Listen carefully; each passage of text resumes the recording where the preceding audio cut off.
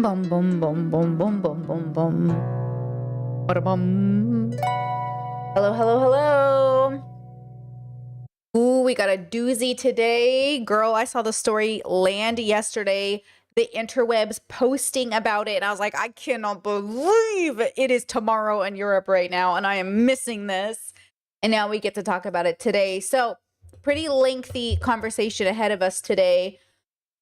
So we'll see if we get bored halfway through, but it's like a 3.5 hour conversation. Hasan uploaded it to Hasanabi. It's a long conversation. If you guys are out of the loop, yesterday or I don't know. What is it? It's 7:30 p.m. on Tuesday. So I think sometime late last night or something like that. Basically, Hasan and Asmin got into it because Asmin put out a video called They Complained About Whitewashing. Then this happened. And in a segment of that video, I think it's that video, he talks about Palestine and makes some pretty, what I call centrist takes about the conflict. It's not funny. Okay. But we're going to be, we're going to do what we usually do here, which is sort of zone out of our bubble or zoom out of our bubbles and recognize like everyone thinks they have the most correct version of reality because everyone's moving off a very limited amount of information. And I think what will be interesting is to see if we can learn anything from this situation. It's a very heated subject. You guys know my stance on how things are happening over there between Israel and Palestine. And you guys know that I recently have said I really like Asmin. Now, I need to say this as a Hasan watcher and an Asmin watcher. I like everybody. I get along with most people and I disagree with most people. And I think this is what forced me or pushed me into wanting to focus on philosophy and bubble theory and all the stuff that I'm working on. Because I noticed as a person who gets along with everybody, I also disagree with most people that I meet. So I disagree with Hasan on things. I disagree with Asmin on things. I don't think Hasan is progressive enough. And I think Asmin's too much of a centrist. But only because the ideal world I would want to live in is a world where progressive values are more valued. But also people have freedom of religion and people have an ability to live differently than me. And so it's very interesting moving into this because I already know it's going to be a bubble clash, right? By how I've seen people react to it, I already know this is going to be a huge bubble conversation. So let's keep that in mind as we go through it. Let me go ahead and pull up the larger conversation now. Pull up the video here. And Hasan does show what Asmin initially said, but in case he misses out on any of the nuance, I did pull up Asmin's video for a specific section because, okay, let me tell you something about how I consume Asmin. Because I think this is important, especially as a person who has said in the past that I really like Asmin, and I do. I almost never watch any video if the title is woke, whitewash, modern video games are appealing to the left, anything that has to do with basically representation. I don't care what Asmin has to say about it. Asmin and Tectone are like my centrist go-to bubble.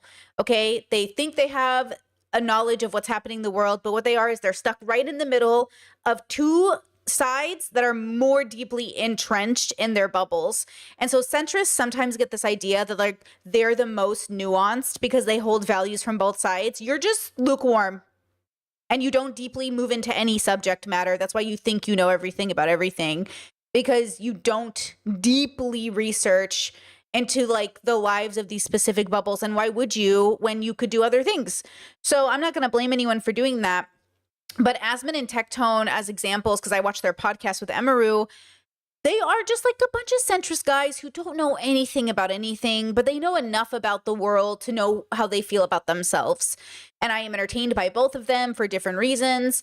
Like I said, I do watch Hasan. I do watch Asmin. I watch all these people. But what's going to be interesting is how Hasan decides to tackle this subject with Asmin, since in the past, they've had great conversations about Palestine and great conversations about a bunch of things. So I'm assuming they're actually going to get along fairly well. That's going to be my assumption.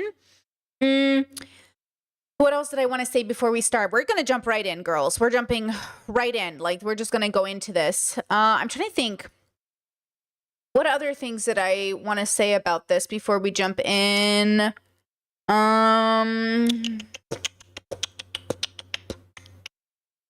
Just a reminder, if you're new to my channel, maybe, is that when we talk about people, we recognize like the diversity amongst individuals, city to city. I mean, block to block. So I don't believe in this idea of like good and bad. I only believe in like humans who do bad or do good. And usually it's related to like being out of sync with your joy. So like Asmon is out of sync with his joy. That's why he's been finding himself lately. It's also probably a part of why his mantra lately has been like, don't tell me what to do. Very PDA of him. But that, you know, when you're finding yourself and you're realizing something's wrong with you, like Asmon knows something's wrong with him, right? Like he's not stupid. And because of that, it might come out as lashing out online or maybe not. And same thing with all of us who know we have problems we're dealing with. And so again, I think we want to keep that in mind, that this channel is not here to take any of these boys aside, but to say, okay, why did they come to those conclusions? What made them think this was reasonable? And what was the like context of the conversation? And obviously I think it's going to be a good conversation. Otherwise I wouldn't be covering it, but I think it's going to be fun. You know, like, I think it's going to be good. Wait, chat says, I think Hasan said he'd reach out to Asmon to discuss the topic. Do you think that'll happen? That's what we're about to watch right now. Hasan and Asmon are about to talk for 3.5 hours. So I'm going to actually times 1.2 it because we're going to be here for a while. So this is actually what we're watching right now. Okay. So let's check it out.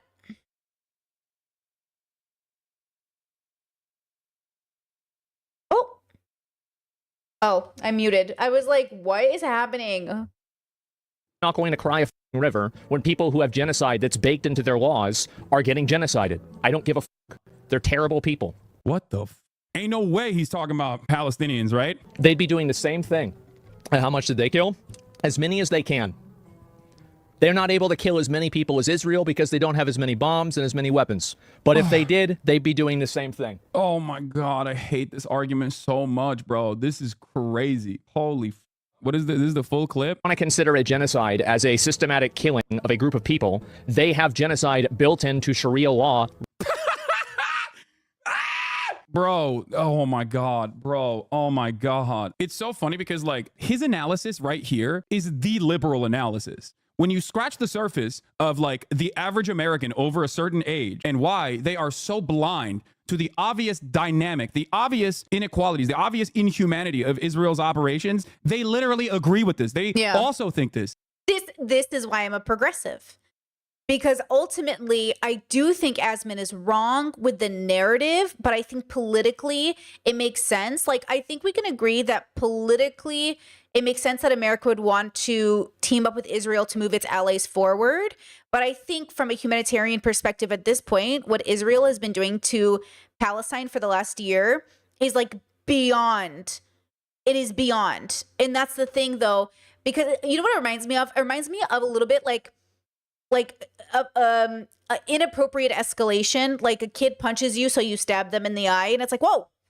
You know, you can punch somebody back, but you can't be escalating it. You know what I mean? And it feels like Palestine hit Israel and Israel just went like, I'm going to take you out. And the thing is like, this isn't coming out of nowhere. Palestine was acting in retaliation. Whether or not you feel that's good or bad, it doesn't matter. It's not about you.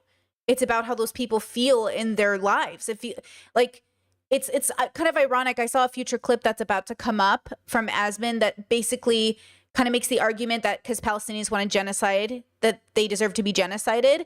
And that's such a Bin Laden take. That's how Bin Laden felt about Americans, because American civilians contributed to funding the military that took out the Middle East. Bin Laden felt like we deserve to be genocided. So I think Asmon probably doesn't mean that. I think what Asmon is probably doing is he's probably doing that all-American bubble take where we think like, yeah, let's take our enemies out. Let's wipe them all out. Look, if you want to have the same opinion as Bin Laden, you can do you. You can understand why Bin Laden got there. I can understand why Hasan got there. But I also think that is like missing from Asmon's deep understanding of the situation is that Bin Laden also believed Americans were responsible, and we are responsible for genocides. We are not innocent. So I'm not sure what Asmon was going through. I think he might be going through something maybe, but also pretty typical take in some centrist conservative bubbles. Okay, so let's jump back to Hasan. You only arrive at this conclusion after years and years and years of social conditioning that justify the war on terror, America's war on terror, and the unironic justifications for this war on terror required the dehumanization of Arabs and Muslims and every single person that lives in that part of the region. Because if you were to look at the situation and recognize that humans are being blown apart every single day so that America can secure oil fields in Iraq, you would go crazy. So you have to either, on the one hand, omit key details, but also every single time you cover the atrocities, have to make it seem like they are, worthy targets or collateral damage that is permissible. Why is it permissible? Because they're not really human beings. And I will say, genuinely, I know it's a lot to ask of people, but if you want to understand what actually is happening in Palestine, you can watch videos. It is sickening what's happening in Palestine right now, over and over and over again. And it was disgusting what happened on October 7th, because I know everyone's going to be like, but what about October 7th? Yeah, it was horrible. And if you watch too many videos of either side, you're going to want to murder the other side. Stop wanting to murder and understand why we're even at this point to begin with. It is disgusting what's happening in Palestine. There's just no justification for it. And it's disgusting what happened on October 7th. And I understand Israelis are living in fear. I understand Palestinians are living in fear. But all of this is, everyone has their head in the sand about all of it. And then we have Asmongold making these big statements as if he knows what's going on. We don't know these things. We are not scholars of the Middle East. I certainly am not. I know Asmon isn't. I don't know anything about Sharia law except what Western propaganda has told me about it. At the end of the day, this isn't my bubble. This isn't my culture. And so we have to remember that we're only coming to this conversation with the limited information we have, and it is very limited. But one thing we can all agree on is what's happening to these people is disgusting. I hope we can agree on that. If you've seen any of the videos, any of the people on the ground, followed any of the TikTokers, watched any of the news, it's really bad what's happening to Palestinians. Really, really bad what's happening. Don't have as many bombs and as many weapons. But if they did, they'd be doing the same thing. That's it. Just takes enough. That's right. These people... See, okay, hold on. See this comment from Asmon? Listen to this. If they did, they'd be doing the same thing. That's it. Just takes enough. That's right. These people are not your allies. They are not the same as us. They come from an inferior culture. This is the issue. They are not like us. They come from an inferior culture. What are you talking about? America was founded on genocide. We were founded on racism. We are founded on slavery. America is one of the most disgusting, wonderful modern countries on the planet. And this is interesting. And this is why centrists drive me crazy. And yes, thank you, Abby in chat says, is this a good time to ask why you think a person with centrist views is a red flag? Because of this. I love Asmon, but centrists never do research. They think they have the most wisdom because, I hate both sides. I take from both sides. I'm a centrist. Yeah, that just means you're the least researched.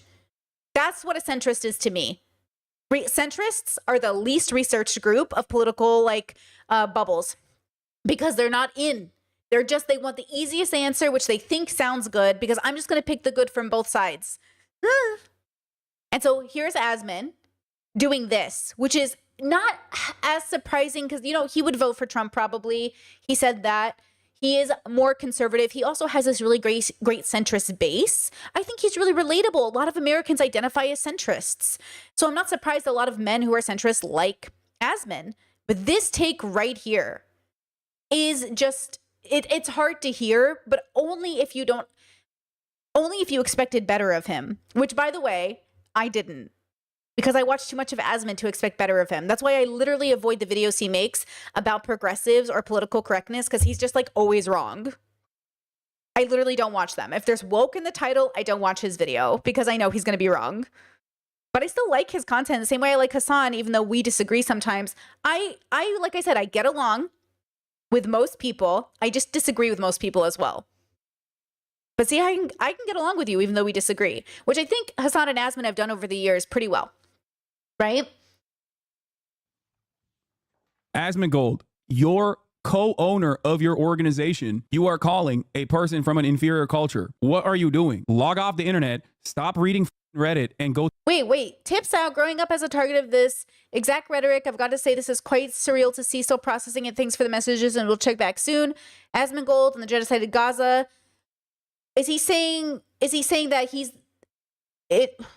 Is he saying that his co-founder? I missed that. Go talk to some inferior. Your co-owner of your Oh, so the co-owner of his organization is Palestinian?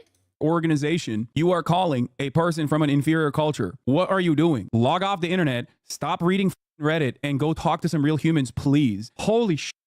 That is horrible. It kills people for their identity, and it is directly antithetical to everything Western values stand for. And This is the illusion of Western values. The illusion of Western values is we don't kill philosophers. We don't kill activists. We don't kill people of color. We don't put innocent people in jail. The illusion of Western culture is that we're dignified and we're more liberated. But compared to what? Compared to what? And at this point, with this election happening this season, a lot of people are starting to speak very boldly about their opinions and how they would like to restrict your living. So it's kind of, I know what Asmon is saying because I know this centrist take, right? And I know what he's saying, right? But I don't think he knows what he's saying. And I know Hassan knows that. I know Hassan is like, no, we've heard this take 1,000 times from people. And it's always so frustrating every time. and it is an inferior culture in all ways. It is that simple.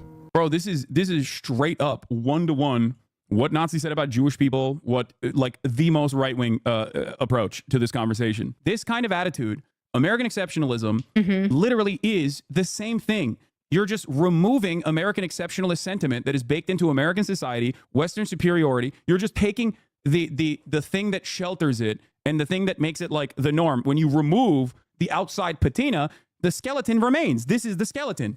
This is the bare bones, okay? This is the bare bones of the argument that like America is the best country on earth. When you remove the outside stuff that makes it, I guess, seemingly more appropriate for liberal consumption, okay, in an otherwise liberal society, this is what you arrive at. I don't think, like, I think he popped off on this, not thinking that like this would be, there would be a lot of repercussions for this. And you know what else is disgusting?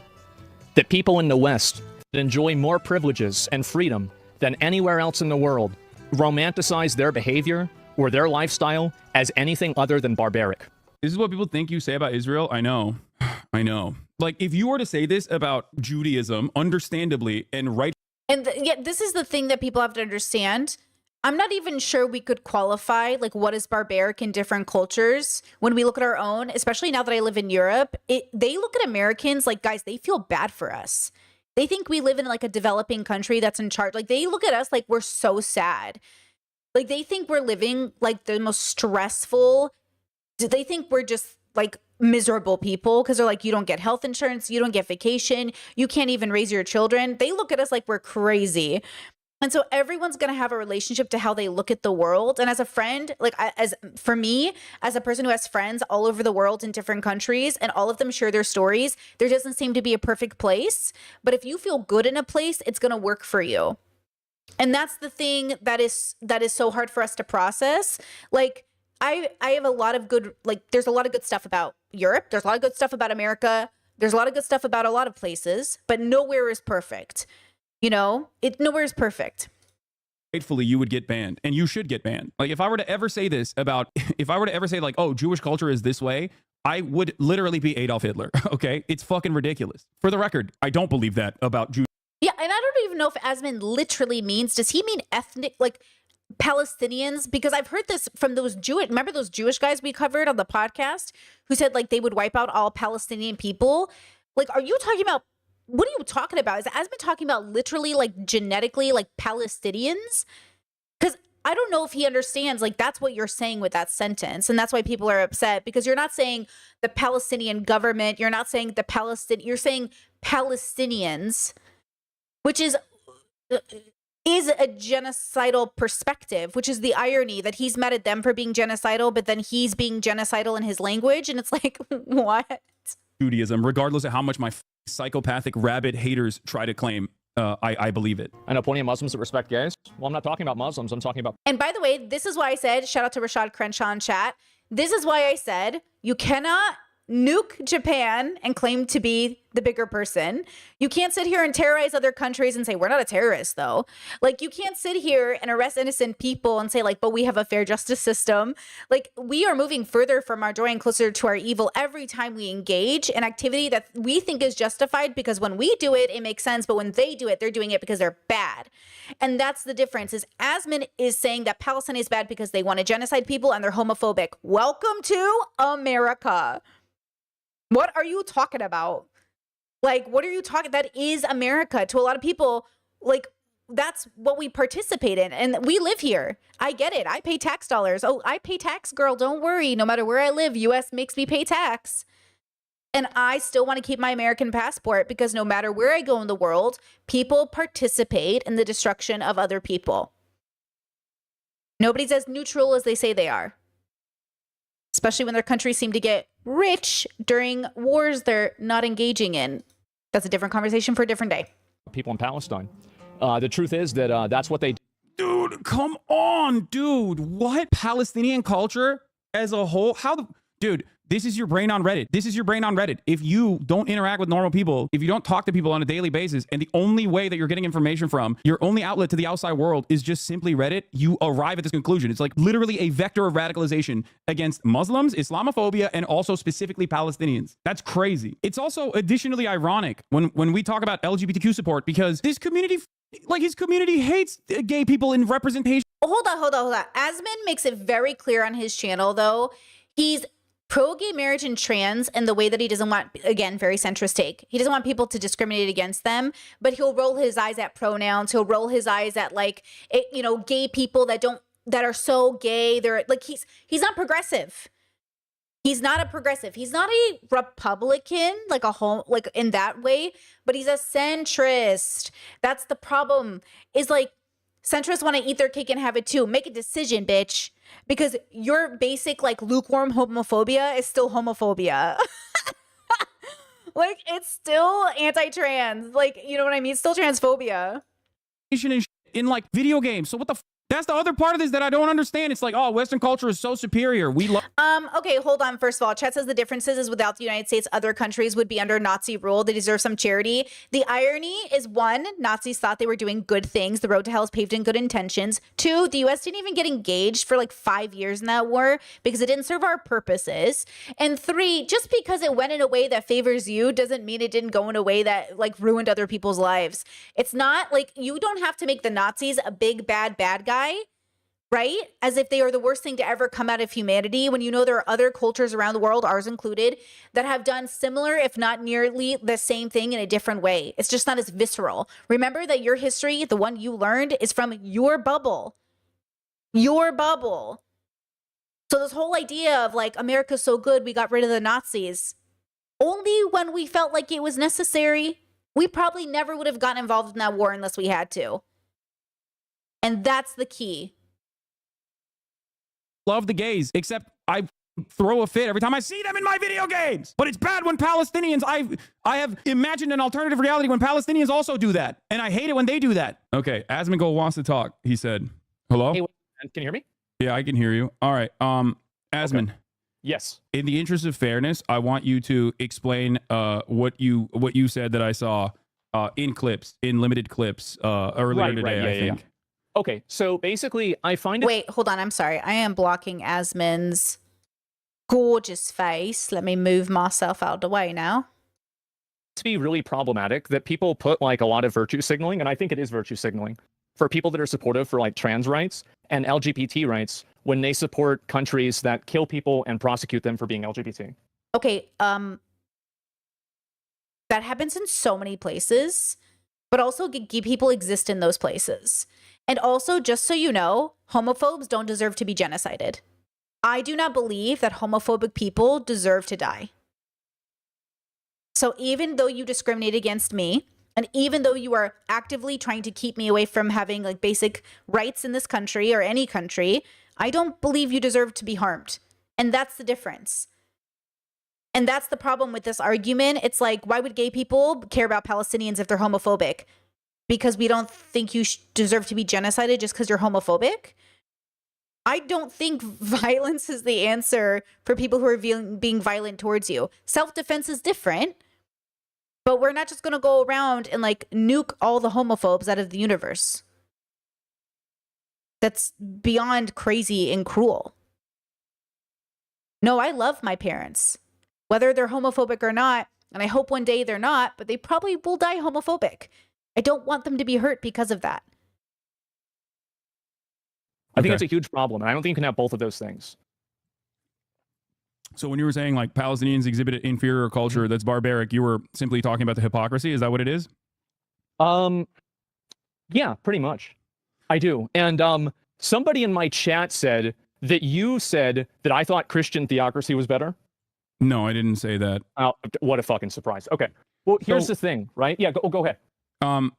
I want you to like fully explain, because I want to understand everything that you mean beyond the hypocrisy, because like the hypocrisy version, or the hypocrisy in and of itself, is one thing that we can address. It's a super simple concept. Well, but I think there's always a broader point beyond hypocrisy, because online hypocrisy in and of itself, or even the invocation of hypocrisy or perceived hypocrisy, is seemingly a more damaging thing than like actual material harm, right? Oh, this person is hypocritical, and that's like a very common fucking thing. Yeah. I'm sure you experience it on a regular basis as well. It doesn't really matter. Most hypocrisy, I think, is derived from a misunderstanding that is often deliberate. I see it oftentimes with you. You've seen it with me. Everybody has it happen. It's extremely common on the internet. It's the Andrew Tate phenomenon, right? Where people don't give a fuck about like what Andrew Tate may have done or may not have done, or all the shit that he has definitely done, right? And care more about like, perceived hypocrisy, usually. They care more about that than anything else. So I don't really. I think there's a Norm Macdonald clip about that. It was very good. Yeah, I don't necessarily care about hypocrisy that much, but in terms of the hypocrisy of the matter, I can explain it to you. Sure. Number one, so in terms of LGBTQ acceptance, right? Trans acceptance, queer acceptance, you find that to be in the United States of America, in the wealthiest nation on earth, one of the most prosperous nations on the planet, to be to a certain degree, like a fancy thing to advocate for, right? I don't think that you have to be rich to advocate for LGBT acceptance. No, that's not what I'm saying. Okay, what are you saying? Sorry. No. What I'm simply saying is that LGBTQ representation in video games is oftentimes considered to be something that is like unnecessary. Like privilege, like, oh, you come from, like, we have other problems. Like, your biggest problem right now isn't being gay. Like, I just saw this conservative on Trigonometry, a clip, because I hate Trigonometry is such a conservative loser podcast. I'm so sorry. But they also centrist-y people. I'm sorry. The centrists are just conservatives with a little bit of liberal leaning, but barely. I'm sorry. I said what I said. Okay, listen.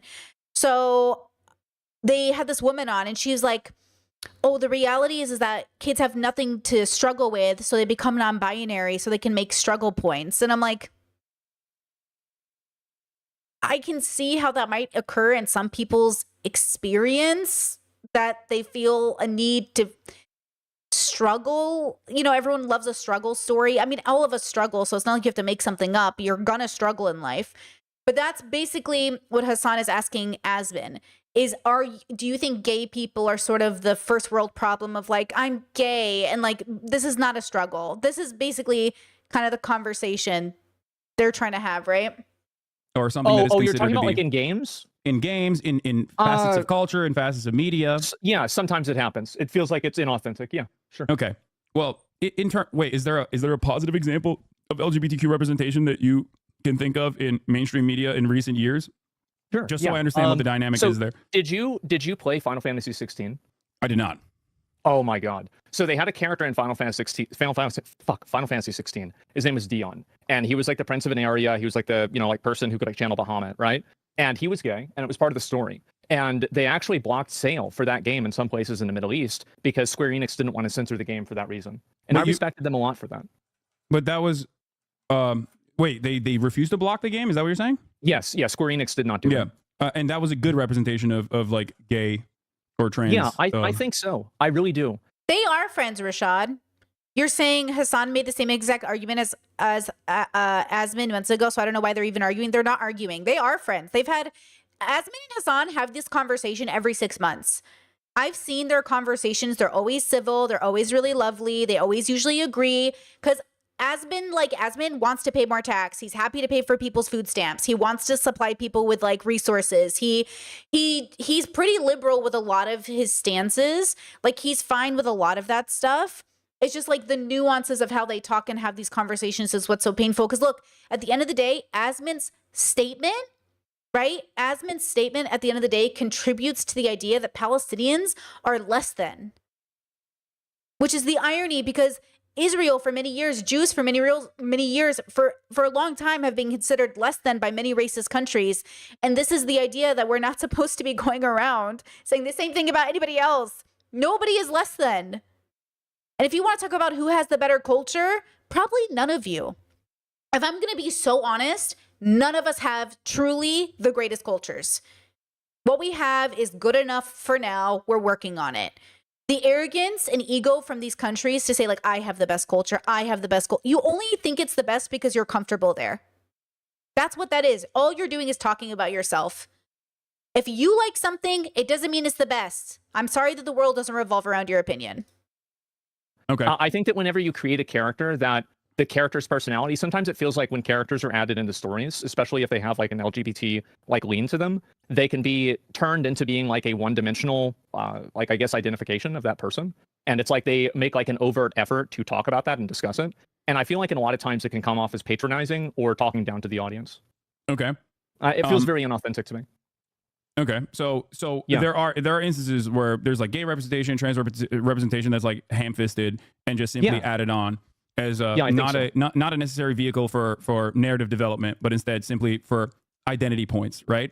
Sure. To do diversity. Okay, so not to get too lost in the sauce, we can get back to this part of the conversation in a second. But my point was that like that level of LGBTQ representation, it's for diversity, it's for marketing purposes. Usually, it's just like sometimes it could be shitty narrative devices, but ultimately it doesn't really matter. But a lot of people still get mad at it, right? A lot of people in the Western world still get mad at it. And for me in particular, there is a hierarchy of needs for and that all human beings respond to, all human beings exist under. Is this like a Maslow's hierarchy of needs, or is this like something else? Maslow's hierarchy of needs is appropriate, but like there's a higher standard, because the Maslow's hierarchy of needs usually is under the confines of like at least a developed country, where a developed country that is not constantly being bombarded or victims of like colonial occupation. My point is that Palestinians are not inherently anti-gay or anti-trans or anything like that. There are gay Palestinians, there are trans Palestinians. Like Palestinians meaning like the people. Like you're not born homophobic because you're Palestinian. Both living in Gaza, in historic Palestine, and also certainly. And just a reminder, just because you're the first person who came out in your family doesn't mean you're the first gay person in your family. You are not the first gay person, trans person, queer person in your family just because you're the first one who came out. And that's what Hasan is trying to say here, in case that's like, I heard it that way the other day and it really clicked in my brain as a better way to say it. Because the illusion is now everyone's autistic, now everyone's gay, now everyone's, nope, they always were. They always were. They just didn't come out. They didn't know how to have that relationship with themselves. They couldn't come out. They always were. Okay? And by the way, just because America is painting it in this nice way, just because Republicans are trying to be like, look, we really just want the best for you and we think Jesus Christ is your savior and it's really good if you don't get gay married or have a gay job or a gay boyfriend or a gay son or a gay whatever, just because they're saying it nicely and they're not shooting us in the streets, it doesn't mean they're not like trying to ruin our lives. It doesn't mean that they're not trying to literally make it so people like us don't exist. Like with peace and love, I hope homophobia eventually becomes less of a problem, but it will exist in a world in which you're born into a culture that's homophobic because you are what you learn. And that's why you have to pop the bubble, like the merch says, so you can realize the thing you learned might not be objective. I think everyone's perspective is as real as anyone else's if that's all they've ever known. And that's why when you deconstruct a religion, it feels like you're losing reality because everything you thought was objective is just subjective. And we are working, what we're really arguing is a bunch of subjectivity. And that's why it's so difficult. And that's why gay people will defend Palestinians' right to exist because we want the right to exist. We're not going to sit there and advocate for the genocide of Palestinians just because they're homophobic. Well, that's not going to help anybody. And that's just going to be doing the same thing people have done to us. And why would we do that to other people? An eye for an eye makes the whole world blind for a reason, girls. only outside of Gaza. Well, The is it problem against is- the law? The problem is there is no time or space or opportunity for them to engage in queer liberation, let alone, you know, advocate for more representation in their artworks, for example, when they're too busy being bombed and destroyed and killed and ethnically displaced for 76 years under an apartheid regime that is a settler colonial occupation. Okay, real quick. You don't think that I support Israel, do you? I don't, but I think Okay, that good. no, I don't think you support Israel, but I think you saying No, I that don't. like Not Palestinians at all. are Palestinians are Okay, I think that's important for Asmund to say out loud because I think that would be the assumption that a lot of people would think that he did support Israel, but he doesn't, and I think that's important. are immoral or evil or have an evil, antiquated culture or are barbaric I is think not that. only ahistorical. What's up? I do think that. Yeah, I mean, I think well, you're wrong.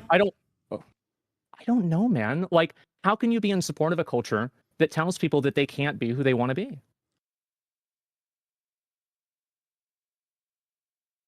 I'm in support of people living how they want. I'm not in support of people telling me to live how they want me to live.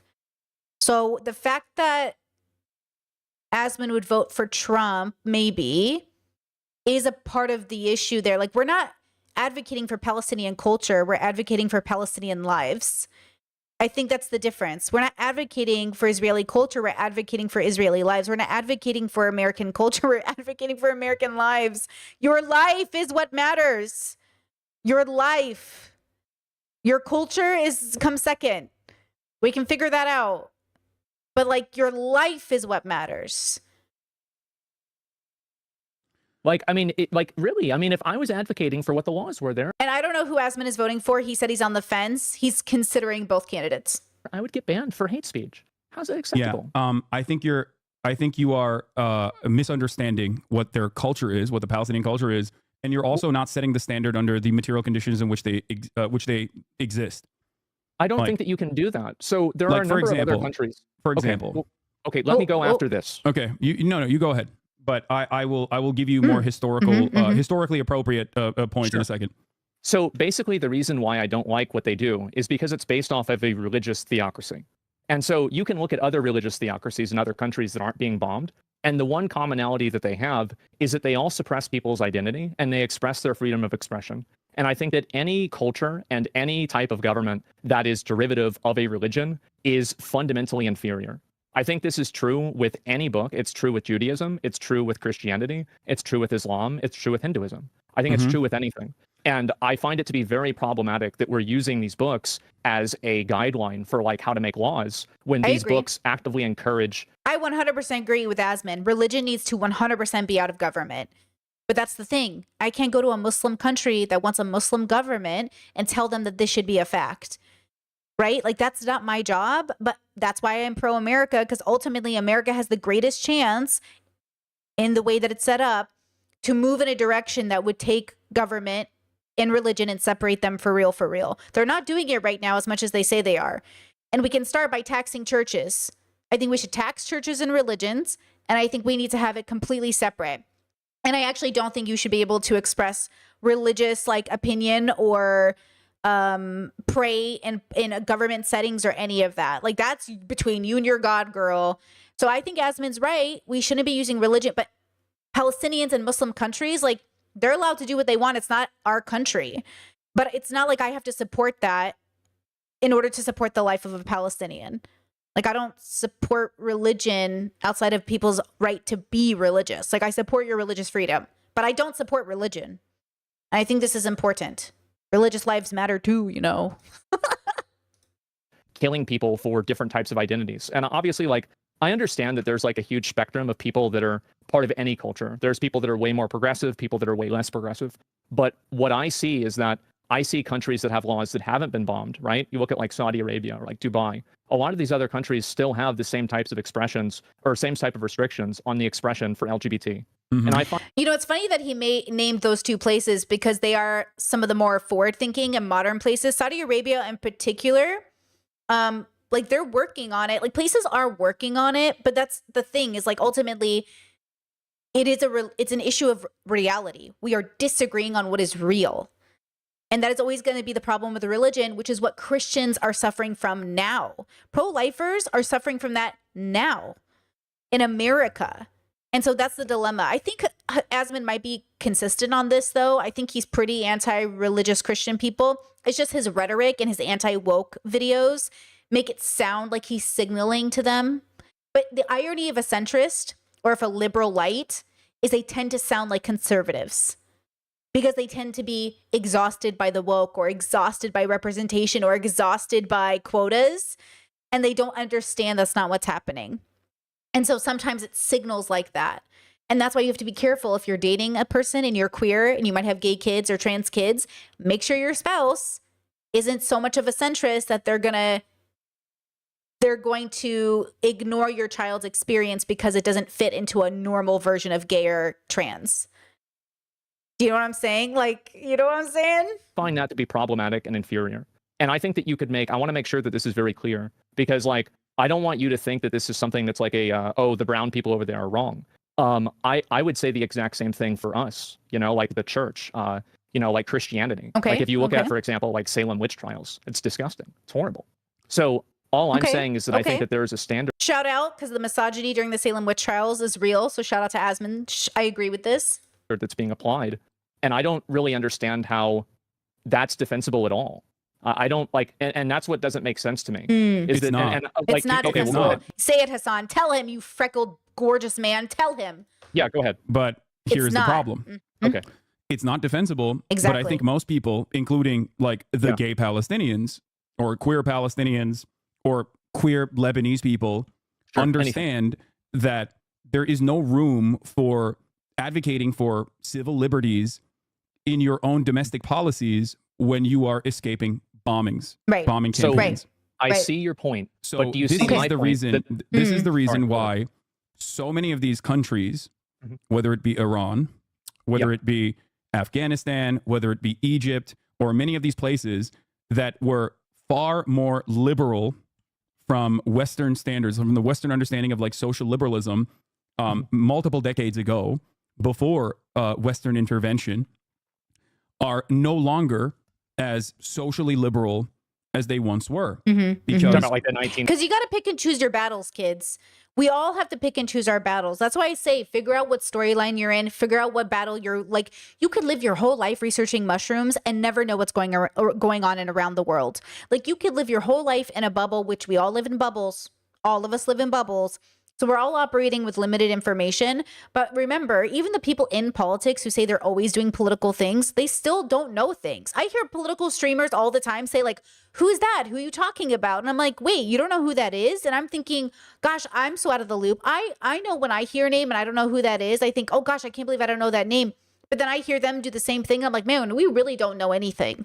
Even this thing we've all like been involved in for 20 years, we still don't know everybody involved. A name comes up, you're like, who's that?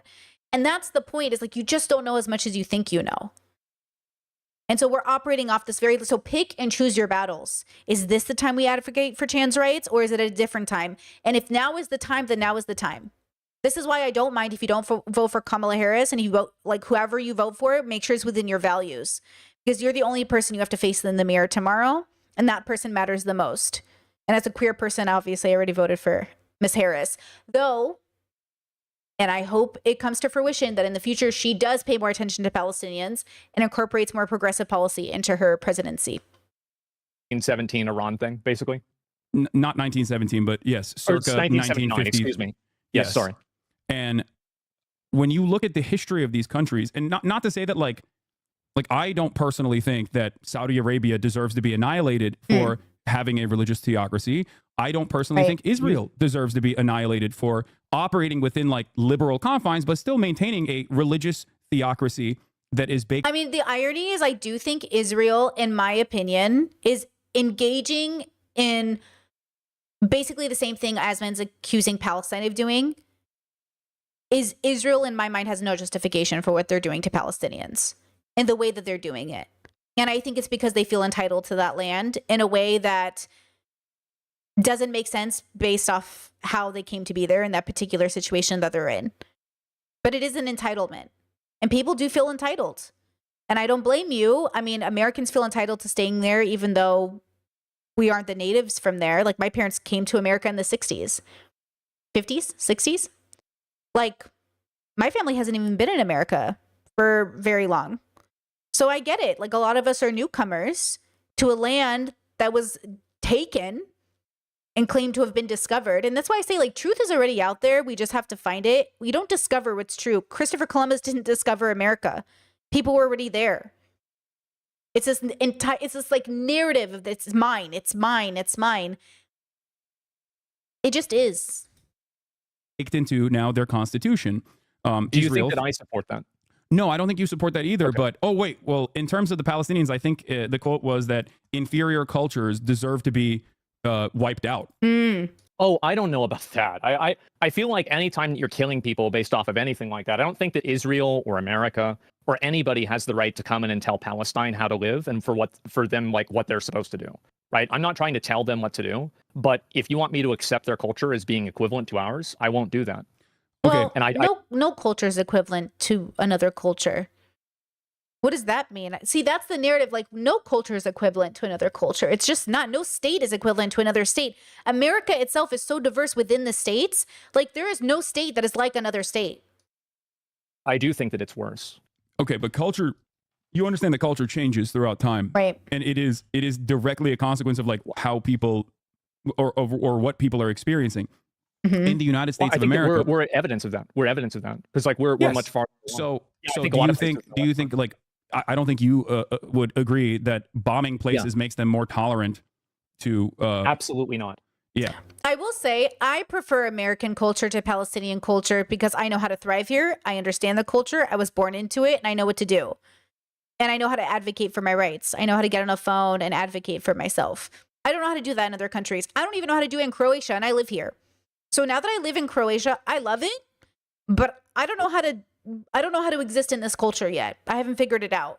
And that doesn't just mean like every day. That means legally, representation. I don't even know how to hire a lawyer here. I don't even know how to get a doctor on my own. I rely on my partner for that. At least in America, I know how to do things there.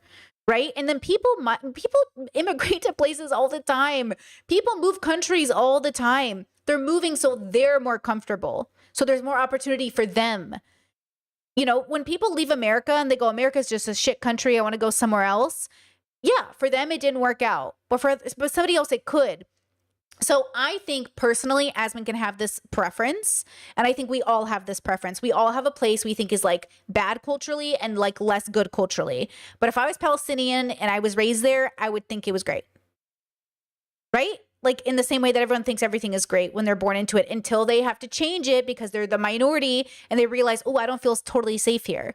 So how do I make this country better? Which is why humanity moves. Like, that's why I say, like, look at these countries that haven't had the chance to even think about gay rights because they're too busy just like figuring out how to feed their kids. Like, every country had its own story. Every bubble has its own story of how it moves throughout history, which is what Hassan is saying. Culture is a reflection of the time, right?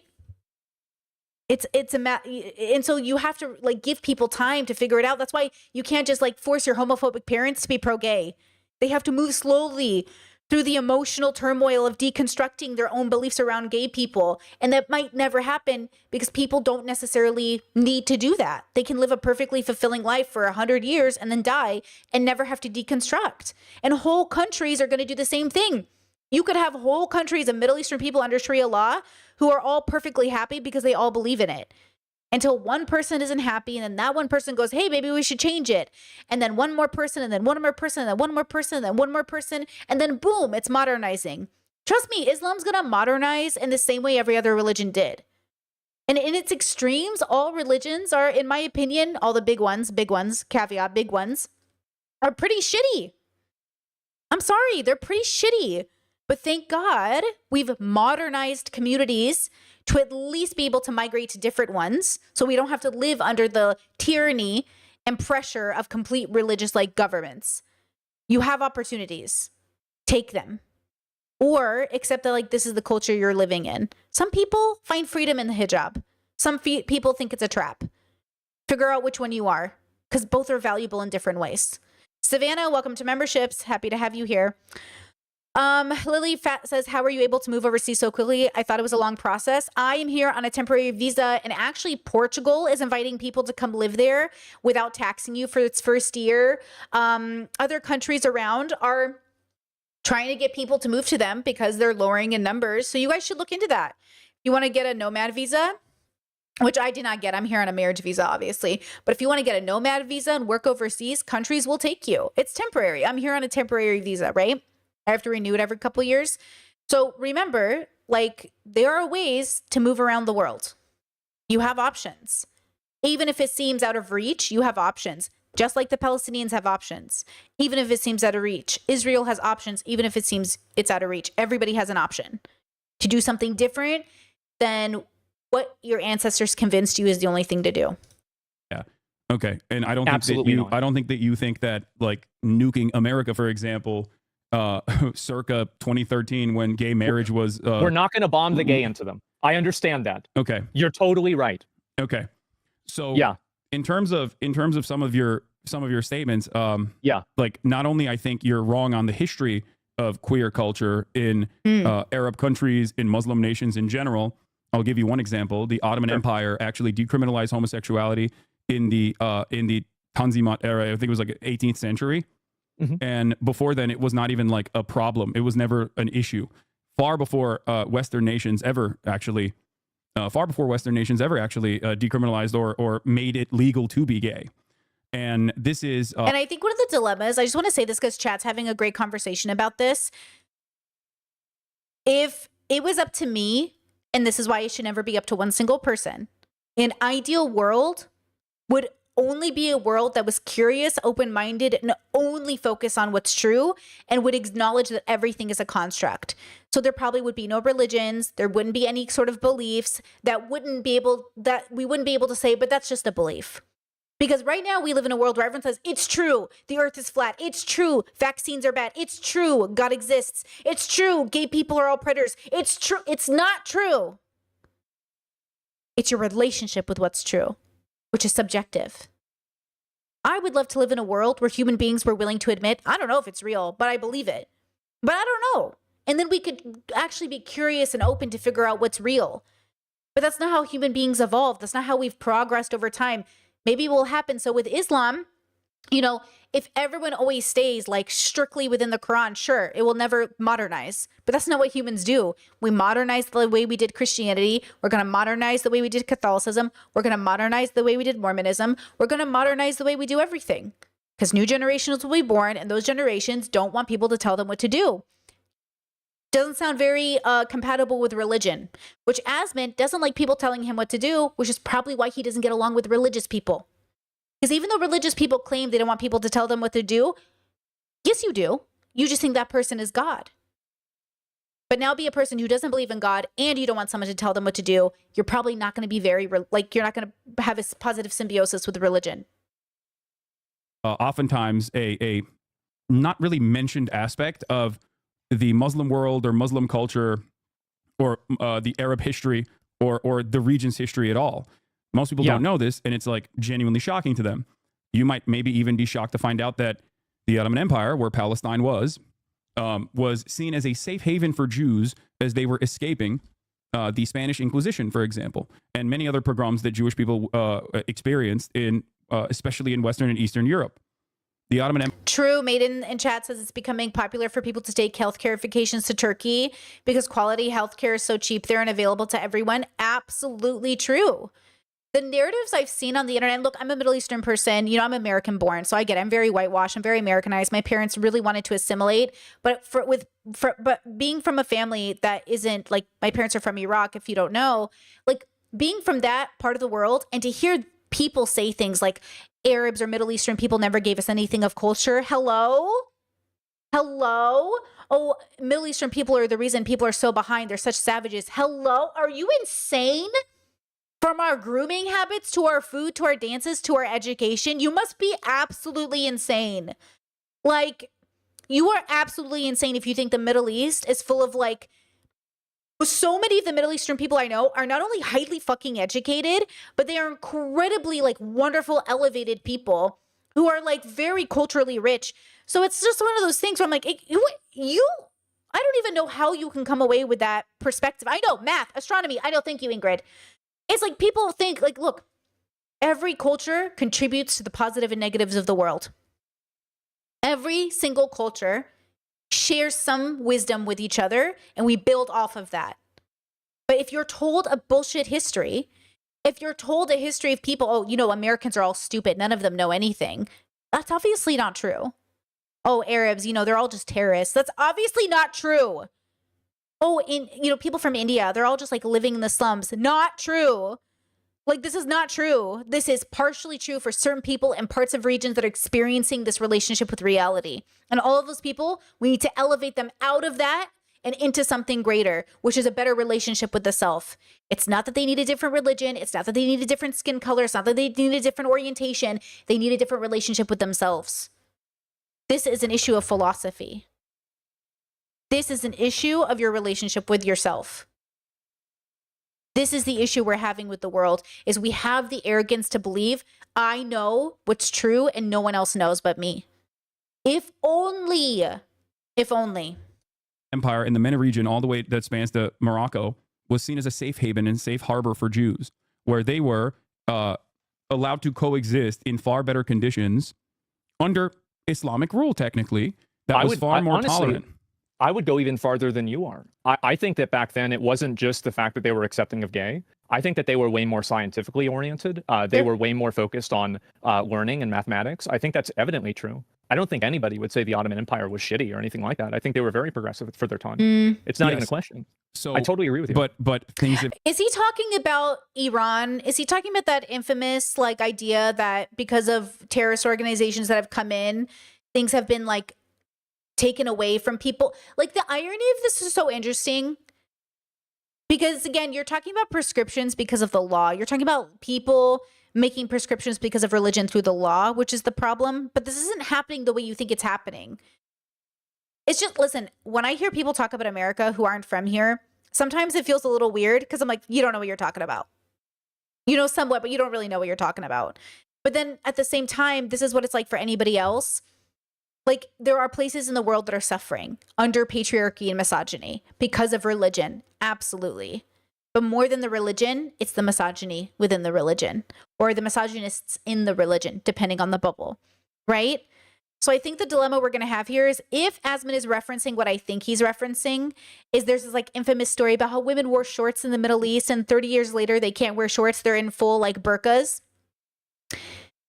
This is going to happen places, no matter their religion, as long as people think they have the answer for you universally and they think their God is objective. As a girl who wasn't allowed to wear shorts above the knee, as a woman who's 35 years old and can't go home to see her parents, if I'm showing a little bit of my belly, if my shirt is too low, or if I'm in shorts, I'll tell you this right now. My mom won't even like, if I'm on FaceTime with my parents and I'm wearing a sports bra because I'm working out, my mom would be like, you're not decent enough for your father to see you. And I'm like, oh, like he's never seen a girl at the gym, bro? Because I come from a culture of modesty. And so you have to remember that when we grow up in certain bubbles, for us, like taking it one step further, it's funny how they see that as oppression, but not the thing that they're doing. That's the thing that I'm trying to explain to people. Like, you see the burqa as oppression. It is if it's forced on you, just like wearing a long skirt every day of your life, or covering up your butt because you don't want to be too sexual, or being blamed for your own rape because you were wearing leggings. Yeah, nobody wants to fucking live in that bubble, except for the people who think it makes sense because they think it's the only reality. That's the irony, is people think this is the only reality. And these are things I've heard from people my whole life, that women and what they wear causes men to rape them, which we know is not true, right? That men, no matter what culture they're from, are all pigs and disgusting, which is not true, right? That the browner your skin is, the less civilized you are, which we know is not true. That the whiter your skin is, the more civilized you are, which is not true. And these are beliefs that people hold right now in 2024 around the world, and right now probably across your street. Probably these people's kids go to your kids' school. And that is life.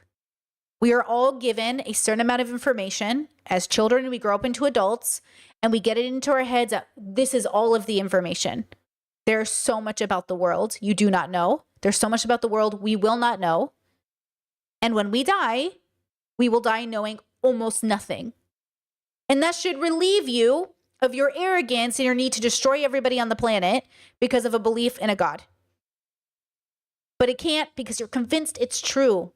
Road to hell is paved in good intentions. And Asmin and Hassan and Palestine and Israel and America and me and you, we have a lot of good intentions.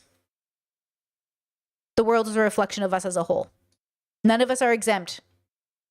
Have changed in the region since then. They sure have. So what do you think is the difference there? Like, what do you think has happened in the hundreds of years that have passed, that have gone by, or especially in the last 100 years? Why has the attitude overall in terms of governance changed so dynamically and so dramatically? I think there's probably a bunch of different reasons for it, right? I mean, it's not like one reason, but I don't think that are we trying to imply that it's like American imperialism and interventionism that's caused this to happen? Is that kind of like where you're going with no, this? I am saying that. Yeah. America not only directly armed and radicalized fundamentalists in the region, including but not limited to Afghanistan, for example, with the Mujahideen, because they were seen as like a fighting force that they could use against the communist adjacent Afghan government or the USSR inevitably when the USSR did invade. But also beyond that, the most nationalistic or the most militant fundamentalists were perceived in Iran, for example, as the true liberators that were not willing to fight against the Western-backed Shah regime, the Western-backed monarchy in Iran. So that's the reason why a lot of people, whether they agreed with it or not, ultimately on the social front, doesn't really matter. They were like, these guys are going to protect us. These guys are actually fighting. It's the same reason we wonder, why would anyone vote for Trump? Because they think it's the best idea, even though it's not perfect. Okay, Asmin asked a good question. Why would people vote for these horrible people then? If they're not horrible people, why would you vote for Trump? I know so many good people that are voting for Trump for all the wrong reasons. And usually it's out of fear, because they're afraid. Fear is the root of all evil. Back against this ruthless rule of the Shah that was, falsely torturing people on a regular basis. Okay, so that's if your argument is that, well, how do you reconcile that with the fact that there are other countries like Saudi Arabia, for example, that don't have that history but still have the same laws? Oh, that's a great example.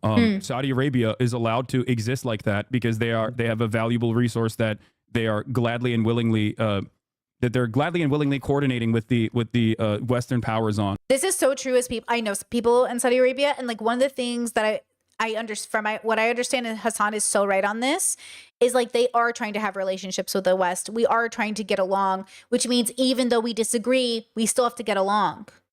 And that's how we make this happen. Look, I disagree and agree with Hassan and Asmin in different parts of their like ideas, not in this conversation, but in general.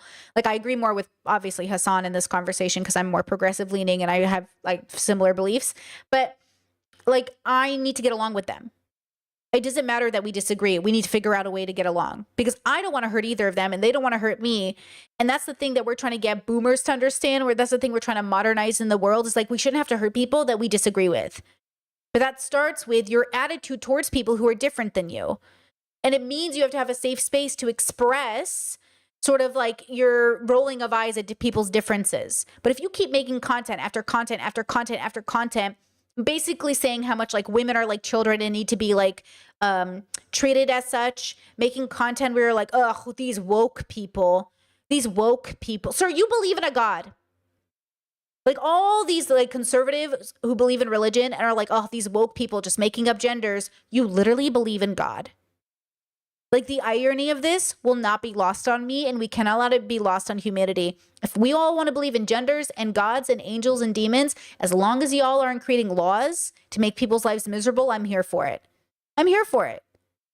But we have to admit that because we're so religious based in America, we've allowed those religions to exist tax-free, and we've allowed them to discriminate. Just a reminder, and I'm going to say this again, every Catholic church I ever went to my whole life growing up always talked about politics, always told you who to vote for, and always told you like, how to do it. They would like hold events basically explaining to people how to vote pro-life or how to vote anti-gay. Politics are in your church. They shouldn't be tax exempt. In terms of OPEC Plus, They have Well, like, oil. doesn't that- So did Iran, but Iranian oil was refined by British Petroleum. Mossadegh at the time, it was a social democrat, very progressive for the time as well, wanted to nationalize their own extraction industries. And this was seen as a massive slight and it caused massive harm to the profit margins of British Petroleum, and the American intelligence and Western intelligence cooperated to overthrow Mossadegh very openly and very clearly. They implemented the Shah regime. He was brutal. He was a brutal autocrat. He was a monarch. People hated him. And at the end of the day, it was the Islamic Revolution and the fundamentalist forces that were the most successful in terms of fighting back against the Shah. That's the reason why they overtook the country and have been dominating the nation ever since. There are plenty of gay and trans people. By the way, Iran is actually weirdly very pro-trans, but that's for heterosexual reasons. That's a trick. That's a trick. I'm sure that you probably didn't know that. No. Wait, isn't Iran the one that lets you get a transition so you can still be in a straight marriage? It's still heterosexuality, right? Isn't that Iran? Very homophobic, but they are very pro-trans. A lot of cultures are actually very pro-trans. You don't need to modernize it like that, though. Way more than the United States of America. Maybe to a fault at times, like Iran, when they do forcible gender.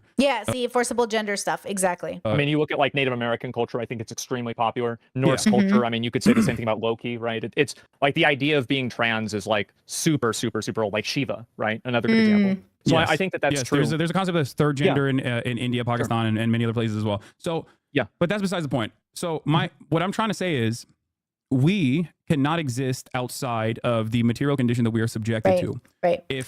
Okay, stop. This is my content. This is for people who like my content. You do exist outside of it, though.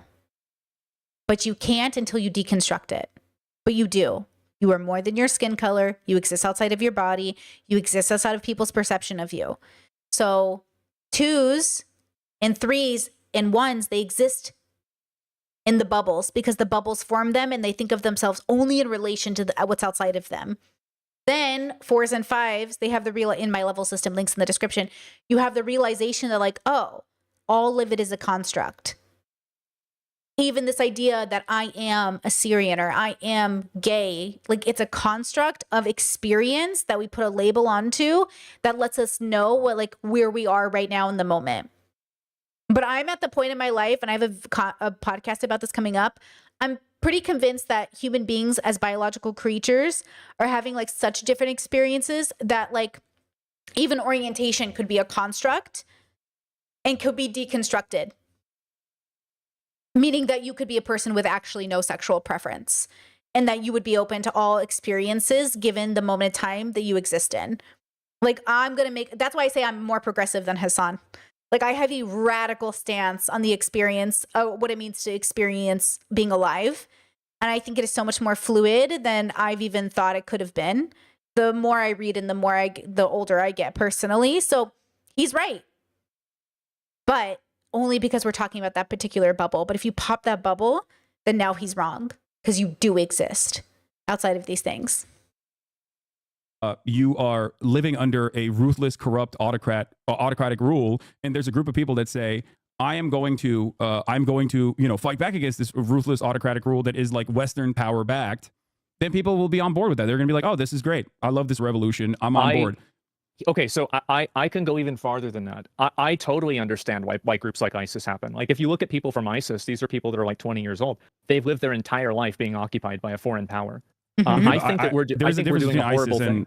And Iran, though, like I hope you understand that, right? And just like there's a difference between ISIS and Hamas and all these other like I'm just giving you an example. Giving you an example of like, so I think extremist groups are created. So you got a lot of heat. You got a lot of hate. One of your most popular, biggest hits was that America deserved 9/11. Remember that?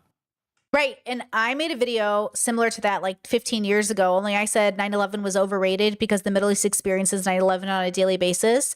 We're trying to make a point. Asmin's trying to make a point. Hassan's trying to make a point. I'm trying to make a point.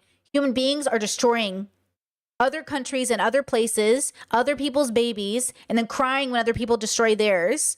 That's what I'm saying. The audacity of thinking your baby's life matters more than other people's outside of admitting that it's selfish because you created this baby. Your baby doesn't matter more than other people's babies. Everyone's babies matter. Yes. Bad day. Bad day.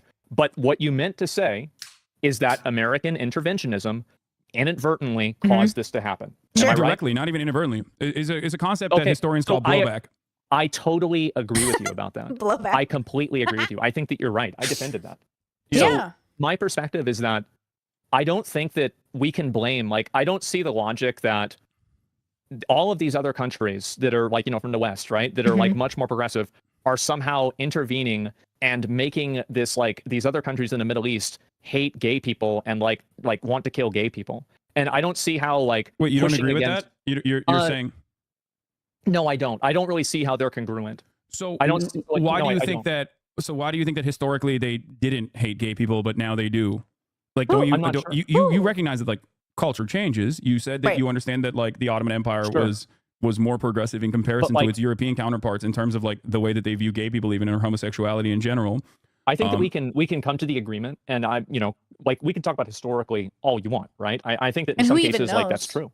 In a lot of cases, like, the way that this is perceived around the world, like, Romans looked at it differently, Greeks looked at it differently, everybody's looked at it differently. But I'm talking about what's happening today. Okay. And if I'm looking at Yeah, those but- cultures today, those are cultures that are oppressing people based off of their identity. Mm. And Well, at a certain right now, point, right now, the Palestinians don't have any structural governance to be able to do that, regardless.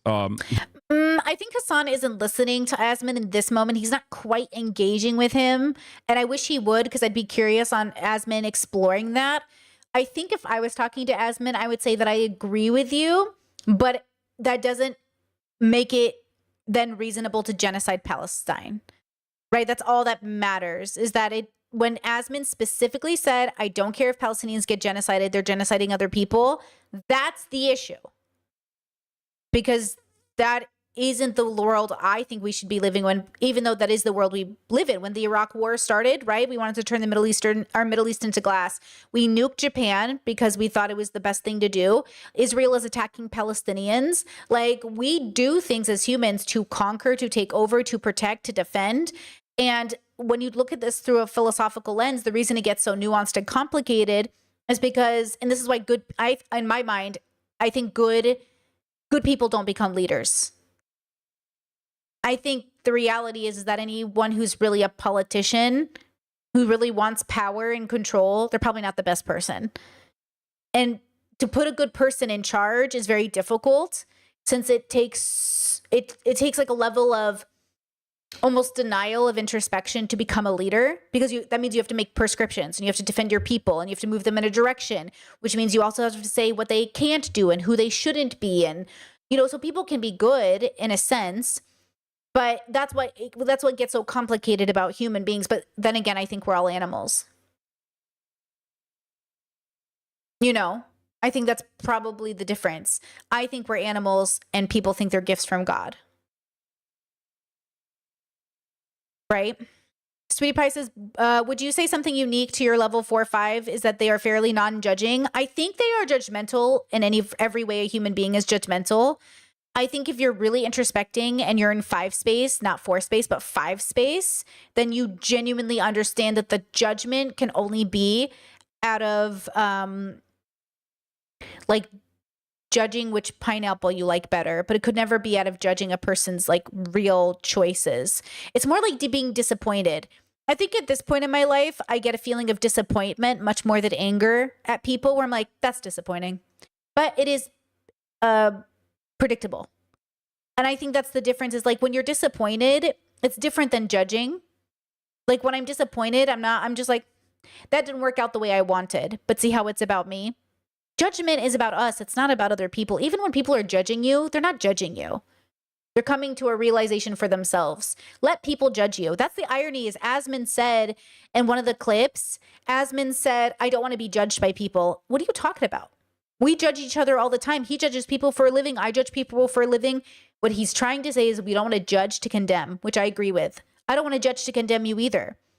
I do not want to be a person that says being a homophobe is bad, therefore bad things should happen to homophobes. That is bad. That is not rational. Okay? So I want to be a person who can say, I'm allowed to judge and say that's not my favorite thing in the world, and I think it's probably not good, but I don't want bad things to happen to you. I don't want bad things to happen to people. But also, I want to be ready to defend myself against people who want to do bad to me, but I'm not going to go around paranoid that everyone wants to do bad to me in a world where I just heavily disagree with everybody. You have to accept the fact that like people just don't agree with you. And if they do agree with you, it's only going to last so long. Y'all are so worried about this loneliness epidemic. It's because at the end of the day, you're not accepting that people are different from you. You want to maintain friendships? Get ready to argue with your friends over like turkey or ham, Palestine or Israel. And if you can't have friends unless they agree with everything you believe, you do you. Because the only people I know who can make that happen are very select groups of people. And I could never imagine being that. I could never imagine being so uncurious. Like, think about how limited you'd have to be in your thinking to only have people around you that think exactly like you. No time for curiosity, is it? Chat says judgment is forming an opinion. Now condemning is judging negatively and thinking you're in the place to punish the person based off your own values. Exactly. Exactly. I don't want to punish anybody because I disagree with them. And that's the key difference. Asmin doesn't want Palestinians to feel self-righteous and punishing LGBT people because they're gay. I agree with this. But just remember that Christians in America are trying to do the same thing. Project 2025, ectopic pregnancies, women's agencies, the Supreme Court. Things are happening here that we should be focused on. But if it really got down to it, I wouldn't want to live in Palestine. And I also wouldn't want to live anywhere that was heavily, heavily religious. I'm glad America is still modernizing. Even Croatia, though a Catholic country, is modernized just enough that I can live here. But I would be hesitant to live anywhere that was heavily religious. I wouldn't live in Israel either, by the way. I wouldn't live in Palestine. I wouldn't want to live in Israel. I wouldn't want to live anywhere that was so far from what I understand as like my normal customs that I'd have to like completely relearn everything. Some people love that though. Some people would love to do that. And I think it's important to realize we're just different people, and that's okay too. So there is no like gay oppression happening in Gaza, because the only oppression that's happening in Gaza is that Israel's lighting them on fire with regular frequency. And we're paying for it. Yes. So, in terms of like Islamist fundamentalism, right? Yeah. In terms of Islamist fundamentalism, or the way that the way that like you perceive Palestinians as viewing gay people. Yeah. There has never been an opportunity for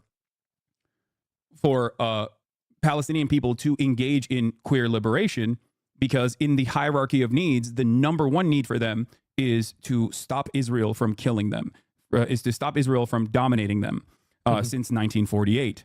And even before then as well. But after Israel was formed in 1948, that has been the game for the most part. They have never had an opportunity to even think about queer liberation. If your house is on fire... I think Hassan is being a little disingenuous here, just slightly, where I think he's right and he's wrong. Even though they haven't actively in media struggled with LGBT rights, internally all those queer people are doing it. Like, queer people do have time, even in the middle of a war, to think about the fact that they're gay. So I think that this is an erasure moment of Hassan is erasing queer people for a second in a way that feels dishonest. And I'm sure Asmin's picking up on it, because I think it is dishonest, but I think Hassan's maybe doing that for a different reason. I don't think he's trying to be dishonest. I think he's too straight. I've said this forever. Hassan, because he's heterosexual, is deeply limited in his understanding of queerness. And he always has been. That's been my biggest contention with Hassan this last year. Every time he talks about gay people, I just feel like you are not talking for us, because he gets it kind of wrong.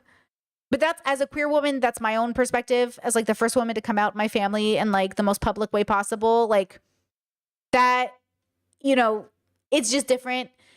So I will say, like, this has always been my issue with Hassan. Yeah, this is it. He's too straight.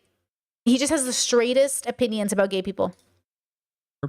You're not going to be spending a whole lot of time thinking about the color of your curtains, right? And that's... Okay, chat says they have time to think that they are gay, but they're at war. They won't have time to think about or fight for queer rights. I think that's what he means. But I would disagree that they aren't doing that.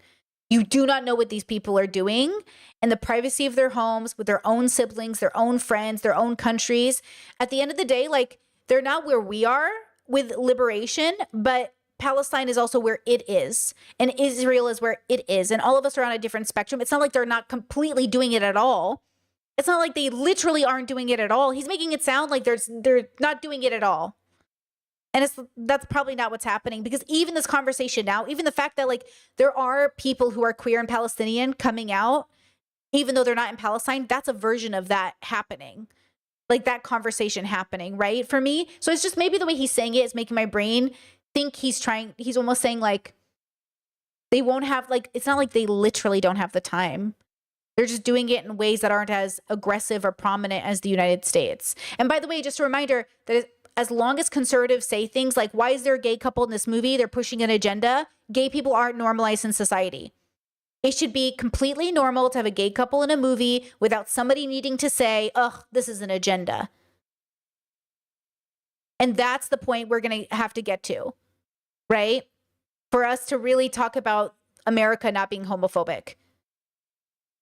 As a person whose mother would return movies if there was even slightly a gay character in them, and I'd have to sit with her at Costco, where she was like, do you know there's a gay person in this movie? And the person at Costco would look at me and I would just like roll my eyes and say like, just give my mom the return, bro. And my mom would be like, can you believe they put gay people? They snuck gay people into this movie. Okay. That's what this is. There's a much larger problem at hand. And this is precisely the reason why a lot of people actually, never fully comprehend this, but a lot of leftists. Yes, I love this, Molly. Prejudice exists in peace. Exactly. Prejudice, racism, discrimination exists in peaceful places. That's why I say every country has its problems. Don't let them tell you otherwise. Don't let any person, any group of people, don't act like they don't have favorites. All of us do. We have preferences for who we feel safe around. Probably going to be people who remind us of ourselves. This in the Western world do understand that intersectionality, and regardless of like the perceived queer phobia from Palestinians and Palestinian governance, they still, of course, offer solidarity. I said this earlier, and I think it's a take bear repeating. I'm in favor of Medicare for all and universal social safety nets in the United States of America unconditionally. I do not believe in refusing to offer, for example, any sort of healthcare to a person because they're a Nazi, even, right? That's an extreme case. I think that they deserve healthcare. I agree with you, and I would even go farther than that. I think that if somebody's an illegal immigrant, I don't think that we should ever I think it's disgusting to tell a doctor or tell a healthcare provider to let somebody die or to let them bleed out or something like that just because of that. I completely agree with you. I had to pay my taxes recently. I'm sure you're probably about in the same place. It was 7 figures. And so I have... Ooh, Aspen making money, right? No problem with I live in California. It's pretty significant. You got a bad... Yeah. It's I don't care. Good. I don't mind that. I don't either. I used to be paying for people used to pay for my food stamps. Now I'm paying for somebody else's. Amen. And if they raise my taxes to pay for Medicare for all, I would be happy and I would vote for them. Amen. We love it. So if you understand that, right? So you recognize that. Would you say that like a religious enclave in Alabama, for example, deserves to be wiped out for their understanding of like gay people, like a white religious enclave in Alabama? Absolutely not. Okay. I don't think that they deserve to be wiped out, but I would not advocate for them. I would not look at that group and say, this is a group of people that I support. So you can understand where the confusion comes from. Yeah, I agree. I would not support those religious people, and I do not support oppressive religion. I support your right to be religious, and I think it's sad that being religious means that you are anti-gay or anti-trans. And I think in America you should have the right to be religious, but I do not support oppressive religions. With all of the Catholic Church being exposed for the predatory nature in its churches, and I know all the Catholics that are like, it's the liberals' fault, it's the gay people, you don't understand all these people that are perverts in the Catholic Church. It's because like they're gay. Okay, relax. At the end of the day, it's because an institution gave power to very bad people, and those bad people took advantage of people that probably believe in the religion and took your money and used it to harm a lot of children. And they were nuns and priests, and it was global. So remember that when we're thinking about who we're against or for, and this is why I say, like, I get along with most people, but I disagree with most people about what's real. Like, I agree, like, I can get along with a lot of people. I agree that you probably feel this way. I agree that this is your truth. But I don't want to do anything to hurt you, and I don't want to do anything to make you think that I'm in support of you as like it's a good thing. I don't think it's a good thing that people are Catholic or Muslim in that sense. I think it's a good thing that you found something that makes you feel like a good person and that makes you a better person. I think that's what's good. Not that you are, but that if you feel like it makes you a better person. That's probably good. When you and I can said that see about that. That's why Palestinians, I right? wanted to. Yeah, sure, right, sure, and that's why I wanted to talk to you about it, right? Because I think that you and we had a conversation about this before, and I can very much easily empathize with Palestinians. Of course I can, but I don't think that it's entirely true that Palestine, like, I mean, didn't Palestine support Hitler? No, Pretty sure they did. no. The mayor of Palestine supported Hitler. What you're talking about, And also, like, the irony of, like, oh, these people supported Hitler. I think it's very uneducated for us to only use Hitler as a barometer for, like, Hitler was bad, but that's like, duh. But why was he bad? Because of the way that he orchestrated an attack on a group of people, many groups of people, right? Out of the hope to help Germany move in a direction he thought was better for his country. The road to hell is paved in your good intentions. And Hitler thought he had some good ideas. He didn't. Okay? And that, you know, there's so much more that plays a role in this, but the countries who maybe had deals with Hitler, and don't get it twisted, that there were many countries who claimed to be neutral in wars in which they were not involved and yet somehow making money. Because people generally, regardless of who's at war with who, wants to stay out of it and wants to make money out of it. War is a great way to make a lot of money. And that should tell us something about human beings in our nature. is the British colonial British colonial occupation put forward a leader. Oftentimes in colonies, when you engage in like colonial actions, like and British Mandate Palestine was obviously a colony of the English. They will. Yeah, it's interesting that Asman is like, didn't Palestine support Hitler? What is that an argument for? That Palestinians are pro-Nazi? Or that Palestinians are willing to be friendly with Hitler? Lots of places were friendly with Hitler, either under threat or because there was money involved or for lots of reasons. But also people change over time. So the Palestinians then aren't the Palestinians now. Just like the Americans then aren't the Americans now. Appoint a person into a position of power that is more acceptable to British needs and desires in the region to dominate the people. This is, I mean, history is riddled with examples such as this one. The Palestinian Grand Mufti was a singular person who went and linked up with Adolf Hitler and you know, thought that he could coordinate with Adolf Hitler in terms of like ridding Palestine of the Jews. Having said that, however, 11,000, and that sounds pretty bad. It does. But yeah. when you realize that, one, I mean, it's just as bad as the Trail of Tears or what we did to the natives. Like, it's all bad. That's what I'm saying. It's all bad. It's all bad. But how is it not obvious that Israel is wiping out Palestine in so many ways? Like, they're handling it so badly. They've had a year to come up with a better strategy, and the best strategy they can come up with is like bombing Palestinian hospitals. That's the best fucking solution you could come up with. And you tell me this isn't like targeting Palestinians? Like, you couldn't come up with a better solution in a year? Crazy. Chat says, did you pre-watch this or is it your first time? It is my first time watching the full thing. It's like 3 hours long. I've only seen parts of clips, but I have not seen this fully. So I've only seen like a few seconds here and there. There were also Jewish militias, early Zionist militias, that also sought out Adolf Hitler's help and tried to coordinate with Adolf Hitler. You understand that this has no bearing on an entire people and what their actual attitudes were. Not only that, but also 11,000 Palestinians actually fought alongside the Allied forces against Adolf Hitler. So Palestinians, by far greater numbers, actually fought against Adolf Hitler than the one British occupation guy that actually linked up with Adolf Hitler. It's actually a common historic Holocaust revisionist talking point that Israeli Prime Minister Benjamin Netanyahu once famously utilized as well, where he falsely claimed that Adolf Hitler did not want to kill the Jews until he talked to the... See, the issue is there's people in the world who believe everything Putin says, believes everything that Netanyahu says, believes everything Biden says, believes everything Trump says, believes everything. I don't believe anything anyone says. I don't believe anything anyone says fully. My partner and I are always Googling. Like, he'll say something, I'm like, I don't know about that girl. Google. He'll be like, I don't know about that girl. Google. And we'll both Google at each other. I'm like, because we're humans and we're flawed. We're going to get shit wrong. Now imagine living in a world where grown adults are like, anything this person says must be true. I trust Israel more, so I believe them. I think this person is correct. I believe them. I think people are flawed. And a lot of people lie. And also a lot of people don't know. And a lot of people are ignorant. Palestinian Grand Mufti who gave him the idea of killing the Jews and doing the final solution. Hold on.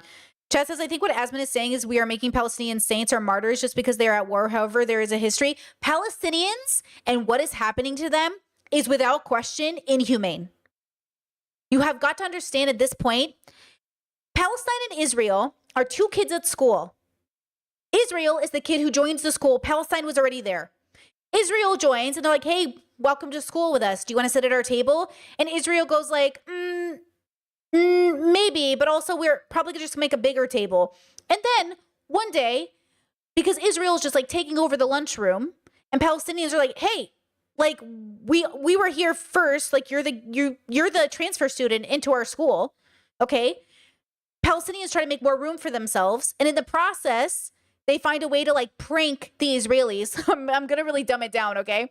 And Israelis, because they were like hit once, let's say, okay, let's make it a little bit more harsher. Palestinians decided in the lunchroom to throw food at them. They're like, fuck the Israelis. And they like threw food at them. And the Israelis, as retaliation, killed them.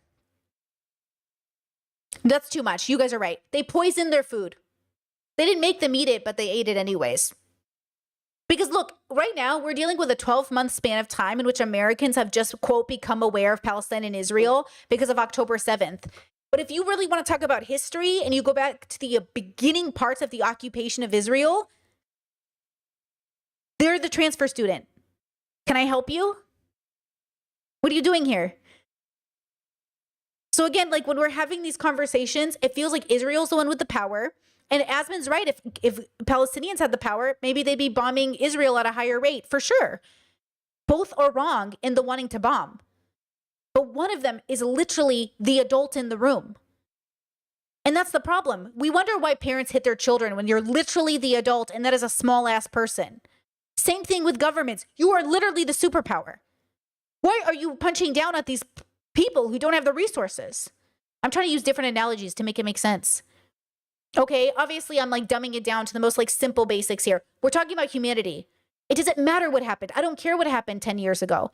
I want to know what's happening right now. What is the justification?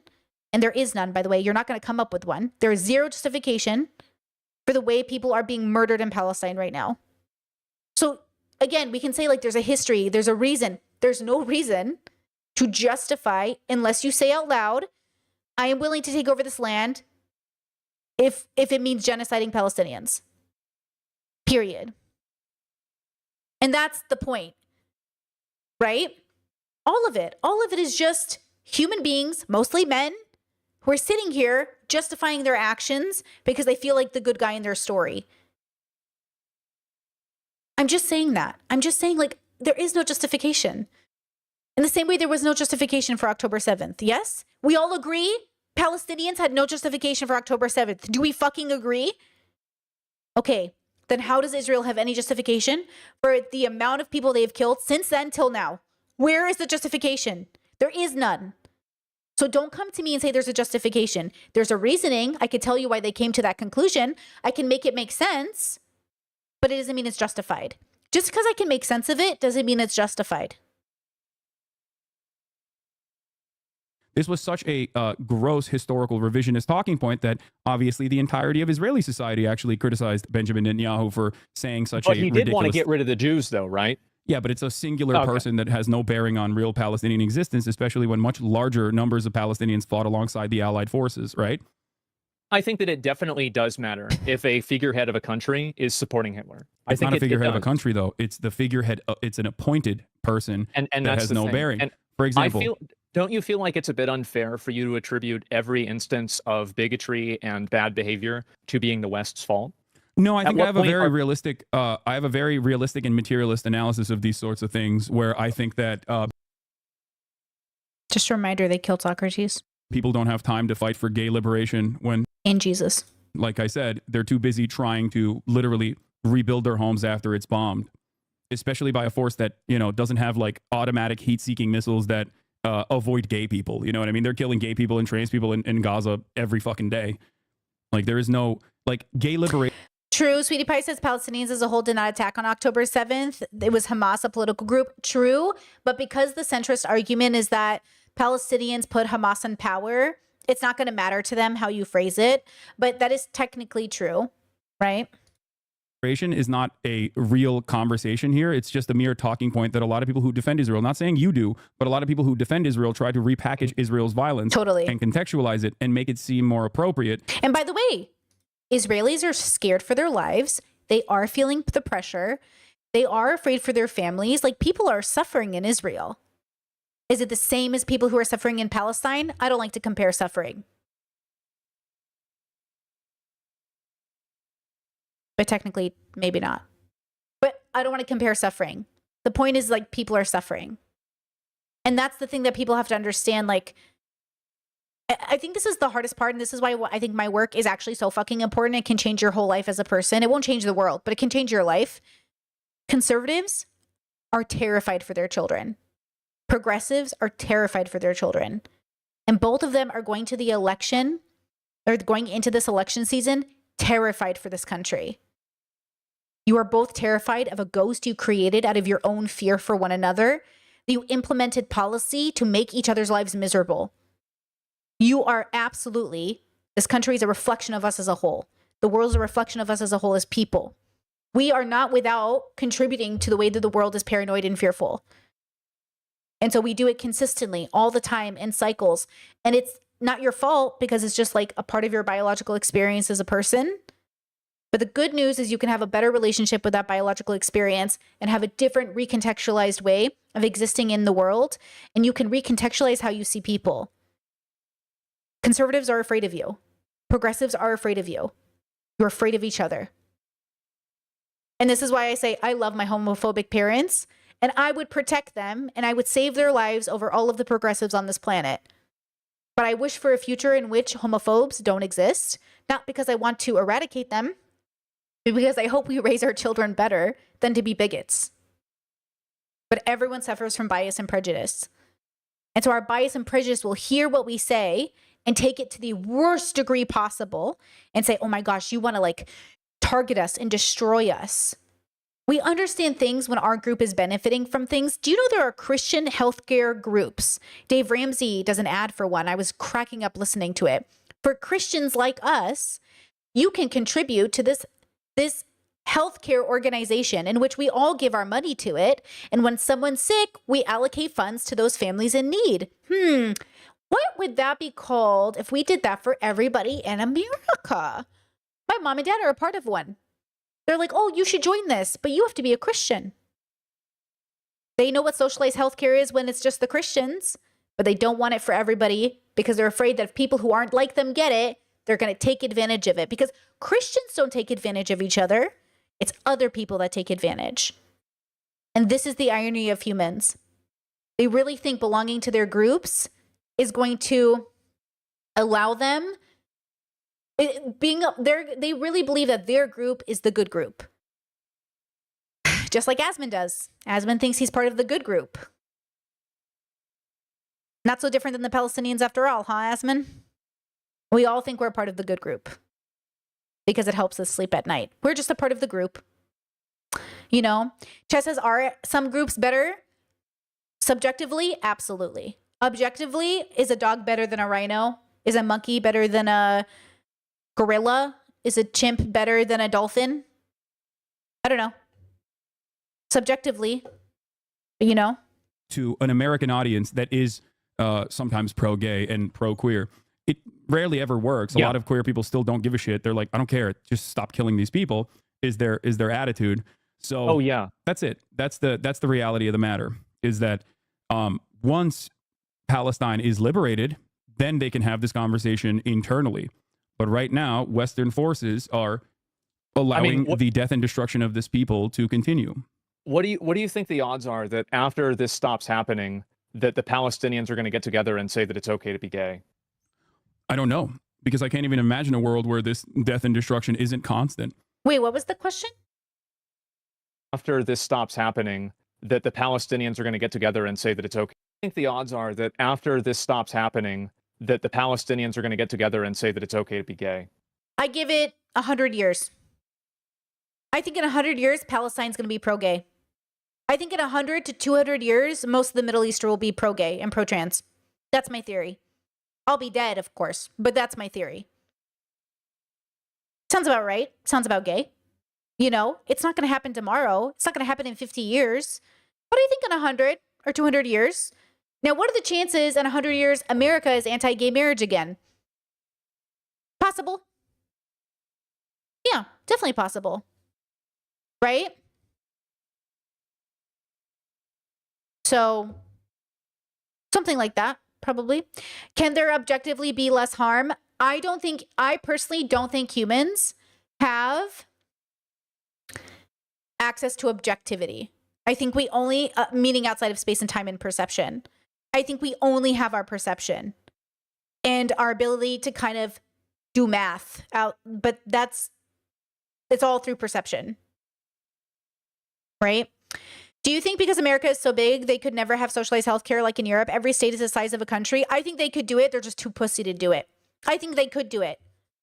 I think not only could they do it, America could be the most educated, successful country in the world if it really wanted to be. But it is more than content, or at least parts of it are more than content with the way that they are. Even when they say they wanted to change, if you did, you would do something different. You can't do the same thing every year and expect it to change. Every time they say, let's go back to traditionalism, it wasn't working. That's why we came to this point. And the fact that they keep trying to do the same thing and go back to the thing because they thought it was working, it wasn't working. We just thought it was.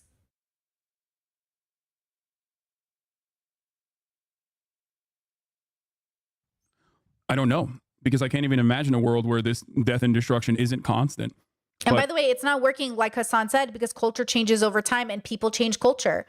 Like, you can get mad at woke culture for existing, but you're just being a pussy because you're not adapting to the new times. If you just say it out loud, I want to live in a world where I feel comfortable, and I don't want to live in a world where you feel comfortable, because that's what it is. And that's why I say, you know, learn to get along with everyone. I'm comfortable with everyone existing. Just mind your business. I would say that just like in the United States of America, you know, people inevitably evolved, inevitably fought back. And what do you think? I've actually got a really good. But it's not linear, and it will pendulum swing. It is not linear. Look at abortion rights right now in this country. Don't think it's linear. Oh, we have gay marriage. It won't be taken away.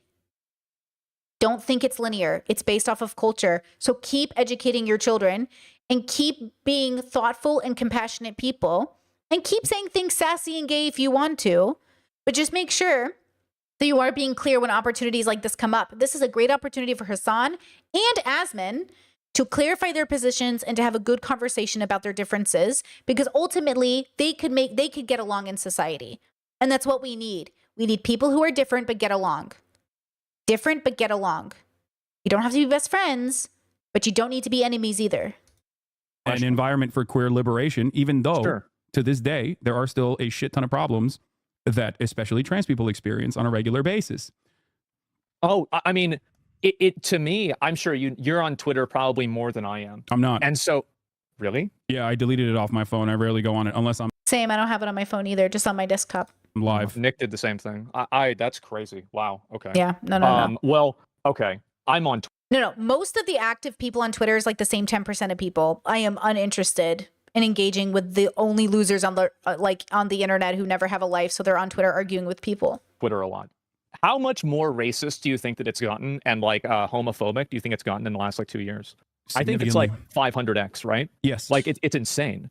It's crazy, and I think that it's just it just keeps getting worse too.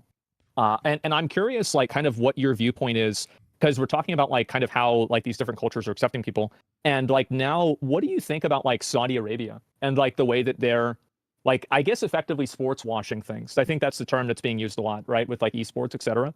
Like, what's your take on that? I think that Saudi Arabia is also a religious theocracy that is simply trying to moderate their viewpoint in an effort to become more accepted by Western culture. 100. And bring in Western capital into the country.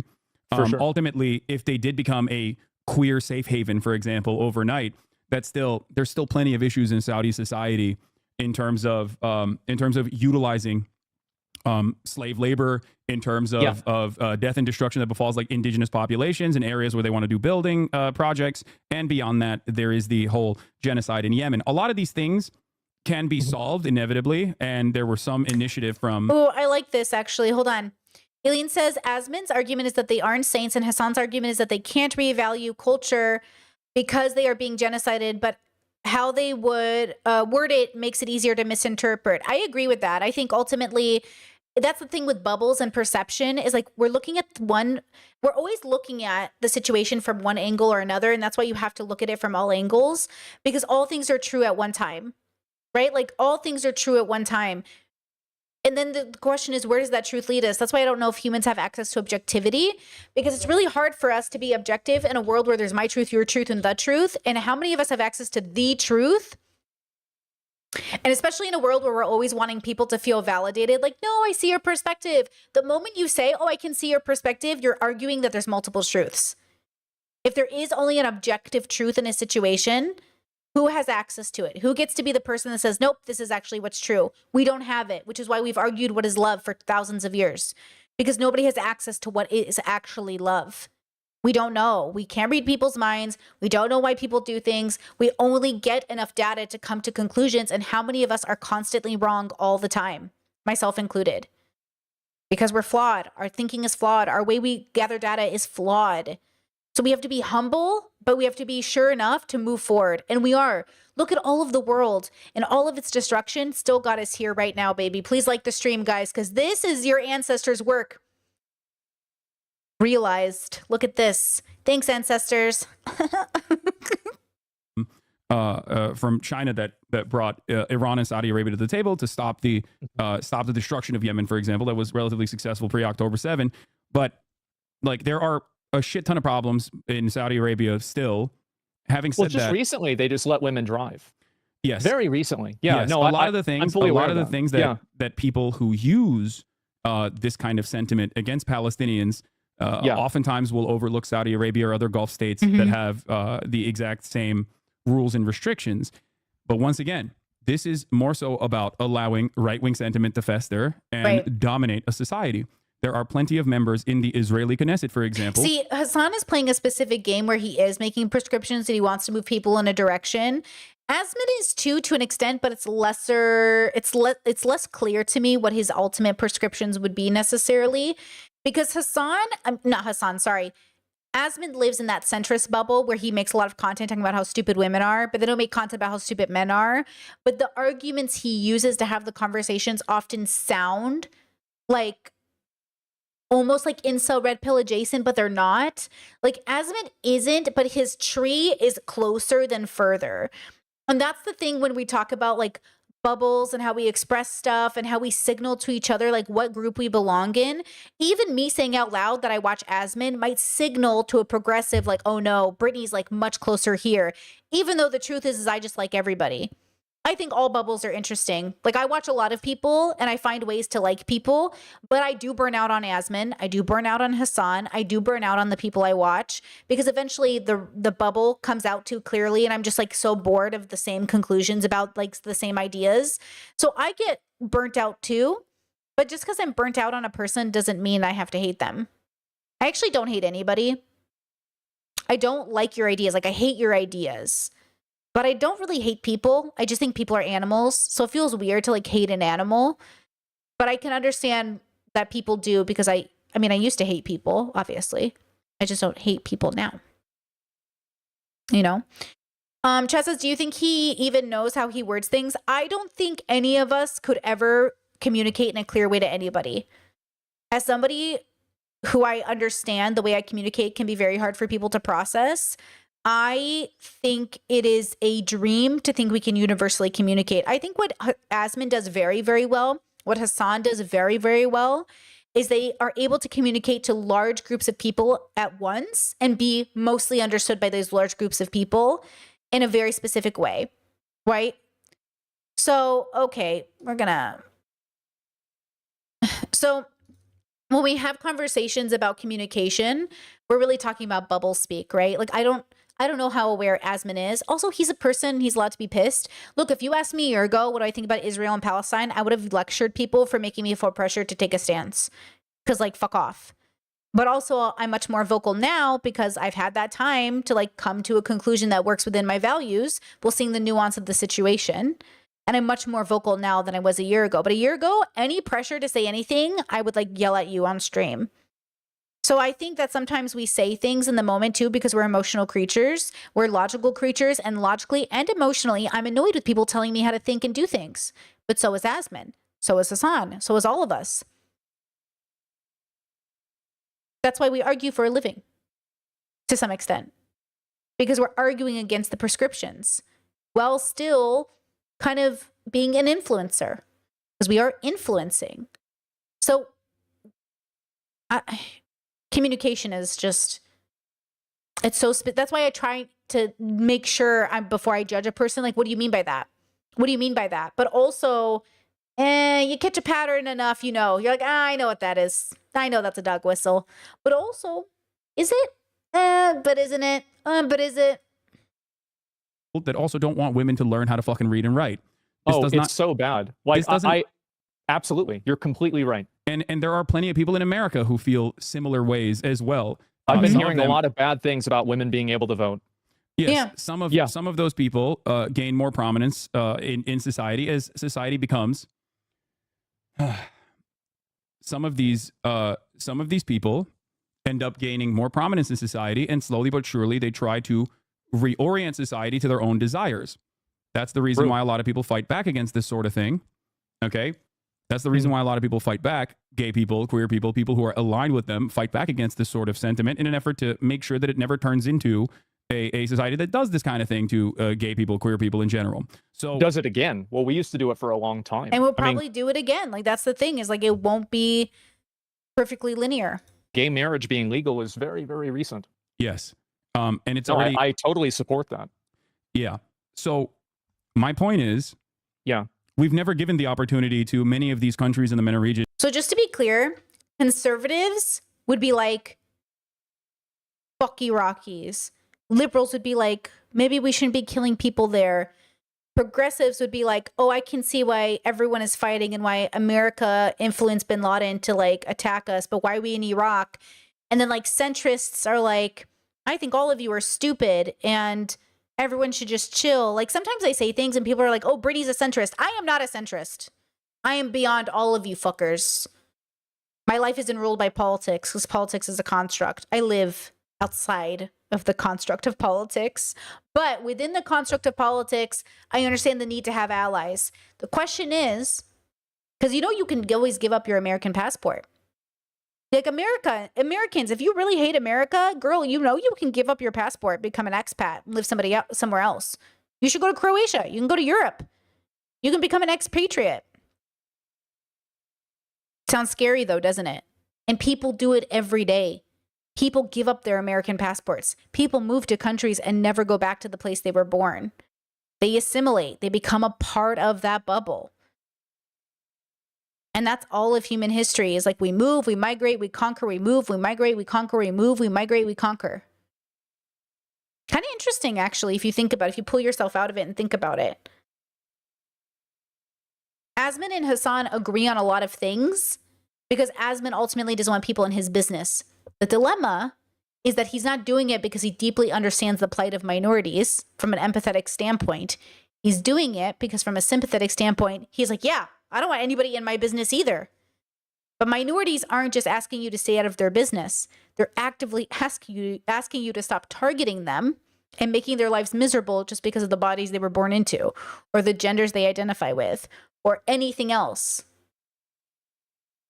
Asmin is a part of the bubble that thinks woke video games do badly because they're bad. And I think it's important to recognize, like, woke video games do badly because it's a reflection of the culture. Video games can be bad, but sometimes it's just the branding because people don't like the way you tell a story. Like with Anita Sarkeesian or Gamergate. And we actually are going to update our story on Amber Heard because I'm curious about that as well. That's been going around leftist circles. Did we misunderstand Amber? There's so much about the bubbles and deconstruction that matters. And I think one of the things we don't do is to go back and watch the things we watched before and to see if our minds have changed. So Asmin, I wonder what it'll be like if he goes back and watches this conversation 5 years from now. But you see how much they're agreeing? It's not hard to agree when you've got two people who want people out of their business. But why is the difference? And that's why Asmin feels like he has a shallow understanding of it, because he's not having an embodied experience. It's not like he's relating, right? To be able to have the freedom to continue developing and have their own civil liberties and have their own fight for civil liberties. And we will never be able to see what it would look like if they were given the opportunity without our intervention. We can only look to the past where that intervention wasn't as severe and point to a time when they were relatively open-minded, especially in comparison to their European counterparts. But the way that we see what they do, okay, is never translated to the way that we operate here in the United States of America. How do you I think figure that that out? dynamic. I think that dynamic stems from dehumanization of Arab people in general. That is unfortunately all too commonplace. And very popular even for people who are in the region. Because remember, I grew up in a very complicated family, right? Where relatives and family members, they were Assyrian, but on paper Arab, but also not Arab in the terms of like not Muslim. But Muslims aren't Arabs and Arabs aren't always Muslim. And then of course they were persecuted by Muslims, but also they have like internalized racism and colorism, because Arabs are like really fucking racist sometimes because the world is racist. Like everybody's racist, like everybody, you know, not every single person, but every group of people is racist, right? But not every single individual. I think individuals all struggle with bias and prejudice, but not everybody is racist. But like sometimes it's sexism or homophobia or transphobia. But I think all groups of people have shown to be racist. I don't think that's unique, because like humans aren't unique enough for that. Humans aren't unique enough as an animal species to have evolved where one group of people were able to avoid racism somewhere in their bubble, right? So, wait, I lost my train of thought. Oh, so even Arab communities or Middle Eastern communities, it's very, very complicated. I learned that when I got into the debate bubble, they kept arguing like my ethnicity or like the validity of my ethnicity. They kept saying like, oh, Brittany's just like a white girl. I don't know what they mean by that, but this is what we're all trying to say. Palestinians aren't inherently anything because they're Palestinian. You're only saying I'm a white girl because I was raised in California and I have pale skin. But if I was raised in Iraq and I came here speaking Arabic and like Sudith, like you wouldn't call me a white girl because my accent or because of something else. So whiteness isn't just like cultural in that sense, but Palestinians aren't inherently anything because they're Palestinian. Like that's the problem, people. That's why it's racist. Because you're trying to decide if I'm like enough something to judge me through the lens of how you would judge those people, which is like a very interesting perspective. Now, obviously, and Hassan says it as well, like white Arabs or white Middle Eastern people, we have a different way of existing in the world than our brown cousins. That's true. And that's because of racism and colorism, even within our own communities. In Western media and in Western society. I think it happens a lot. I mean, like, and obviously, like after 9/11, I mean, have a number of Arab friends, and they've told me it was a very, very bad time. Sure. So I think that you're absolutely right about that, and it is problematic. I don't really think that I don't think that it's fair to say that, like, of course, like all people that are Arabs, and also like really, it's not about being an Arab. It's about having a religious theocracy that enables you to dehumanize other people. Yeah.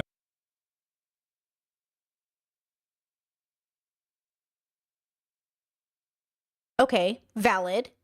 People would say it's not about Israelis, it's about having a narrative and a story you've pushed into the world that allows you to justify the genociding of a country neighboring you because you feel entitled to that land. But you're using a self-defense story to get away with it. Like, it's a problem either way. It's a problem if you think your religion is giving you permission. It's a problem if you think you're entitled. It's a problem. But it's a problem because we've constructed it to be one, not because it's evolutionarily a problem, right? Like, humans are biological creatures. All of us cannot escape our biology, but we give it a deeper, more profound relationship with it, right? Like I think religion is a byproduct of like some survival mechanism in our brain that makes things that we can't explain because we're too stupid make sense.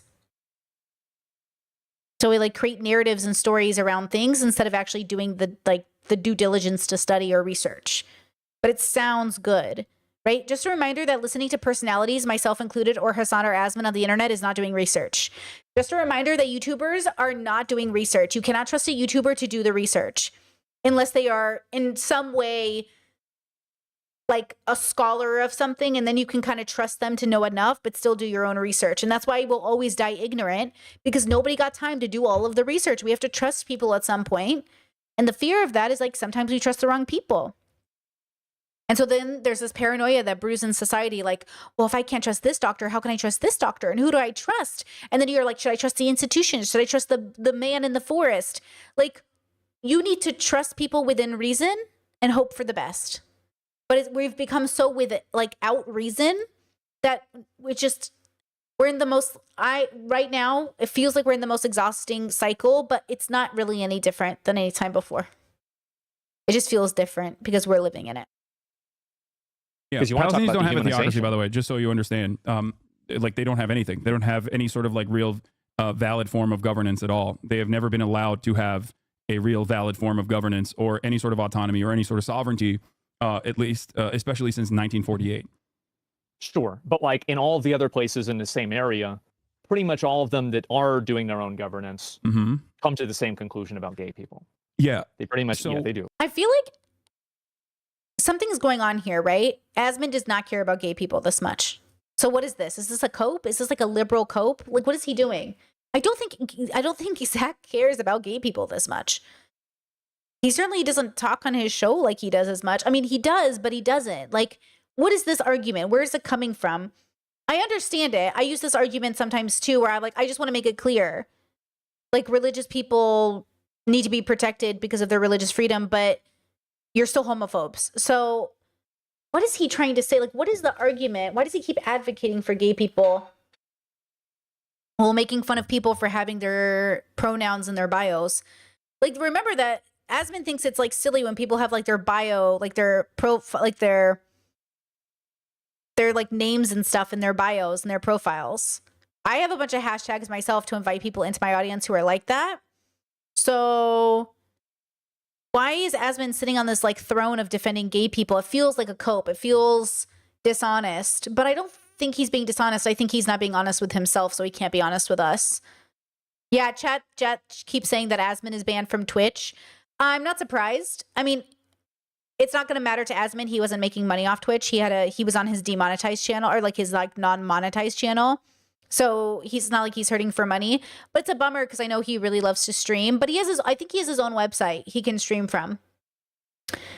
Yeah, I'm not sure. Chad says he has no other reason to hate them, so he's using gay rights as a token to justify his conclusion that Palestine is not modern.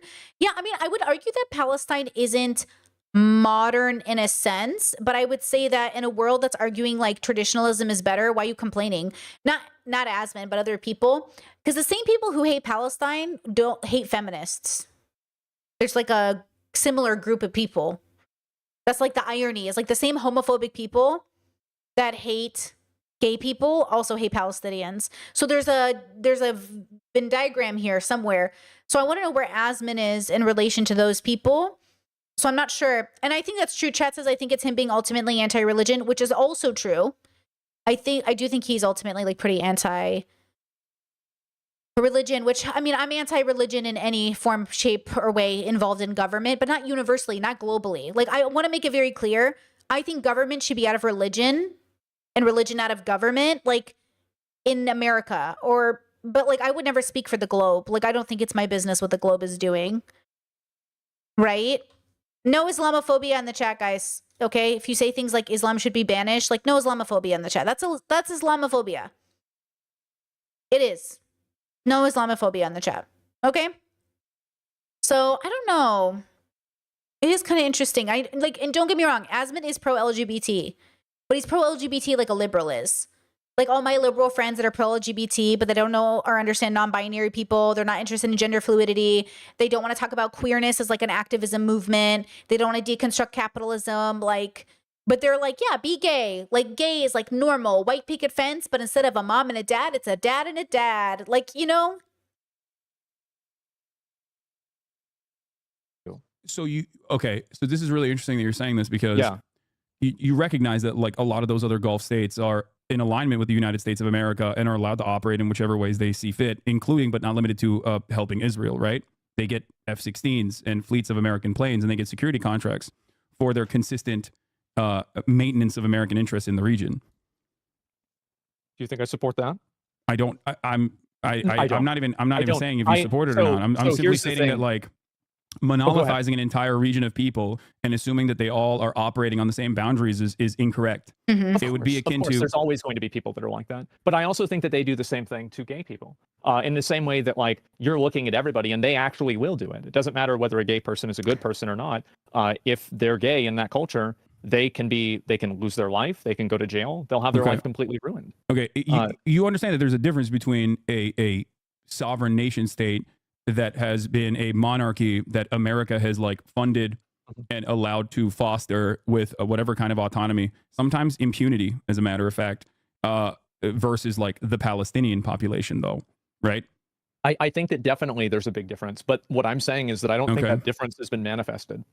Like the difference is that when you have a culture that is derivative off of a religion that I think is oppressive and it hasn't been modernized, you have people that are using it as a tool to oppress other people.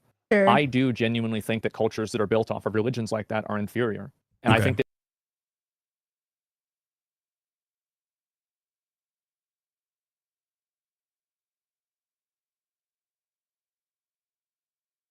Inferior is an interesting word. Subjectively, if he just said like they're worse, I could agree that they're worse in some ways. I do think religious communities are worse off.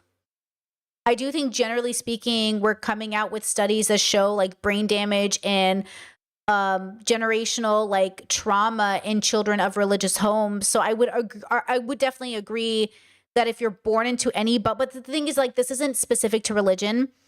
This is a bubble pop that I had to have to really understand people. It's not specific to religion. It's specific to growing up in a community that doesn't like change. So it wouldn't matter if all religion got eradicated. You would still have countries that would have discrimination, racism, and biases because it's a part of the human condition. And that's why you always have to deconstruct and realize like, oh, I'm falling into that trap because we're just human. We fall into our own thinking traps. So I think that's the issue is, look, Christians are kind of pussies because we modernize them, but it wasn't without a fight and lots of people dying in the process. Same with Islam. Islam is eventually going to have to get modernized because enough people are going to join and want to modernize it or are going to leave and there won't be very many people left who are Islamic. Okay. Or Muslim. Okay. So either way, I think... Yeah, I don't think it's specific to religion. That's probably where the disagreement's coming from. I'm not anti-religion. I'm not an atheist. I think all humans have problems. Yeah. I mean, literally, the AG atheists who are anti-religion are some of the most disgusting, bigoted people I've ever met in their life, and they don't even have religion as an excuse for it. that we've worked really hard to get away from that. And that work isn't done yet. I think it's still going on to this day. And Okay. it's disappointing for me because I've seen things go backwards a lot. I think in the last 2 years, they've gone backwards in a tremendous way. You see it on social media. I saw like there was some Don't believe everything you see on social media. bullshit thing about how 21% of Gen Z think Hitler had some good ideas. That's very concerning for me. It's extremely concerning. Yeah, I mean, it's a lack of education in And that lack of education has an overlap that's shared with the idea that the Palestinian people deserve to be genocided. That's why he wants Asmin to like stay away from that narrative, because the same group of people that are anti-vax think the earth is flat and think like Trump is a great leader it's also reflective of similar people who are anti-Palestine, though some right-wingers are actually pro-Palestine, which is a very interesting pendulum swing. Let me tell you, I think that's very funny. It's not funny, but it's a little funny. There is a group of very radical, racist, right people, like super right, like very right, who somehow are in support of Palestine. And I'm like, what's happening? It's like the conservatives that are pro-Russia right now. I'm like, okay, but remember, Asman is saying he loves gay people, but he still also said in his podcast he might vote Trump. So how much do you really love gay people? Not that much.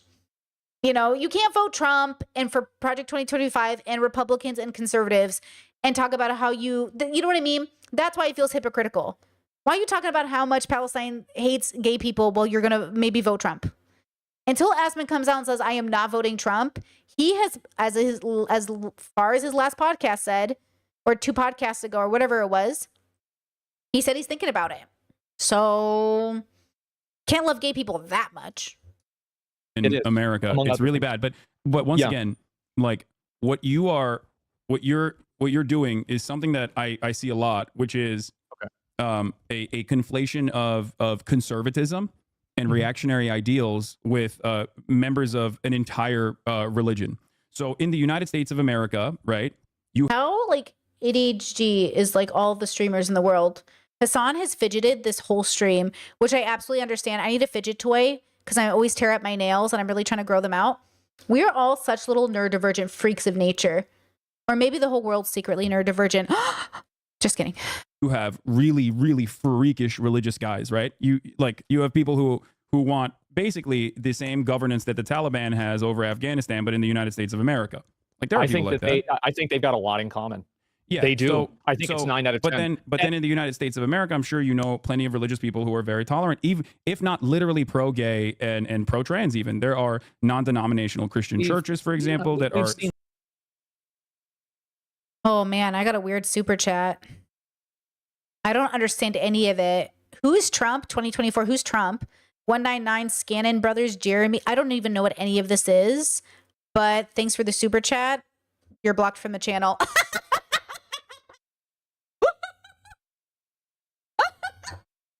Thanks for the super chat, blocked. Thanks for the super chat, blocked, bitch. Only because you said Trump 2024. I don't even know what that means, but thanks for the money, though.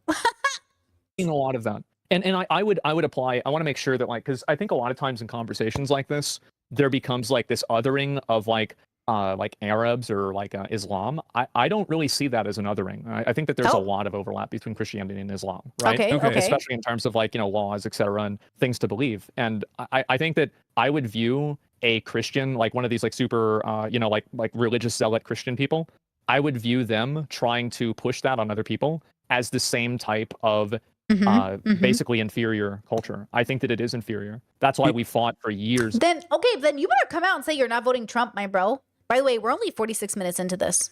And years to get rid of it. Okay, so yeah, obviously chattel slavery was justified by Christianity, and chattel slavery was I'm gonna speed it up to 1.5. abolished with liberation theology, which is also Christianity. So Christianity, religion, played a formative role in both sides of chattel slavery, both in the justification and maintenance of it, but also played a formative role in the abolition of it, right? That's true, but I want to make sure that we're drawing a distinction real quick between following a religion and then having a government that is a religious theocracy that bases its laws off of that religion. I think that most people that are of any religion just want to be able to get along. Okay. I think that's very much true. So, but the problem is that if you have a government that is based off of that religion, I can't think of a single government that's based off of a religion that isn't bad. Well, I mean, Americans are the American Republican Party is desperately trying to bring that back as best as they can. But they're trying to make them. They've made it legal to teach that it's mandatory now to teach the Bible in Oklahoma. Yes. So you saw that. Yeah. Yeah, I did. Yeah, so trash. you understand that those are people, some of which are genuine like religious zealots, and others who are simply utilizing religion as a galvanizing factor to be like, see, I'm a religious person, right? Like, I think people have different aspirations. People have different motivations for why they advocate for certain things. Okay, so that very I think that's very common. That people use religion as a tool to kind of enable that type of behavior. Great. So herein lies the problem. That very same principle exists in the Muslim world, which is endlessly diverse, and there are it's the fastest growing religion. It is. I think it might have actually overtaken Christianity in terms of numbers. I thought it It's did. 1.6 billion now. That's And the yes, number I last heard. and religious governance differs from country to country. I'm Turkish. I come from a country. And by the way, Christians think they liberated other parts of the world to be more civilized by making them Christian. Christians are racist. Inherently, you think you're better than other people, which is the problem. I don't think you're better than other people because you believe like you have the chosen God. I don't think you're better than other people, period. Like none of us are better than each other except subjectively through our own moral lens. And in that sense, sure, you can sit there and be like, I think I'm better than you. Okay, cool. Fuck off. Like, it doesn't matter if you think you're better than me, but like, don't try to act like God got your back. Okay. That is nowhere near as fundamentalist. It's supposed to be secular. Obviously, Recep Tayyip Erdogan, very similar to Donald Trump in terms of like, in terms of how he utilized Islam to make himself, to give himself a more prominent role in Turkish society, was able to both bastardize religion and also simultaneously use it for social repression, social oppression, and cultural repression in general. So I personally understand like I've withstood the direct consequences of that, of a society being redesigned. And perhaps that is the reason why I know that there's a difference between simply monolithizing an entire religion versus people who are championing religion, Islam in this case, to meet their own authoritarian governance demands. And that's simply what it is. A lot of people don't like the way that their government operates. There are gay Muslims, there are queer Muslims, there are queer trans people. They have unfortunately not had any breathing room to be able to advocate for civil rights in many parts of this region because they have been consistently pushed back against. I mean, just imagine it like this, if this is easier. I am a gay person, I'm a queer person who, if I had to pick between my homophobic parents dying and everybody else, I'd probably pick everybody else. This is a hypothetical. This is just to show how we think. This is not literal. This is hypotheticals are meant to show how you think about things. Because I'm thinking I prefer my parents to everybody else because I like my parents. Now, everybody else and my husband and my friends. So let's say, okay, if I could choose my family, all of the people I love the most over everybody else, would I do that? Sure. If I had to if I had to do it, sure. Because it's about Brittany. Because it's about what you feel comfortable with. Because I love those people, even if they're homophobic. But, and I think this is what's key, I don't live in the same country as my parents because they're homophobic. Like, I don't live anywhere near my parents because they're homophobic. Like, I don't talk about politics with my family if they're obnoxious because they're homophobic. Do you get what I'm saying? Because I'm in a position of privilege and my parents aren't currently dying, I get to live away from them. But if my parents were being bombed and their home was under attack, I would pick my parents and I would try to get them to live through the massacre of their lives. So queer Palestinians and trans Palestinians, like, they're going to help their parents survive a war. But when they're in peace times, they might move away from their parents. And I think that's what people are missing here. It's like, I love my family and I would pick my family over the world. I would help my family survive. But in a position of privilege and peace, I don't want to live anywhere near my family. They're incredibly homophobic and transphobic, and it's very annoying. But they're still good people. They're just very annoying. And I hope their kids are all gay and they all come over to Auntie Brittany's house, okay? That's a joke already we've made. I was like, I feel like one of your kids be gay. And my brother's like, he could be, you know? So the idea is like, whether you're born into a Catholic family or a Palestinian family, the chances of them being homophobic are pretty much the same. Well, maybe not the same, but pretty much the same. And I don't mean a family that's Palestinian and Muslim, I guess. All I'm trying to say is, bitch, okay? If you care about gay people, don't vote Trump. And also, don't have any fucking time or space to be able to do such a thing when they're under direct occupation. That's the issue. But would you come to the same conclusion that basing decisions off of that religion and making laws based off of that religion? Oh, wait, great question from chat. It's hard for me to like my right-winged family. How do you do it? I actually like them. If you do not like your family, fuck off. Don't fuck with them, girl. Not worth it. Your skin and everything. I actually like my family. I think they're fucking hilarious. They make good food. They listen to good music. They watch good TV shows. We have a lot to talk about. They're very funny. You know what I mean? Like, I actually like my family, but like, you don't have to like your family. You know what I mean? I like my mom and I say, I love you, but I don't like you right now. We also are very open with each other. Like, I love you, but I am very disappointed with this conversation right now. We openly have conversations like that with one another because I think you exist outside of your thoughts and beliefs and who you are and what you do. It doesn't mean you're exempt from what you do. I think you exist outside of it. And I like that part of you. But I still might throw you in prison if you like shoot up a school. You know what I mean? Because like, even though I think you exist outside of this one moment in time, this one moment in time means you can't be safe around other people. And it took me 30 years plus of building on this nuance. So don't think you're going to do it tomorrow, because it definitely was very hard. Chat says, how can you be homophobic and still a good person? I'm struggling with that.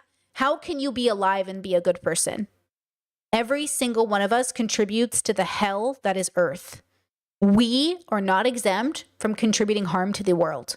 Every single one of us, every day, whether it's who you buy your phone from, how you get your food, who builds your roads, we contribute to slavery, incarceration of innocent people. Our tax dollars go to genociding Palestinians. We are not exempt. We are only trying to harm reduce. People are good. They're doing their best. But even good people sometimes do bad things. So this is why I say I can't save the world, but I can change an individual's life. Well, I can't do it. You have to do it. But I believe you can change an individual's life, your life, by recontextualizing your relationship with existing and existence, existing what's in here and existence what's outside of your mind, the world around you. So my hope is that by deconstructing myself, I will be like a living example of what other people can do. And because I did it, I think other people can do it. They just can't do it the same way I did it. So then the key is, how do I give people the tools for them to do it? Right? It's like, how do I get you to do it? But they have to want to do it. They have to want to do it. So humans are just like these evolved animals on a planet. They're just doing what they're doing. There's a documentary we recently watched called Chimp Empire on Netflix. Watch that and tell me that we're any different than a chimp. You know, you can only just harm reduce. That's all we can do. I believe in restorative justice. I believe in rehabilitation. I believe human beings can be better than any of the actions they've ever taken, but they have to want to change. And if they don't want to change, then God bless you. We're going to have to put you in a place that's comfortable, that keeps you away from society. I don't think we should torture prisoners. I don't think we should torture people that have done bad things. I think we should be dignified in all the things we do, especially in how we treat our enemies. And then, of course, I don't think we should have enemies. But the world is a construct, and people in different places in the world have a construct of belief that God put them here. There's a specialness to their existence, that they're somehow entitled to other things that other people have. Like, we live in a very diverse world with lots of ideas about what we're doing here. Start with yourself and do not cause harm, which again is my whole point here. Like, I know it's like when Trump got shot at and that firefighter died. Like, that's sad. Even if he was a Trump voter, that's sad. Nobody should have to die because somebody decided they're going to pull a gun today. Like, that's sad. Or going to shoot a gun today. And same with Palestinians. Just because the conflict is happening the way they are, just because they're homophobes, doesn't mean they deserve to be genocided. That's like pretty sad. Is a bad thing. Yeah, of course. I don't. What do you mean? Okay. I don't agree in theocracy at all. Awesome. But wouldn't that mean that it would be inferior? No, I wouldn't say that any culture is inferior to one another. I would, however, say that, especially as it pertains to Palestinians. Agree. I agree. I think inferior is the wrong word. The reason why I don't think it's inferior over the one another is that, just say it sucks. That's what I would say. I would say, I think your culture sucks compared to mine, because I would be happier in this one. But inferior is like, it's an inherent word. It's a word that claims like you're inherently inferior, and nobody's inherently inferior. Nobody.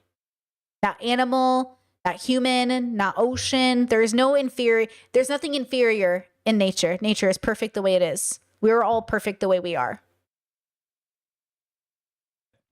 inferiority is a very dangerous and treacherous language to utilize. Oh, look at us all pre-watch. We did not pre-watch this, but yep, Hassan knows what's up. Especially when there are hundreds of thousands of Yes, Michelle says inferior gives off the vibe of trying to make it objective rather than subjective. That's the issue with people thinking they have access to the objective. You don't. You are just sharing an opinion. And that's why, people say, no shot, no way you believe this. There's no way anyone believes this. That's why Asmin is sitting here like, there's no way you disagree with me, because he thinks it's an operation of the objective. It isn't. It's subjective. Dead and wounded people that are in the crosshairs of Israeli violence. I think that if this is a semantics issue, and if like me saying inferior, if you think that that's dehumanizing or problematic, then I don't necessarily completely agree, but I can see where you're coming from. Well, the I reason- would say worse, or you could Yeah, let him say you could worse. replace that with any other word that is Okay. just like not as good as. Okay. But of course that doesn't. But then Asmund needs to say, not as good as, because I wouldn't be happy there, not because it's true. But even then, it doesn't matter because then there's something that's better, right? The problem there is is. American culture or like American actions. But just see, the problem with people who work on society basis, and I work on the individual, and this is why I think it's so important to work for the individual, because the individual has the ego that they're working for society. Neither Hasan or Asmund are willing to say, for you, for me, for us. Like, say it. I'm begging you, one of you, to say it. Please, fingers crossed, one of you say it. Just say for me. And then the whole conversation changes. But because they think they're arguing on behalf of society, I feel like this is the one issue with prescription content creators. It's like, what's good for you isn't good for everybody else.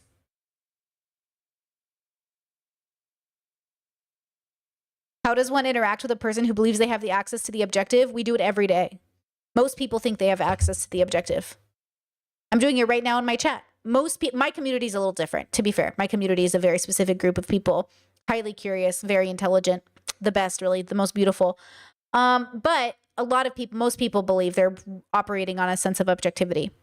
That's why the world is full of all these bubbles that think it's within reason for them to go after each other because they have the objective on their side. That's why we're going to debate our bro all the way to the logic, bro. We're so objective. You're not objective. You're fucking a... Brittany, caught myself in real time, girl. Caught myself in real time. 5 moment. Maria, welcome to membership. are not necessarily better. That's my point. They on are. the basis of like on the basis it's not of even a question. Like if you have a country and a culture that allows somebody to get killed for their sexual orientation, that is a worse culture than a culture that doesn't.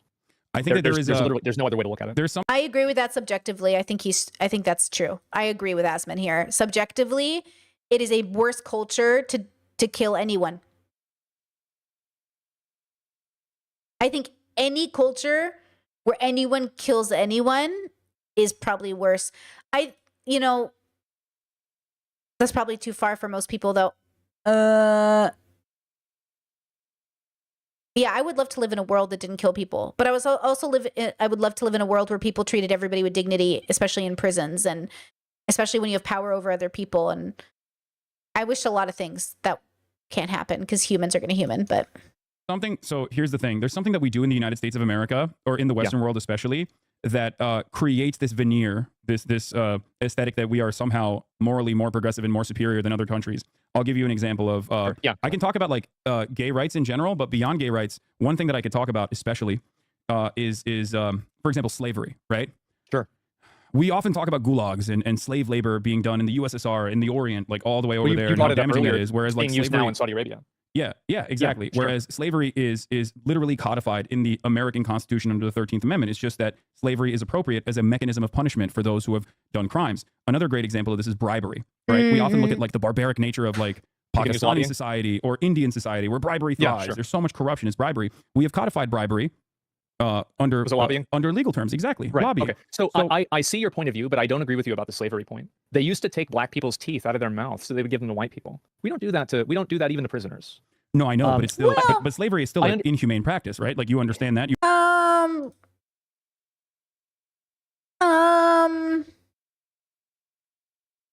We do a lot of bad things to prisoners. Like, did you guys see the case that just happened like 6 months back where parents were waiting for their children's bodies to be given to them and they didn't know they didn't know if they had died and they had been dead and buried in the back or something like that. It was crazy. They found all these bodies buried behind a prison. I'm not sure what Asmund's argument was here. I don't think people know how bad it is in some places, but yet how good. Look, life is beautiful. Life is great. Right? Life is great. But people do really bad things to each other. Like humans are doing pretty horrible things to each other. Not here because I don't live in America, but you know what I mean? In America, around the world, like really bad things. So I think there's like my life is great. I make sure that my life is great. And the worst thing I have to worry about is other people, right? Like I'm like, how do I navigate my life around these people? Because people are doing horrible things. Like What was his? I have to rewind it because I don't know what the point of that was. Hold on.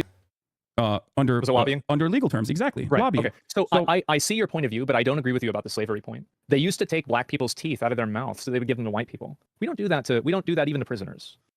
Why? That is not true. I don't think that's true. I think we do that and worse to prisoners. Not literally take their teeth out of their mouth, but we absolutely do horrible things to prisoners. Is he saying, oh, slavery was so bad we used to take black people's teeth, but we would never take prisoners' teeth? No, we do worse to them. Not that it's worse. I don't want to compare suffering. And have you heard of black furniture, like furniture made out of slaves? Like, have you heard of? It's really bad. Like, it's really bad. Humans do really bad things to each other. We make furniture out of people. We enslave people. We call slaves that their captors made pregnant lovers of their captors. Like, we rewrite history to make it sound so fucking digestible. Even PragerU, which is a trash bubble on the internet, had the audacity to say Christopher Columbus, you know, as he said to the natives or to the slaves, better to be slaves than dead. Am I right? And I'm like, no, wait, what? Like, just don't enslave them, but better to be slaves. Do you want to be dead or a slave? It's like, well, don't enslave me. No, that's not one of the options. It's like, okay. I feel like there should be a third option here. So again, like, I think, okay, look, I might be an idiot, but I'm an idiot who's read thousands of books and watched shit tons of documentaries, and I try to bubble hop as much as possible. It would blow Asmin's brain, who I know he's good at bubble hopping, but it would blow his brain, I think, to realize what we do to prisoners, because I don't think he means to say what he thinks he's doing, like what he says in this conversation. I don't know. Oh, God. No, I know, but it's still, but slavery is still an inhumane practice, right? Like, you understand that, you agree with that. I do, but I'm saying that the level and the severity of like the American like transatlantic slave trade is like several measures of worse than the way that prisoners are treated here. Of course. Yeah. I think it's a modernized way of doing things. I'm not convinced it's better or worse. Like, I don't know what we're comparing this to.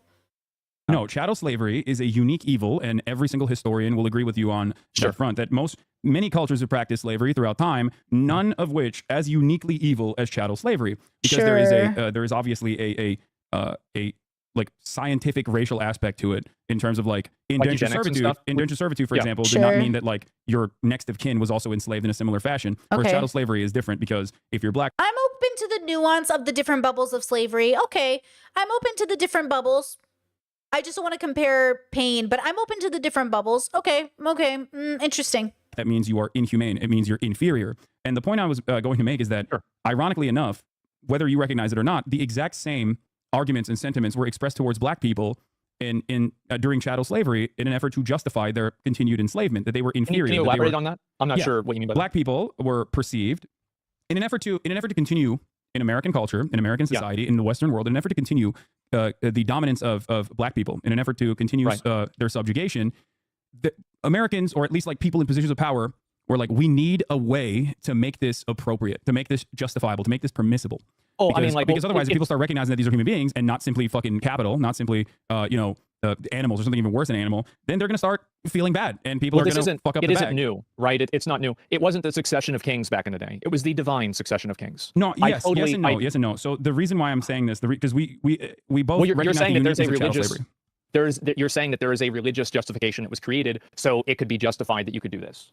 I'm not even talking about the religious justification. No, I'm talking about scientific. Like a moral one? Scientific justification. Like eugenics. Yes, eugenics, which is now seen as a false science, as pseudoscience that was specifically created and designed in an effort to look at this racialized form of violence and justify it. And in that process at the time, or rather, the reason why they went to that justification was because, you know, if they were to do this on religious boundaries or on ethnic boundaries, as they had done previously in previous societies, whether it be like, what's worse, that old-timey society treated people worse, or that modern society still treats people worse? What's more offensive? That every year we get older, we think, oh, I live in the most modern time, so I have the right answers. Or does it make us feel better that, like, oh, at least our ancestors who were stupider than us, like, they treated people bad? But, like, look at us now. It's like, what's our excuse? the Romans or the Greeks or any other form of like indentured servitude that was practiced in other cultures and other civilizations, you could not engage in the continued dominance of black people that way, because what if they become Christian, right? Or when you bring black people here, they learn the culture, they can they can integrate into society inevitably. So in order to create this like continued dominance, they sought out the scientific, in air quotes, the pseudoscientific understanding of black inferiority, African inferiority. Their culture is barbaric. I think, are you trying to draw a parallel between like the eugenics argument for like subjugating black people and my argument for saying that like the like a religious theocracy is inferior? Is that kind of like where you're going? Where I'm going is that in order for Western cultures. Okay, Chad, do you literally think I don't know about cultural anthropology? Like, obviously there are degrees that are out there. I love you guys in chat that are like, oh my God, this is going to be such a bubble pop for Brittany. Girl, I'm not that stupid, but also I learn every day. And also I don't know exactly what degrees are out there, but I will tell you this. Degrees are also constructs. We make them up. In order for Western nations to continue their dominance over other nation states, there is a direct through line of creating an air of inferiority while simultaneously destabilizing these places in an effort to maintain their underdeveloped status, which oftentimes will result in people behaving in more violent manners. If you fuck with people, they're not going to like it. Yes. I agree with you. I think that's very true. Absolutely.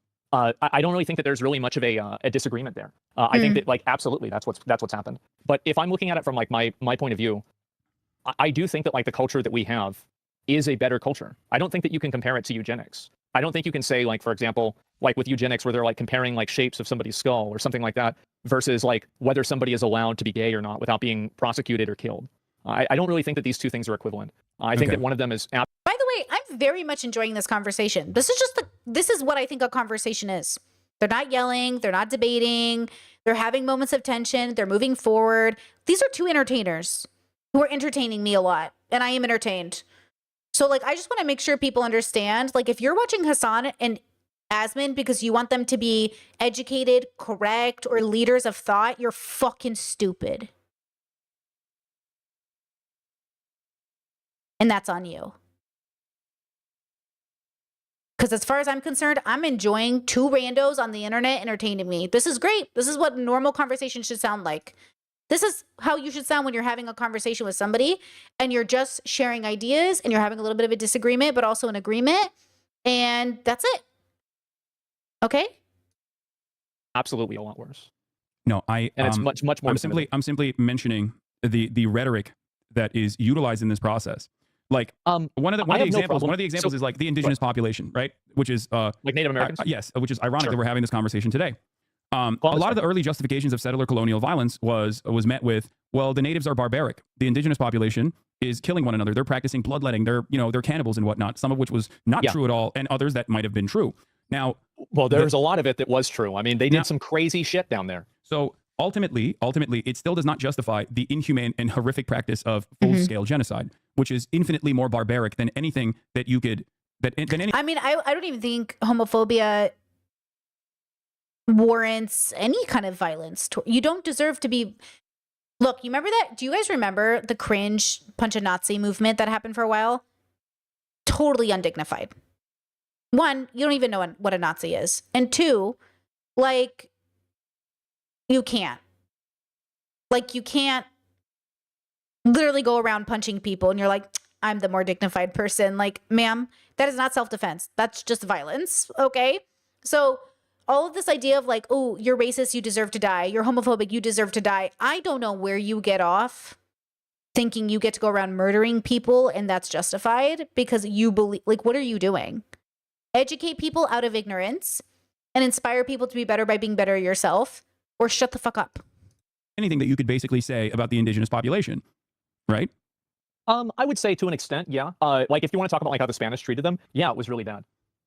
Okay, so it's a far greater evil, right? Like instead of fostering a non-hostile relationship with the indigenous population and collaborating with them, instead of doing that, full-scale domination and ethnic cleansing was the far worse evil in that process, right? Because human beings are still human beings at the end of the day. You can like reason with them. You can talk to them. There is no greater evil in terms of like evil Olympics. Like genocide is up there. It's the worst thing you can do to an entire group of people. You're totally right. I completely agree with you because, like, yeah, you can't talk to them or anything like that. But what I'm saying is that I think that those people were killing others of them all the time. Like they were doing that too. This is, I mean, we're doing an evil tier list, right? Yeah. And so, like, you're saying that this one is kind of a little bit worse than the others. No, And not I a think little that bit. No. I think far worse. Okay, Far more I mean, damaging. that's Far more fine. damaging historically and throughout time. Like, I guess my argument is like, Yeah. I don't care if, like, for example, Jewish people in the Holocaust, like if they were homophobic, for example, like I don't think that would justify the Holocaust. No. Right. You agree Obviously with that, not. right? Okay. Yeah, of course Then what your statements about Palestinian culture and the reason why a lot of people on Twitter are mad at you now is a similar sentiment being expressed, whether it was inadvertent or not. But it feels good doing it. So again, because of racism, and it is so real, people literally think like, oh, fuck Lebanon. They're so used to it. Lebanon is so awful. It's so backwards. Like people are so used to it being a mess. You know what I mean? Like, of course, of course there's violence there. Of course we're bombing them. Like we literally don't even think about the fact that the Middle East is bombed to fucking hell because our brains just process it because of our fucking indoctrination, our education system, like from our parents, from the news, from the school, whatever. Like we're convinced that like they're used to it. So it's not a big deal for them.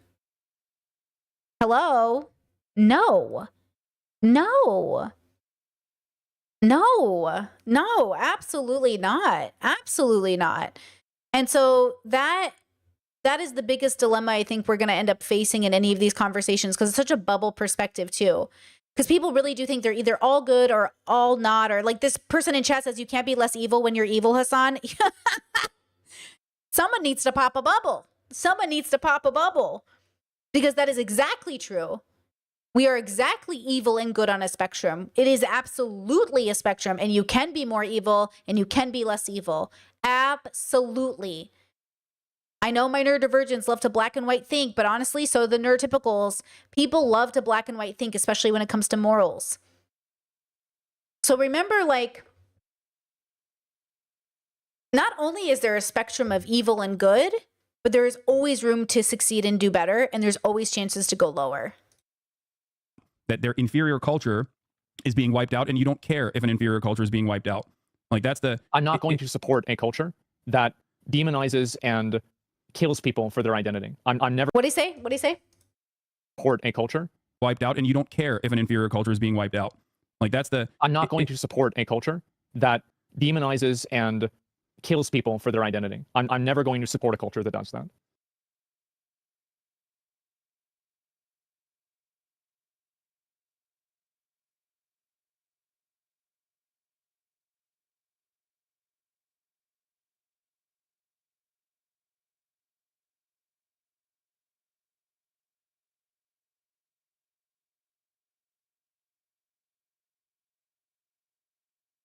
Yeah.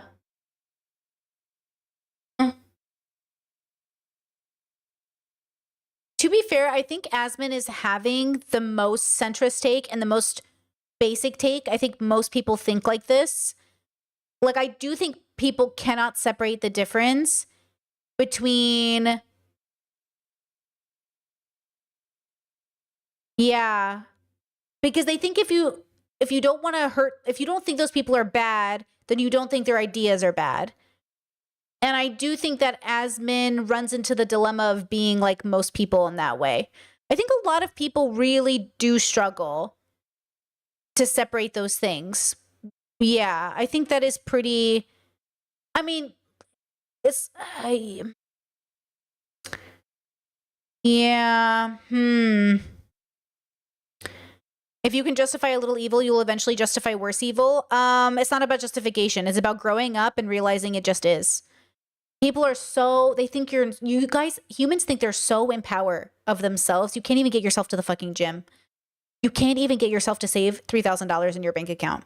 You think you're all so fucking powerful and you have so much control over your life. You can't even fucking get your shit together. Okay? Please shut up. Like, I love you so much. Shut up. Okay? You gotta it's not about justification. You're not justifying anything. You're accepting that it is. You don't have a choice. You cannot take away evil from humanity the way you can't take away the evil of the ocean drowning all of your children coming over in a migrant boat. Like, it is what it is. Evil is a construct of perception. Evil is out of sync with joy. Evil isn't real. We made it up. We made it up. It's made up. It doesn't exist. We decided what is evil because we put a subjective definition onto the word. It doesn't exist. It only exists because of our perception of it. That's what it is. So you have to identify why you think it's evil. And what does it mean? I think it's evil to binge eat. I think it's evil to like possibly be a cop ever. At the end of the day, you have to understand what is evil. It's outside of sync with your joy, which often I think when joyful leads to less violence and discrimination, usually from my observation, which is anecdotal. Okay? At the end of the day, you can claim to know you know what evil is, but the road to hell is paved in good intentions, and good intentions are some of the most evil acts because they're so outside of joy. Because once you decide, I know what's good, you will do it even when it is evil. It doesn't matter whether it's Christian, Islamic, or anything, atheist. Any time that a culture is killing people for their identity, that culture is evil, and they are committing an act of evil. It's That's not what justifying is, chat. You're so wrong. That's not what justifying is. Justification is not an explanation. You know, I learned this in therapy. An explanation is not an excuse. Explaining why something is not excusing it or justifying it. It's about accepting that it is. Okay? That's what it is. That's the difference. Okay? It's completely indefensible. Well, you know, I think that there are some issues with that sentiment, especially when you compare, for example, what the American government did in World War II. We support the Allied forces. We root for easy company, as my friend Felix Biederman always says, regardless of how America was segregated at the time, an incredibly unfair and inhumane practice, right? Americans were not exactly woke on gay people at the time. Americans were not exactly woke on black people at the time. There were horrifying things that we did to black soldiers in the aftermath of World War II, as a matter of fact. And we've gotten a lot better since then. But hold on. But ultimately, right, we still celebrate the Allied forces and their accomplishments in World War II. Like, I think Asmin doesn't know he's making a Bin Laden argument. Like, I don't think there's a difference between being in Bin Laden's bubble, where you're like, America needs to be genocided and killed for the way they've treated the Middle East and the fact that they're offensive to God and they're pornographic and gay and all this stuff. There's no difference than Asmin saying, this country, I can't support it because it's like homophobic. It's like, you're not supporting the culture or the country, you're supporting the people, but also it's like, what are you willing to trade? I would rather live in a world where people are diverse, but we disagree, than in a world where we're all the same, because that world doesn't exist. You must understand there is no reality where we all agree. So you either wipe out all of humanity, so none of us have to fight about it anymore, or you accept the fact that as long as we keep making babies, we will fight. You can't even get along with your parents, and you think you're going to get the world to get along? And I feel like he's not understanding that at the end of the day, it doesn't matter. You need to pull yourself out of your personal, or as means to say, which is valid too, in my personal opinion, for myself personally, this is how I feel, which would be fine, right? Right, in defeating Adolf Hitler and liberating these concentration camps. The problem is, in terms of like the analysis, in terms of people... Yeah, it's not like we went into war. Okay, look, we didn't try to take down Hitler because we're great people. Okay, like that's not why we went to take down Hitler. We're not like, oh my God, we're going to save the Jews. Like, okay, relax. If there's one thing about America that I know is we never do anything because we're great, like charity, you know, we're not like a charity. We're a business. Okay. Resisting against like Israeli occupation, a similar dynamic exists. These are guys who I don't agree with in terms of their own domestic affairs, in terms of the way that they govern themselves.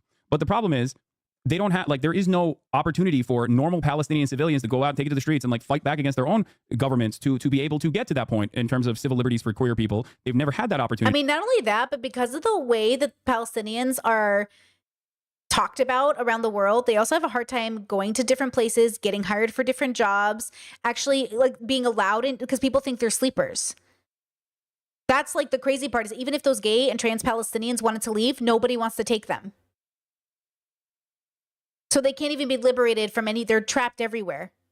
So the world that says, I care about you, no, you don't. You're complaining, like, no, you don't. And by the way, I'd rather live in a world where people just said, I don't care about your people. We can't fund you. I'm sorry. We have to take care of our own people. Bye. I'd rather live in that world than a world that's like, of course we care. We care as much as we can. Humans are very limited. All of us, every single one of us, within reason, has a limitation of care. That doesn't mean my heart doesn't go out to people who I can't engage with. And that's the difference, is I do feel bad. He said he didn't feel bad about people being genocided if they're genociders. I feel bad. I think it's sad and a disappointment, but it also is just part of being a person. I think it's sad when people die. I think it's sad when babies grow up to be rapists. I think it's sad when babies grow up to be horrible pieces of shit in society. I still think they were someone's baby. I still think there are consciousness outside of those actions. I still think there's something so sad about it all. That doesn't mean we don't take action to protect other people, but we can do that without hating people. You can protect society without hating people. And I think that's probably, I would never ask that of society. Of course, that's too much of an ask, but it is possible. So I see it in the same exact way. Like, I ride for Easy Company, and I think that I'm not going to sit here and criticize people resisting against the Israeli apartheid for that same exact reason, because it's a far greater evil than anything that people could potentially do. Genocide is the thing. It's the worst possible thing you can do to an entire population. But they would be doing the genocide to people based off of their identity. No, you can't imagine that, is what I'm saying. You can't, like, and you can't point to Saudi Arabia. The thing is like, they're not doing it, but they might say that they're doing it, or they would do it.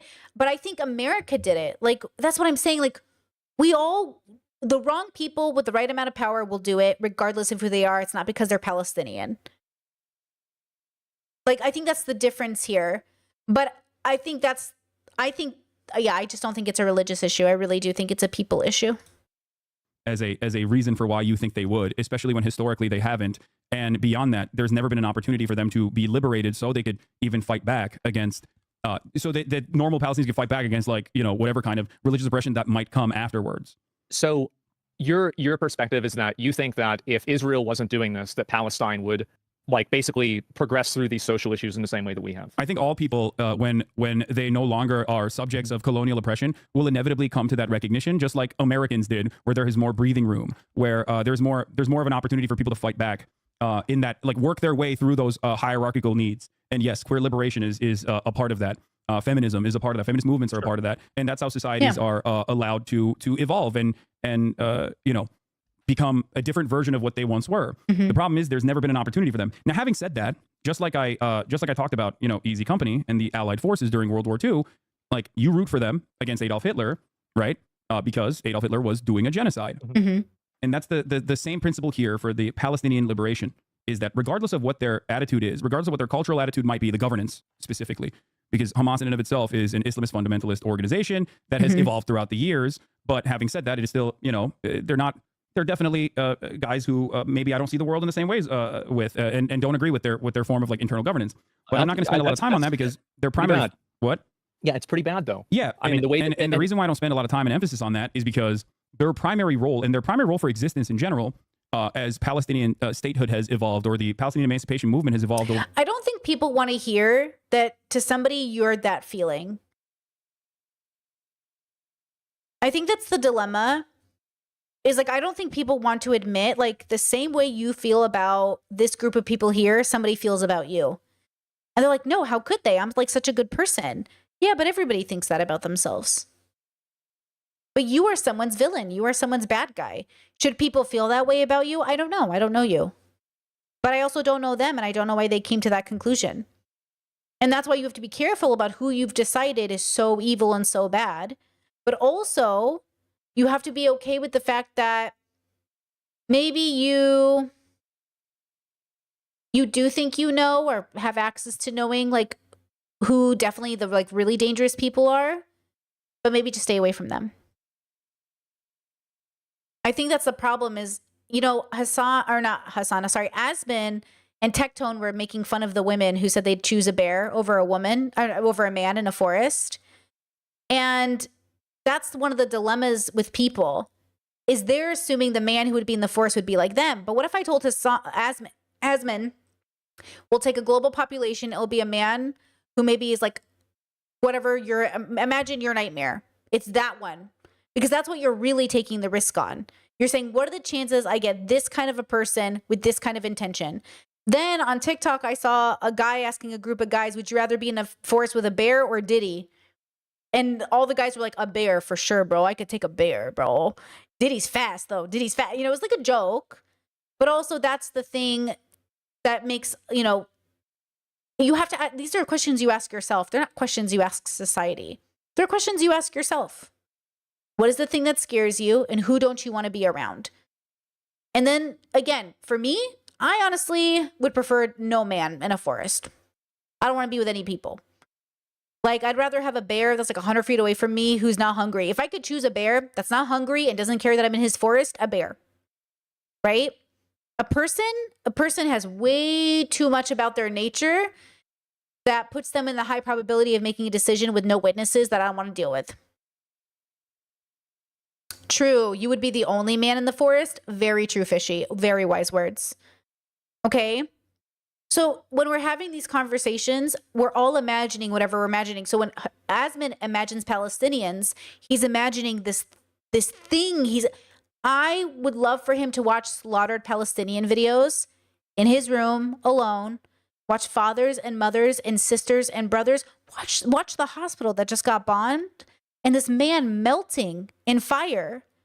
Watch people talk about their loved ones dying, and then you tell me if you don't care if these people are genocided, and you tell me that you have dignity within you.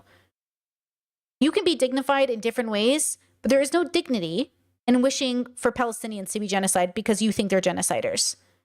You think if given the power, they'd be genocided. Like, or they would genocide. Like, given the power to the wrong person and the right, like, again, I think it just feels hypocritical coming from Asmin because he's willing to vote for Trump possibly. And Trump's cabinet and the people associated with him want to take away gay people's civil rights. So I don't understand his idea of like, I'm not going to support a culture that takes away people's ability to be themselves. Well, what do you think this is?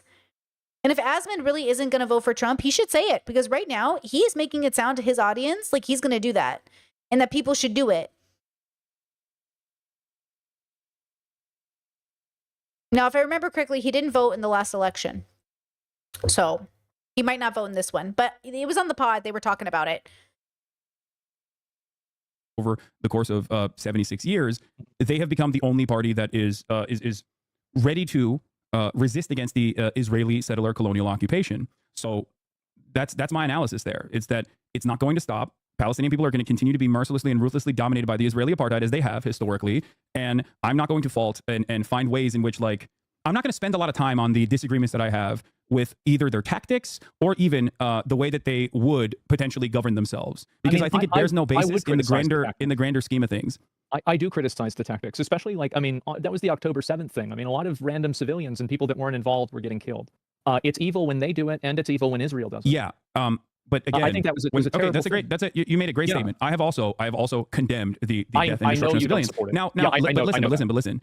Going back to the Nat Turner Rebellion, or the Haitian Revolution, or the Algerian Revolution, or the fight. You know, it's hard too, because I grew up in America, where it's like, are you willing to die for your country? Are you willing to like take those Arabs down to die for your country? They're like, I grew up in America where it's like Columbine shooting happened, and all of our parents gave us quizzes. Like, all the homeschool parents were like, gun to your head, if they asked you if you believe in Jesus Christ, would you say yes or no? They want you to die for your God as much as Muslims want you to die for their God. Like, Christian parents will raise you wanting you to die for God if they're in the right kind of religious bubble. So it's kind of interesting, I guess, when we're having these conversations, but it's not one-to-one. Like, again, Palestine hitting Israel isn't one-to-one. They're having a completely different relationship with the region. And to be honest with you, and I will be honest with you, I don't think people really want the real solutions of what's necessary to make the world a better place. I think they just want to feel, I think it's entitlement. I just think everyone's entitled. As Robert Sapolsky says, like, people who are entitled, you make it all exhausting, guys. To even say I'm entitled to exist, if you zoom out even further, is like, what is this entitlement? You're entitled, you have to have this baby. That baby is entitled to existing. Like, what are we even talking about? From who? Whose law? Where does this come from, this idea of entitlement? It comes from our nature. I think it's a great survival mechanism. But what good is surviving if you're living in hell every day? Apparently, worth it to people. That's why they keep having babies in war zones. Is she Lebanese? No, she's a lesbian. I'm a Syrian and I'm pansexual. But love the joke. Love the joke.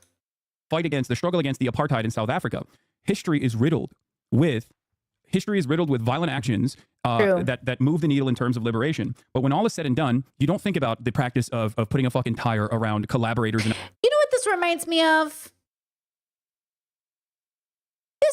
Well, I don't want to give it away, but this reminds me of a very famous Arabic-themed Luffy arc in One Piece, if we all recall, in which there was the rebellion movement that wanted the good king to do things faster, but the good king was being manipulated by bad people, and the bad people wanted to take over the country, right? But everyone was trying to work together. The rebels in the country were probably like the biggest pain in the ass in some ways because they took good guys away from the bigger group of good guys. But see, the government wasn't moving fast enough. Then when they tried to make peace between themselves and the government, the rebels and the government, they couldn't because the bad guys came in and ruined it. And it was a whole thing, right? Good people argue about ways to do good things. So do bad people, but good people. And by the way, I don't believe in good and bad people, if you're new to my audience. I just think people do good and bad things based off of their own justification and their own conclusion. Oh, Molly says that's the One Piece arc I'm on. I don't mind spoilers. You're the one who got me into anime. Okay, first of all, God bless you. Luffy bless you, my child. Luffy Zoro Nami Usopp. I'm so funny. Okay. No more spoilers. No more spoilers. The point is, it's very hard to get people to work together when everyone has a different idea of how they want to do things. Oh, and I will say this about America. We love a gangster in an Armani suit, but we hate one, in a turban.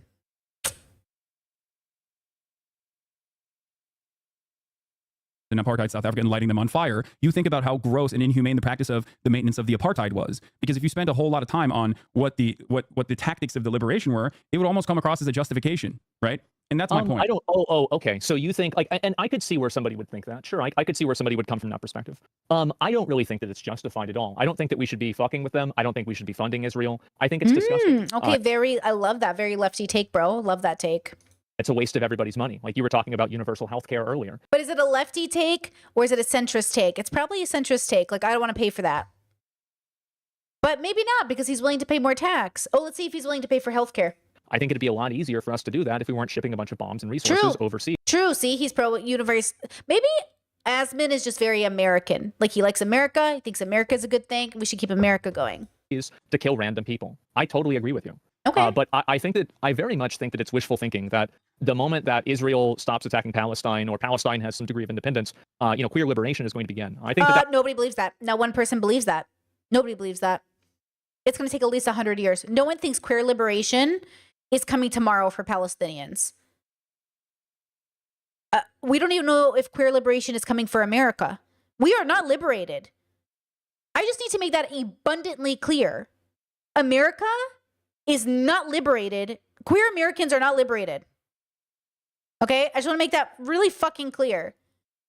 So, of course, it's not going to happen for Palestinians tomorrow. At least 100 years. I'm so sorry. At least 100 years. that will only happen in the situation where a religious theocracy no longer exists in any capacity. No, secular people can be anti-gay, bro. Have you never heard of look at the Red Pill movement. They're not even religious and claim to be. Lots of secular people are homophobic. This illusion that they're not is so weird to me. I meet secular people every day that are homophobic and transphobic. Well, again, not literally every day, you know what I'm saying, but you get what I'm saying. Religious theocracy has never existed in Palestine regardless. They've never had a form of governance, let alone a religious theocracy, especially because do you think they're not making decisions based off of religion over there? Yeah, there is no religious theocracy at all. They're not like following the rule of Islam or anything like that, or whatever your understanding. Who? I missed it. Had a form of no longer exists And I think that that will only happen in the situation where a religious theocracy no longer exists in any capacity. Well, again, religious theocracy has never existed in Palestine regardless. They've never had a form of governance, let alone a religious theocracy, especially because, like... Do you think they're it's just a majority of the country is Islamic. So here's the problem, and I say this all the time. I'll say it in case there's new viewers today, because it seems to be... Let's say you have this perfect Muslim bubble. Everyone born into it is Muslim. They love Islam. They love everything. They hate pork, don't drink alcohol, don't watch porn. Everything's perfect. Everybody agrees. Then the families start having babies, and those babies grow up and they start to realize, I think I might be gay or trans, or maybe I want to eat pork. Actually, I don't really like hijab. Okay, wonderful. Then those kids start to question their parents. And then here starts the chaos. Because for enough people who love like Islam, it's beautiful. If you get a bunch of people in a group and they all agree on Islam, then there's not going to be any problems. Even if a government does run religiously. The problem is when people in that same country deviate from the expectation. That's why America is the way that it is. It deviates constantly from the expectation. There is no make America great again. There is no going back. It is only moving forward. You were the rebels. You started this country. We're going to rebel against our founders all the same. So again, there's nothing wrong with a government being religious. The issue is what happens when a person in your country doesn't want to be religious. What happens to them? How much choice can a government give a community if people deviate from the plan? And that's why society working the way that it does. Go watch my panel that I just did with the girls and Sociologic on the movie Uglies.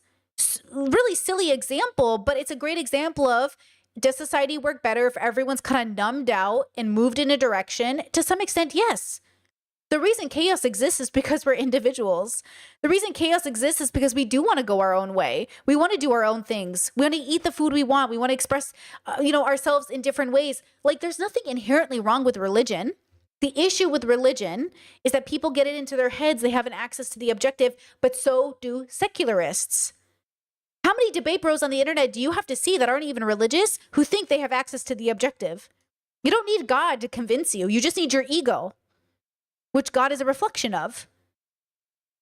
There's no point in being Islamophobic when you can just argue that man and their ego is ultimately the issue here. We're not fighting Islam. We're fighting ego. Not making decisions based off of religion over there. Yeah, there is no religious theocracy at all. They're not like following the rule of Islam or anything like that, or whatever your understanding of a religious theocracy is. No, there are religious fundamentalists within the governance structure, but once again, it's not a part of the decision-making structure. So where do you think they it's got not the a significant aspect of their? It's not a significant aspect of their day-to-day existence because where do you they're think they got the idea to kill gay people then, or to put them in jail? Where did that idea come from? Homophobia. Homophobia exists outside of religion. That's so cute. Asmin doesn't think homophobia exists outside of religion, but he knows misogyny does because his audience is so misogynistic a lot of the time. Interesting. You know, misogyny also exists outside of religion, even though religion is incredibly misogynistic a lot of the time. If it wasn't from religion. What do you mean? Well, I like, mean, so, where would it have come from? It is ultimately irrelevant in the grand scheme of things because they are still under a permanent occupation. No, Hassan, you're so bad at arguing. I love both of these people. I watch both of these people on a frequent basis. See how Hassan's bubble comes out? My answer was the best answer. Yes? Let me get in the middle of this threesome, please. I'm married. I'm okay. My wife would not be happy. But no, actually, she'd let me do this for, just in an intellectual way. This is why Hassan's argumentation makes no sense to somebody like Asmin. Because Asmin making that argument doesn't even make sense because homophobia doesn't come from religion. That's my point. It did come from, my point is that it came from a religion. Oh. Okay, religious theocracy is it's conservatism that you're criticizing, not specifically religious theocracy would be the final stage of conservatism in general. But what you're not recognizing in this process is that Palestinian civil governance, in terms of like, their mistreatment of gay people or anything like that, is totally and utterly irrelevant, especially when the only thing that we are doing in terms of our intervention there is to literally galvanize people with some more fundamentalist, some more reactionary perspectives by killing every single person. True. So if your goal is to I guess abolish homophobia, destroy queerphobia in general, you can't keep bombing these places. You need to allow these societies to redevelop and then exactly. We cannot genocide homophobia out of existence. You might give birth to a homophobe. It's not just how you raise your kids, it's how your kids raise themselves. Children are people. They come and they form ideas on their own, regardless of how you raise them. You might not have raised a homophobe and your kid could still end up a homophobe. And this is the hardest part about being a parent. You could raise a child being so loving and so open, and they could still end up a bigot, because all of us hold prejudice and bigotry within us, which is why we have to deconstruct it constantly, because it is a part of our nature, because everything we do is nature. Everything humans are is nature. Every consequence of a tornado existing is a part of its nature. Every part of us existing is a part of ours. You cannot genocide homophobia out of humans. You cannot get racism out of humans. They are all born, and they all experience, and they all decide. And then even the word decide is so heavy with a connotation of free will that may or may not exist in the way that we think about it. You have to give people time to grow, but that doesn't mean you can't be cautious. Doesn't mean you can't enforce laws that keep people safer. But it means, and keep in mind, Hassan and I are both coming from a perspective of rehabilitation and restorative justice, right? Both Hassan and I deeply believe in people getting better. Even when he commented on Cody Ko, we both agreed, disgusting, horrible, awful. How do we get people like Cody into a better place? Because if we just write people off forever, we might as well just give up. If you write people off and they can never be better, then you might as well just give up. There's no point in being an activist. There's no point in ever wanting anything better for anybody, including yourself, if you don't believe people change. Not only do I believe people change, but I believe society can change one person at a time.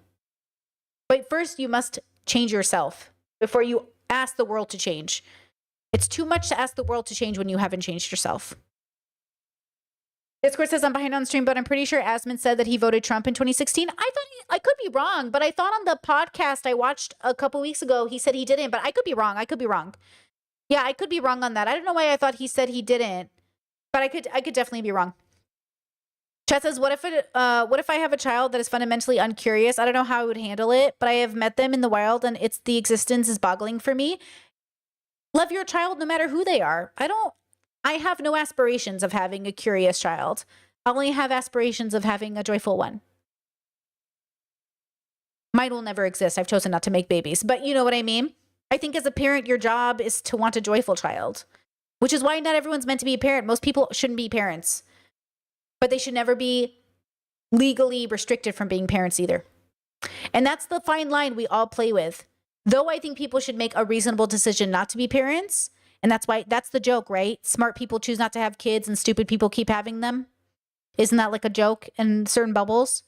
Same with like politicians and leaders and people who want power. Good people don't want those things. So you get what you get. You know? But everyone is curious on a spectrum. Everyone has limitations. But I think you should want a joyful child more so than anything else. But, you know. Civil liberation will come. Just like in the United States of America, some form of that has existed. Some form of that occurred because a lot of gay people and their allies fought long and hard. And inevitably in 2013, we allowed gay marriage to happen legally, right? Even though there's always going to be a constant push and pull, there are still plenty of people who are trying to take that back as well. Right. But my solution for that is never to bomb and kill and massacre people who have these opinions. Right. I don't think that that's the right option either, but I'm not going to support a culture of people where that is the default. And I don't think that it's as simple as saying that because we're bombing them and because this Maslow's hierarchy of needs is happening, that this is the outcome. They like, I don't really see how it's congruent. That, you can see how it's inconsistent though, right? Because like you're saying that you don't want to bomb like a religious enclave. So is he saying that he also wouldn't care if Israel gets wiped out? Is that what I'm hearing? Or America? Or anybody? Like if America's participating in the genocide of Palestinians, then we're part of the genocide. So do we deserve to be genocided and it wouldn't matter? How far do we take this? And also, are we still guilty for doing what we did to the Native Americans? Not my people. We weren't here yet. You bitches all at fault for that. My people were busy in the Middle East, okay? I didn't do none of that shit. But also, what does that matter? Because like, who did my people genocide? Who knows? Because everybody out here killing everybody. So I don't even know. Enclave, a white religious enclave in Alabama. But you won't support them. But if they were being bombed, I don't think you would sit idly by. You say this is fucking completely inappropriate. You wouldn't be like, well, they're inferior in terms of their culture. No. Hassan said America deserved. No. Hassan was making a greater point that both Asmund and I agree with. Asmund, Hassan, and I all agree with what Hassan was meaning to say. that nobody deserves anything, but everything is a reaction to a reaction until you stop the cycle, right? Like Asmin is coming from a Bin Laden perspective, and Bin Laden had that perspective and everything else, right? Ren, with the membership for 15 months, let's go, says your perspective reminds me of the story of the lesbian who came out to her 2 dads. Both dads rejected her, thinking lesbians didn't exist. What? Did we watch that on stream, or is that something else? That's crazy. Hey, you know, gay men have problems. The misogyny in gay communities be real because humans are going to human, whether they're gay or straight or lesbian or whatever. You know what I'm saying? Like, there is internalized homophobia in our own gay communities. Nobody is perfect. It doesn't matter. It doesn't matter what group you belong to. It doesn't matter what label you have. There's a problem. Deconstruct. So they kind of, you know, you can make up your mind on whether they deserve it or not. But I don't remember the exact quote you said, but like I'm pretty sure it was something along the lines of like, you know, they're going to get wiped out, and because they're inferior, that's fine. So if you view your fellow American citizens as human beings, you know, the Palestinians are no different in that regard. I think it's definitely different if you're talking about people that are from your country or not. Absolutely, it's different. Wait, why? Well, because they're part of your country, they're part of your culture. You're accountable to them in a completely different way. Like, of course, I'm going to feel more accountability, and I'm going to care more about somebody who lives in my country than somebody that's across the world. Of course, I would think that. It's not even a question. No, they're not. Wait, but the underlying fundamentals here is that they're human beings with dreams. Sure. Yeah, you have to like zoom yourself out of it. You have to like take yourself out of it and just observe humans. And different opinions, or maybe even the same opinions, and same exhibiting the same stages of life that you're exhibiting, and therefore all life must be cherished, and their lives should be no different in your analysis if we're looking at like right and wrong. Because there is no objective right or wrong. Tiger, great point, says my mom was okay with literally everyone else being gay besides me, even my sister. She told me I was faking everything my whole life. Honestly, this happens. Whether it's whatever thing your mom has going on or whatever else, there are things where like liberal families will be like, oh yes, we're so supportive of trans and gay people, until it happens in their own family. I have a friend, and they're a life partner with a non-binary friend of mine, and it was really hard to sort of like figure out how to come out to their family, because from the outside, well, not anymore, but prior to their journey with gender, they were perceived as like a heterosexual couple, but now it's obvious that there's a uniqueness in their relationship. And it's one of those things where even to liberal families, you have to come out because everyone else's kids are gay and trans, but not my kids. It's like with mental health, other kids have schizophrenia, but not my kids. And it's so interesting. It's interesting. Look, how many closeted gay men, look, you know what bubble pop I just had the other day? Boys who go on fishing trips, like men who go on camping trips. Apparently there's a whole bubble in the United States, and they be fucking. And honestly, of course they are. That's why every time the conservative conventions happen, Grindr shuts down because so many people are using it. Gay people be fucking. Okay? And like not gay people, Republicans, conservatives, hunters, they be fucking. And you know what? You do you, but it's like they're cheating on each other's wives and husbands.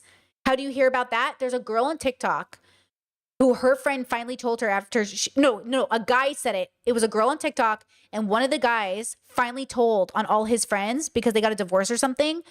And he said, just so you know, all your husbands are fucking. And they're like, what? And he just like burst everybody's bubble. He's like, yeah, you guys are all fucking. All the men are cheating on their wives with prostitutes and other men. And I was like, I believe it. And in these Arab countries, just because no one's coming out as gay doesn't mean there ain't gay people there. And also straight people can engage in gay activity and not be gay. That's why I think it's fluid. I think straight people can enjoy gay sex. I'm convinced. Because there's a reason we use different labels. That's why we separate it into like romantic attraction and sexual attraction and all that stuff. Just saying. Their lives are no different. Even if they disagree fundamentally with you culturally, they don't deserve to be bombed. And this is also how I know we're so animals. We're just animals. We're like these grunting animals. We're like these grunting biological animals. We're just so like, we're so less in control of ourselves than we think we are, because we literally can't even like, don't even get me started. Never mind. Brittany? No, I don't want to have them bombed. Like, that's why I don't want to support Israel. I don't want to have anything Okay, Asmin's taking the very centrist take. I hate both of them. to do with it. I don't want to support this. I Okay, don't but have Israel is anything to still do with it. I bombing don't- them, Sure. and when you say one culture is inferior in the process of them being wiped out, saying that you're okay with them being wiped out and not being and not saying that you support them makes it feel like you're fine with the way that things are unfolding. I There don't you want to involve. I don't want to involve and entangle the country in another issue like that. I don't want to be involved with it one way or another. And no, I don't think that if they stopped getting bombed, they would just start being accepting of these other people with these different Well, identities. you don't know because we've never Well, we've never we do experienced know, that. because there's other countries that are part of that same region Wait. that have the same law. You know, it's the great philosopher Myron Gaines from Fresh and Fit once said, you know, whoever's giving you head, male or female, you still come either way. Am I right? I'm paraphrasing. Remember when Myron said that? Myron's like, honestly, it doesn't matter who's giving you head because like you're still coming. And I'm like, you know what?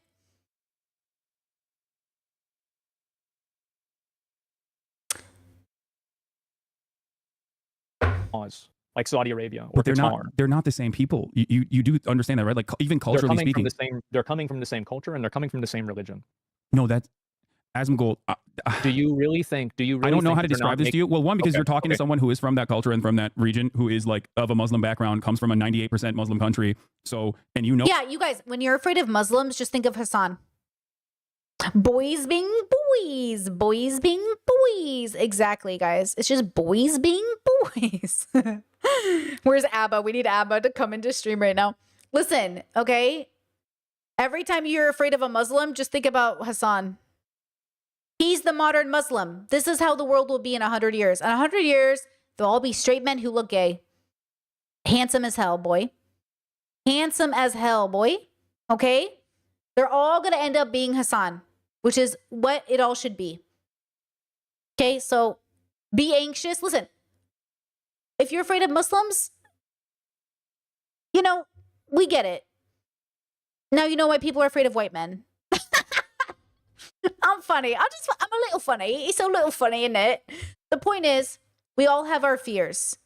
How founded are they? How reasonable are they? And where does it get you? Because if it makes you a worse person, it's probably not the answer. Okay? You should be worried about how people are brought up, not because of what bodies they were born into.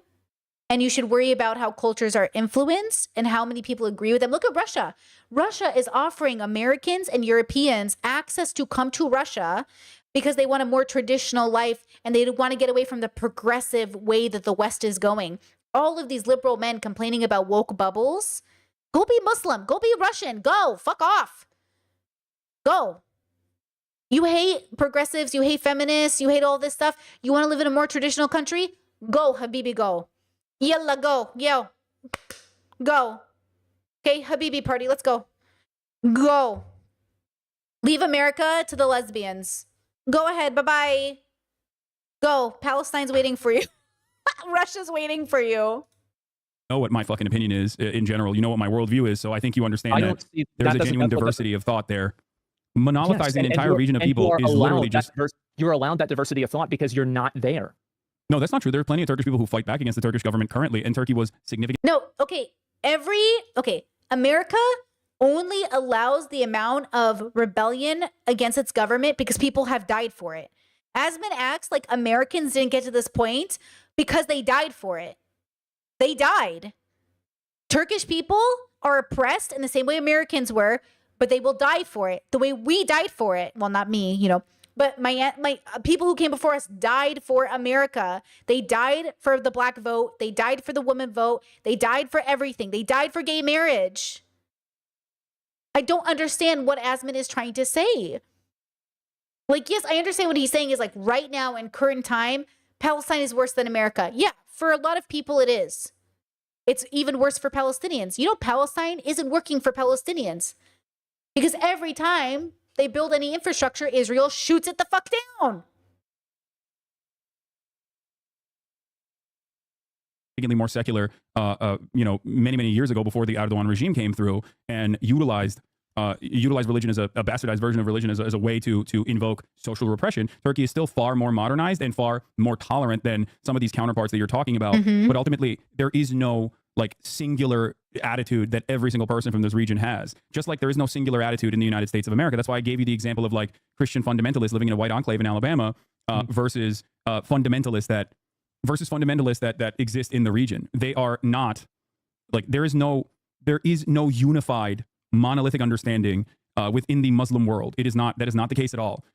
And there have been plenty of initiatives to fight against social repression in these countries. It's just that it is virtually impossible to successfully implement these sorts of strategies when you're too busy worrying about like if America is going to bomb you or not. That's the point. Or if America props up. Dubai is worried about America bombing them? Who? Dubai? Yeah. No, that Dubai is the other side of Dubai's the other side of the equation. That's the point. What? It's either you're worried about America bombing you, so you can't even engage in any sort of like initiative to fight back against your own government, or the American government is offering you so much security. Yeah, but you understand, like Dubai and all these places have to play a very strong political game with the US. The US has its boot on the Middle East, bro. And all over these Arab countries, there is tension.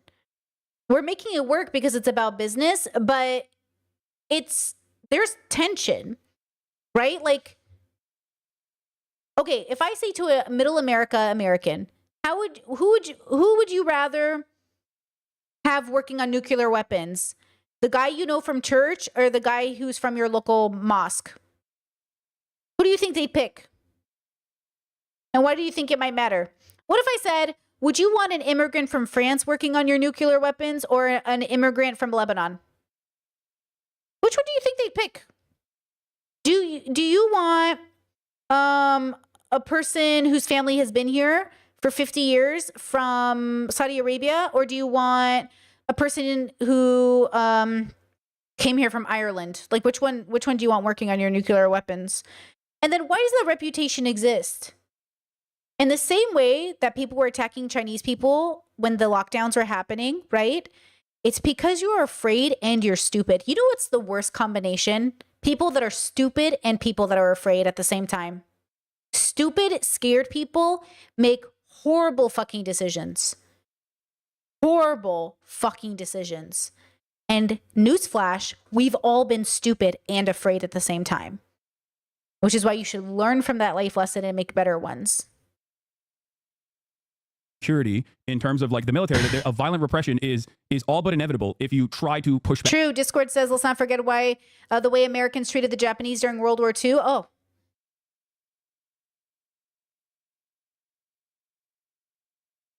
We are not innocent. We are not innocent. But we are getting better. And that's all we can ask for. That's all anyone can ask. It's all. Look, and I just want to say this again. I need you to radically accept this. If somebody nukes the US, it is the same as somebody nuking anywhere else. It is the same as somebody nuking Japan. And the fact that you guys think it's different is the bubble.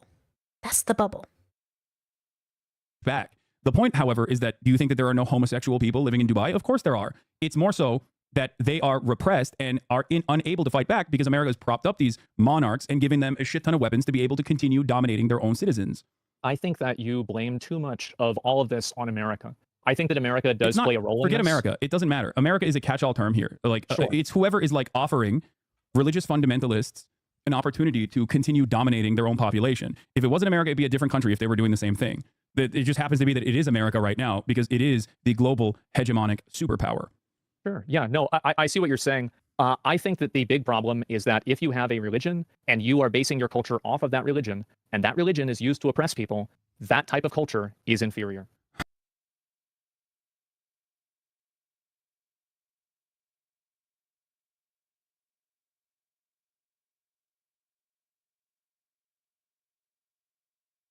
Such an edgy atheist stance. He's being such a little edgy atheist. Is it 2007? Is it 2010? He's being so, yeah, like everybody. That's like literally everybody. That's like all of them, right? That's like everybody. So I agree with him, actually. I think everyone sucks. I do. I mean, I literally do agree, but I think that's why humans are just going to human. I think we expect too much of humans. But I think that's all of them. Yeah, I think that's just kind of all of them. So I think we agree that all of them suck. And all of them are, well, most of them are run by men. Newly, some of them have been run by women lately. I think Mexico just got a female president. Let's fucking go, ladies. And whether that changes in the future, whether anything happens in the past, is irrelevant. Yes, but optimistically sucks. Exactly. I'm optimistic. At this current point, the way that they handle things is awful. It is There's no, absolutely but awful. also again, we have to both recognize that like Palestinians are not handling anything. Okay, Palestine is very bad at playing the political game. But it's kind of hard to be good at the political game when any chance you get at like mobilizing and being a people kick down. You know what I mean? Like people. So they're very bad at playing the political game because the only game Palestinians could win is giving their land up to Israel, becoming basically slaves to Israel until they mobilize and get more power, and then moving somewhere else. That's the only political game for Palestine to win. They are losing. And they are losing to somebody who has more resources and more power to them and does not care about keeping them sovereign or a state or giving them any kind of agency. And then, of course, deeper than that, there's a lot of pain and trauma. In America, we have the luxury of going to therapy. It's not perfect, but you think Palestinians have time to go to fucking therapy? And trust me, they're going to fucking need it. They're going to fucking need it. And so it comes down to this is why it feels so remnant of all these past genocides we've heard of. Bigger country with more power gives you two options. Let us rule and you become a part of our country, or we kill you. You decide. Aren't we so friendly? You decide. And then it's like, no. And it's like, I can't believe you're not becoming a part of our country. We tried to give you a home here. Why aren't you becoming a part of our country? And then now Palestine's getting gaslit into thinking like, we already here. And so they're willing to die for their country, just like every American is told to do. But when Palestinians die for their country, they're insane. When Americans do it, it's patriotic. Got it. But just a genocide right now. So there You're is no completely right. Okay, so when you recognize that, and you talk about the barbaric nature or the immoral nature of like Palestinian existence without analyzing it within the framework of 76 I never years said that it was. I never said that it was barbaric or their existence. I said that their What? behavior and the way that they treat people is bad. It's Yeah. extremely bad. It's it's inferior not to ours. it's not a It's real not thing at bad? all. No, because it's not. You said they were inferior. I When did. it is completely outside of the scope of Palestinians when they do not have any sort of sovereignty. I think you did use the term barbaric, if I'm not mistaken. But once thought you again, did Well, too. the if you behavior consider- is barbaric. if you- The people are not. Obviously, right? I mean, Okay, so he's saying the behavior is barbaric, the people are not. like, of course, every person that lives in a country does not have the same viewpoints, but the country as an entity, or any sort of group of people as an entity, does have this viewpoint. Sure, if we were playing Catan, Palestine basically was a player who didn't land in the right spot. Or like if we were playing Risk, maybe it's that. Maybe it's like Palestine is playing, well, it's not a superpower. It's basically losing to the superpowers. But Israel's only a superpower because of its allies. And it's not even a superpower. I'm just using words. I'm just trying to like brainstorm here. okay, And the U.S. used to have this viewpoint too. yeah, and in that time frame, if the United States was Americans don't say Allah Akbar when they kill, so they're not crazy. No, instead they say, for America! being mercilessly and ruthlessly bombed by, I guess, an alien force that is like the power dynamic, the disproportionality of the power that like a nuclear armed militant state in the region that is backed by the hegemonic superpower America is incomprehensible from the perspective of Americans. So I have to use like an alien force with Sure, superior yeah. technology in this situation. If we were getting fucking ruthlessly slaughtered by an alien force, I wouldn't give a fuck if someone was homophobic or not. I'd be like, thank you for fighting against the alien force. That seems awesome that you're doing that. I would actually arm up side by side with my fellow homophobic, Republican, rabid Christian fundamentalist sociopaths to try and protect my home. And that's the point. I think that that's probably true to an extent, but there's not really an alien invasion. I mean, that's not even what's No, I happening. know. The only Like, reason you're why I'm talking- using that as a hypothetical is because there is no world power that Yeah. represents that disproportionality that America and Israel present over an occupied territory of Palestinians that literally cannot even engage in regular foreign trade, and Israel dominates their life. Right. I think people forget like a lot of these countries, like, I mean, we're talking about waterways, fishermen were imposed on, like ways to get food. Like we're not thinking about how Palestine works as a power, as a unit. I mean, there are people that don't think Palestine gets to exist as like a whole nation. I mean, there are people who don't think Palestine is a real thing. Like that Palestine doesn't exist. You know this, right? There's this whole belief in this bubble that Palestine doesn't exist as a place. And that's what we're up against. So they can't imagine Palestine you know what I mean, going away because they don't think it ever existed. It's very confusing. Also, it doesn't matter. Like, we're all people, a part of a nation. We're all there. Like, it comes down to all these labels and ideas of who belongs where. It's Earth, motherfucker. We all belong here. And if we don't, we might as well call it a day. Like, we're humans on planet Earth. It's like saying, do your birds belong here? Do these rhinos belong here? It's like, what? What do you mean belong here? Like, what does that even mean from a philosophical standpoint? Chad says, as somebody whose parents immigrated from Iraq, do you have any particular thoughts or nuance on some of these narratives or in general, the mess of the Middle East? Not really. My parents are super Republican. They're Trumpers. They immigrated here and assimilated, and they want America to be the superpower. They love America. America, to be fair, gave them so much success. They raised 10 kids in America. They ran a successful business in America. Their family immigrated. Not all of it. I still have family in Iraq. I have family all over the world.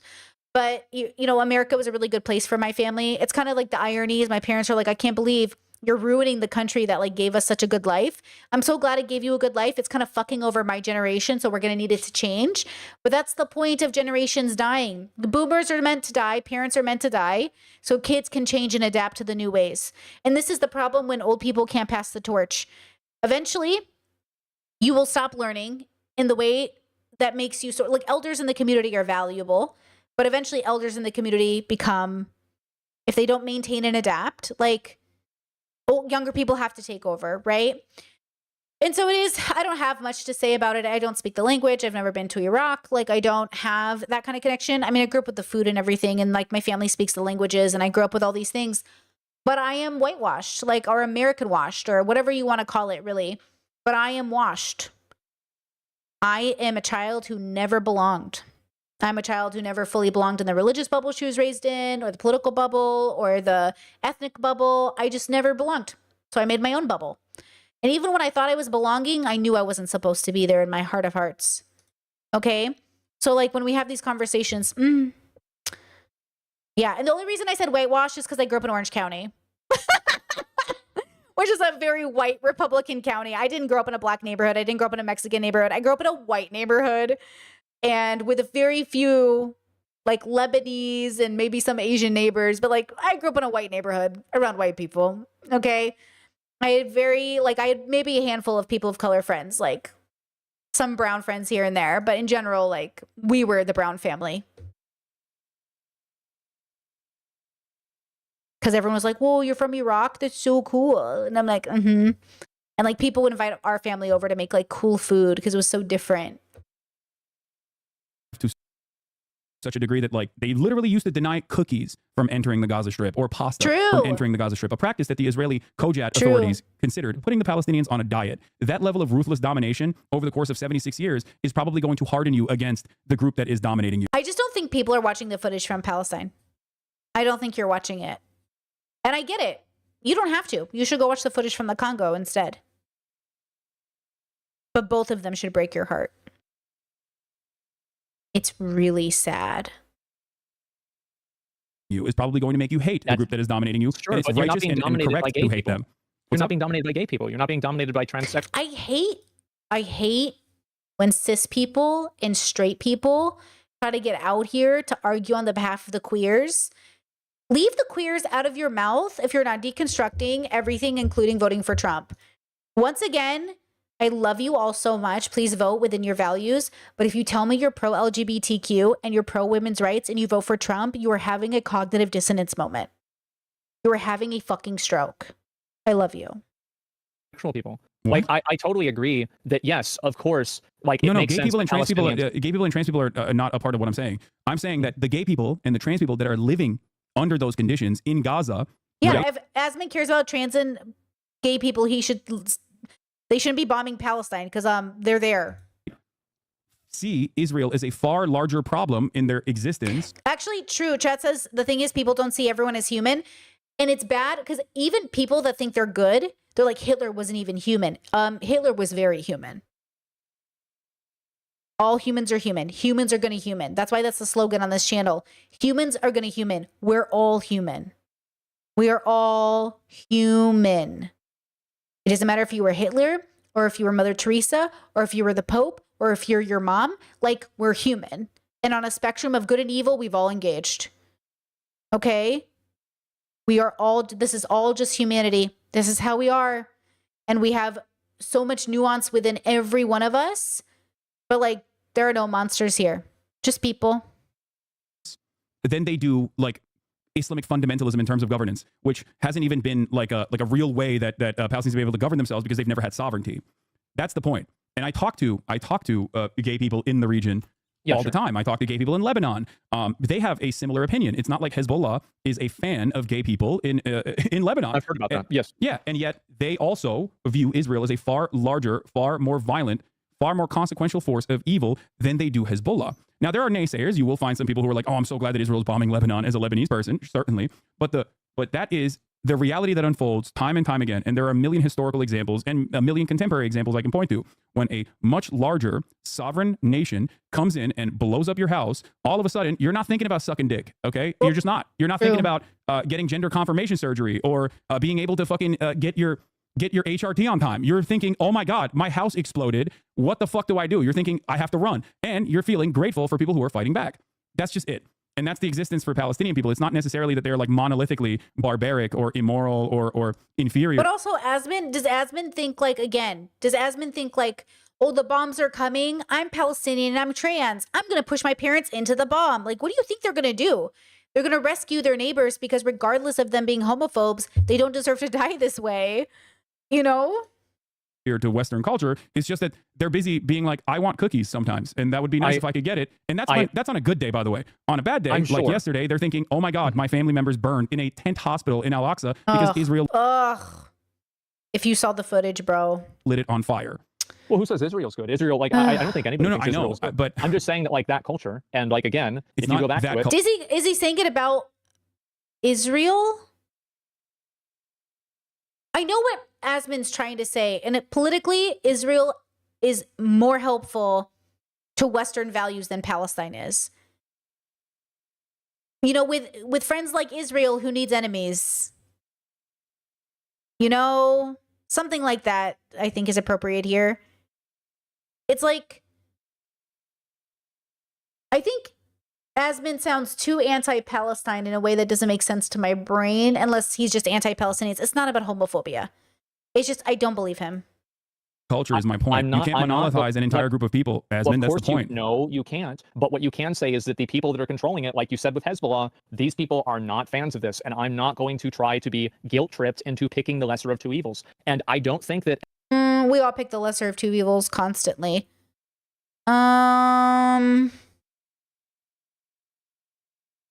Yeah, I get that. I can't tell if, and I do think this is true, and fuck you if you disagree, but also you're allowed to disagree. I do think he's neurodivergent, and I think he has like, he's doubling down, maybe because of feeling of like, because I get it. I remember a year ago, somebody came into my chat and she was like, I thought you cared about children. Why aren't you talking about Palestine? I was like, fuck off, bitch. Like, don't try to guilt trip me into talking about Palestine. I will fucking delete my channel. I hate that shit. I hate it. Don't guilt trip people into feeling bad about the world suffering, because everybody is suffering. Okay? I don't want to compare suffering, but everyone is suffering.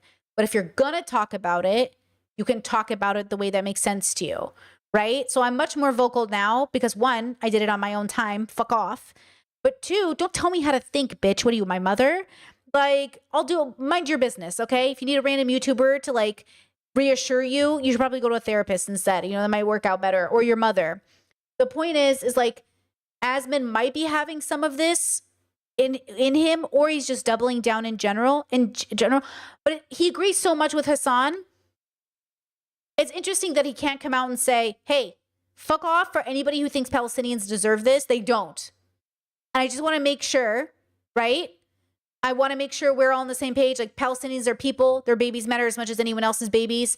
And they don't deserve what's happening to them in the same way no one deserves anything. But like, especially they don't deserve, this is really bad. Okay? That type of thing. That's something like that. You know? But also like, we can agree to disagree because Asmin isn't in control of any of our lives. After this conflict is over, if it ever ends, I don't think that they're going to magically get together and just let gay people do what they want. Nope. I really fucking hate this argument. Who thinks that? I don't Okay, but think you're that's what's going to imagining happen. a world without any sort of evidence by pointing to other countries True. in the region that are literally Yes. directly at odds with these two groups of individuals that are directly funding and facilitating and allowing Israel to continue doing this kind of thing. By pointing to them and saying, well, this is just the nature of this people, and that is not the case, and that is my point. Well, it's not And the nature of the people. It's a culture. It's an ideology. it would be like saying, sorry, America is an inferior culture circa 2013, or America is still an inferior culture when Trump inevitably wins in 2024 and implements some of the things that they wanted to implement in terms of like the Supreme Court has openly stated that they want to fucking even revoke the Obergefell decision. Like when that happens, I don't think you will say America is an inferior culture. I think you will say that there are a lot of religious fundamentalists that have overtaken this government and is now moving America in the wrong direction. And if you can I actually understand would. that for your fellow citizens, I would say that. I would say that it would become inferior. Absolutely. Okay. And I think that if you compare I think he's doing the I think it is a semantics issue, but words mean things in this context. They don't mean things in all contexts, but in this context they have to mean something.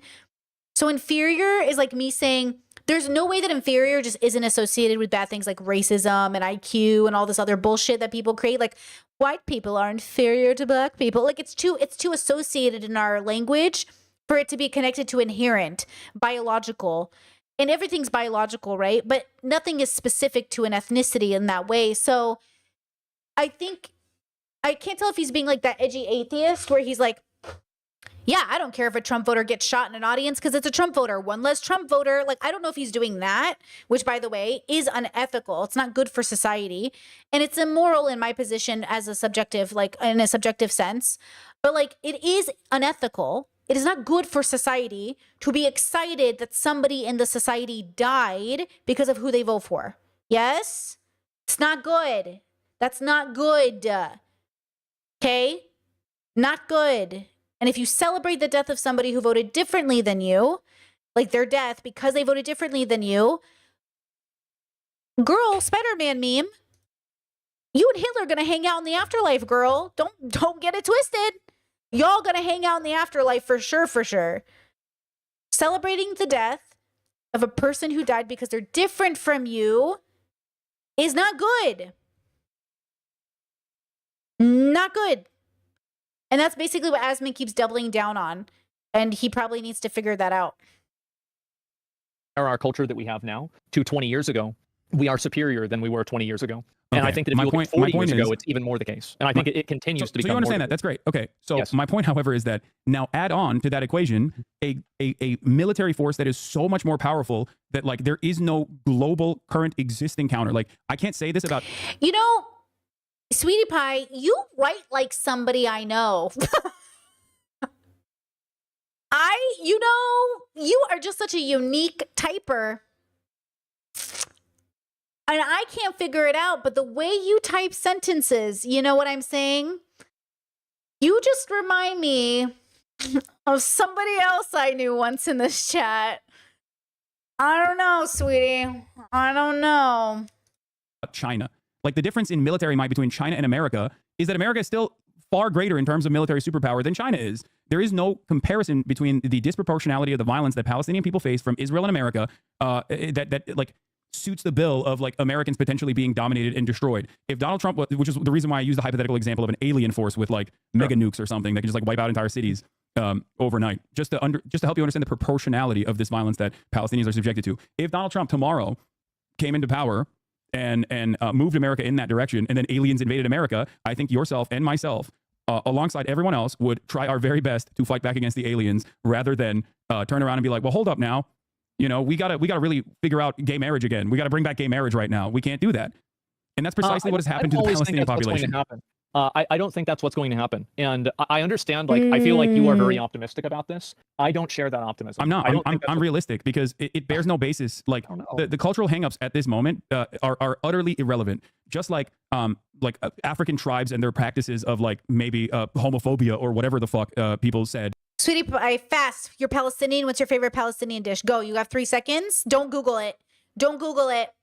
Don't Google it. I don't know. I'm watching you sentence. I'm watching your sentence structure. I'm watching it. Okay. Beans on toast. Stop it. That'd be so funny. Okay. And I'm not saying Sweetie Pie is them, but listen, if you don't know the lore, this person got infamously banned from my chat and they came back many, many times, got banned on the Patreon, got banned on everything. Very unwell person, so my heart goes out to them. You know how it is. But they come back under different usernames sometimes. And the way they write sentences is so specific that it stands out to my brain and usually everyone else's, where we're like, huh, because this person is very uniquely minded. They have a very unique brain. And I'm just saying, they tend to spam chat and they tend to make dad jokes that don't make sense because they're autistic. And then they tend to a very specific way of sentence structuring. It's very interesting. You better watch out. My pattern observation is on full force, bro. I'm observing the patterns. At the time, some of which was true and some of which was not, did not justify chattel slavery, or the Nat Turner rebellion did not justify the reaction to continue the dominance and the practice of chattel slavery. I think that there's nobody. I don't think there's anybody that's like justifying any genocide, right? I'm not justifying. I don't think anybody would justify. I know, but I think that when you say that they're an inferior culture, and I won't defend them, understandably, people think, oh, okay, so you don't have an issue with the way things are unfolding currently. I mean, I think that people are going to interpret things however they want to in order to make it seem like it's something that fits their worldview that they've already decided on. Fair, would you say it's fair that people make that would make that assumption about your statements when there's an ongoing genocide that you consider to be inappropriate and unjustifiable? I think that it's bad. For sure. Of course it's bad. Okay. People are going to look at that. They're going to look at what I say, and they're going to make their decision off of that for whatever reason, right? I have no idea. One thing that I've learned on the internet is that it doesn't matter what you say. Most people have already decided if you're right or wrong before they watch the clip. That's really the truth. So I'm not really that concerned about that. Of course, I don't support killing random fucking people, right? Nobody supports killing random fucking people. But if you're talking about supporting a country and supporting a government or like a group that is in power, I would absolutely not support one. Wait, here's the Sweetie Pie says Hasan and Asmin are ill. Not gonna lie. Name your top 3 streamers right now. Who are the top 3 streamers you watch on a daily basis? I know you're watching 20 of them right now. Who is it? Say it and I'll know. Tell me, who is it? Who's your top 3 streamers? Go ahead. Go ahead and tell me. Okay? Okay? Because even in chat, bro, you said they're ill. That'd be sad. You know why they're ill, bro? Because they keep coming back even though I've banned them. And they pull bullshit behind closed doors. Do you know that person went to other YouTubers and told them I was talking about them with no proof, and YouTubers had to reach out to me to say, hey, is this person harassing you? And I said, they are harassing me and my audience. So you better be careful, bro. I might just block you because you remind me too much of them. You don't type like a person, my bro. You type like you're talking poetry, bro. I'm watching you. Okay? Got to keep my audience safe, bro. Okay? I see one more. See, in the way you're not even talking. See, if this was a regular person and I was saying this about them, they'd be like, oh my God, Brittany, stop, girl. I'm literally just like different. I'm so sorry. I'm totally not this person. But they're not doing that. See how they're like playing into it? But see, they're a member, but this person would always join as a member as well. And then they would always type funny. Ooh, my spidey sense. Yeah, they're not engaging like a real person. So it has to be them, right? Like, it has to be them. Because, like, a real person would be like, oh, my God, bro. For sure. My bad, bro. But they're not. They're being weird. They're trolling almost. See, a real person, question mark? Bye. Bye, bye, bye, bye. Bye, bye, bye. Bye, bye, bye, bye, bye. Bye, bye, bye, bye, bye.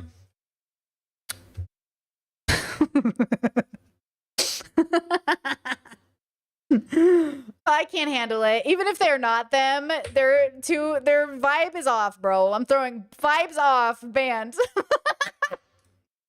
That uses that power to oppress people based off of their identity. I think that's fine. But like I said, there has not been a single moment where the Palestinians have had any breathing room outside of like Israeli occupation where they have engaged in this sort of self-governance that you speak of. So it doesn't necessarily matter in the grand scheme of things where there's an active genocide going on. Here's the thing. I really hope that we can end the genocide. The Palestinians will be able to make their own decisions, and we'll see which one of us is right about this. Okay. I do. That's my perspective. Okay. Because I don't think I can convince you, and I don't think you can really convince me about this. But I think that we do agree. I'm saying it doesn't matter. To me, it doesn't matter because it's not because I don't care about queer liberation. Of course I do. But I understand, as do you, by the way, that genocide is a far greater evil, that it bears no basis in my analysis on whether genocide is right or wrong, as do you also admit. So I'm not going to sit here and be like, well, Palestinians are, barbaric, especially because like they're not. No. Chat. I would never ban for being autistic. No, never. We are all no. This space is too autistic to be banning people for that. If I banned everyone who was autistic, I wouldn't have an audience. But I will say this. You will get banned if I catch you doing ban evasion. Okay? No ban evasion. That's the problem, okay? No ban evasion, bros. I'll catch you. Mama Simon catches bitches, okay? Auntie Brittany got eyes like a hawk, bro. I catch all you bitches. Don't try to run away. This is what I'm saying. I'm too neurodivergent not to know the sentence structure, bruh. And I understand. True, that Brittany would Palestinians even are people, True, Brittany would even have a channel. Brittany would have to delete her account. True. just like Americans are, right? And that some have these kinds of opinions and others don't. And ultimately, it doesn't matter. Like the way you just said earlier in this conversation, that of course you're going to have a different way of analyzing your fellow Americans, right? In comparison to the way you analyze and interpret this entire region of people. That is like, whether, I don't know if you recognize this or not, but that is like at the heart of right-wing sentiment or bigoted sentiment, Exactly. which then opens up the floodgates to a lot of other justifications that befall the Palestinian population. Whether you're doing that inadvertently or not doesn't change that dynamic. Because are we really trying to say that people are going to have the same values? They're going to care about a group of people across the world just as much as the people in their own town? Like I think that's just so divorced from reality. I don't know that. No, you could never care about the world. Well, first of all, you shouldn't. As a kid, look, one of the things I'm going to bring up in my autism assessment is something I saw from parents of children with autism. My mom used to say, Brittany would just cry over everything. A neighbor, a person in a newspaper, a TV show. Like, she would just cry if she thought anything sad, because she would look at people and be like, I can't believe that's their life. Like, I was that way since I was a child. When I went to therapy as an adult, nearing 30, I told my therapist this. And she was like, girl, you can't be crying for the world. I was like, but the world is like suffering, dude. People are suffering under the weight of existing. And apparently it's a trait in a lot of autistic children growing up. And so I want to bring that up in my assessment to see if that's a possibility. So I try really hard to make sure that I am not crying for the world, because girl, I would never stop crying. I've cried for Israel. I've cried for Palestine. I've cried for your mother. I've cried for everybody. And I can't keep doing it. I can't keep doing it. I'm going to run out of fucking tears. And my partner, they know I cry at everything. Because I'm just like, oh my God, could you imagine their life? Like, just imagine it. And like, they're sitting here like, don't. And I'm like, I can't. And like, there's this big meme, like, there goes my girlfriend imagining sad shit again. And like, it's true. Like, I sit at home, I'm just like, oh, this person, their life, like, oh my God, their life. But the thing is like, you can't do it so much that it ruins your life, right? So you got to be within reason, compassionate, within reason, loving. But yeah, I agree that Asmin's right. Like, we can't care for everybody around the world. But if you haven't cried for the Palestinians yet, then you don't really know what's going on there. It's bad. I do. I genuinely do believe that. And I personally have that opinion. So yes, I am telling you right now 100%, and it's not because I'm from Turkey or grew up in a Muslim country that I have this opinion. It is an opinion that I have. And that's precisely the reason why I say to you right now that there are people that are directly at odds with the way I view the world. There are people who want to kill me, and I still wish the best upon them. I mean this genuinely. I want them to get healthcare. I want them to have educational opportunities. True, me too. Same. I agree with Hassan on this very deeply. I want all of the people in the world to have better lives. Even the people that are bad. Not because you deserve it, but we never deserved anything to begin with. But because it's right. And I want them to have a ladder of upward social mobility, because I truly believe that if they had these material freedoms, that it would be less likely for them to become right-wing charlatans or people who want to fucking kill me in general. Like, that's my point. And that is exactly how I view all world conflicts, that these are people, there's a diversity of opinion amongst any group of people, and there is nothing different about them, regardless of where they were born,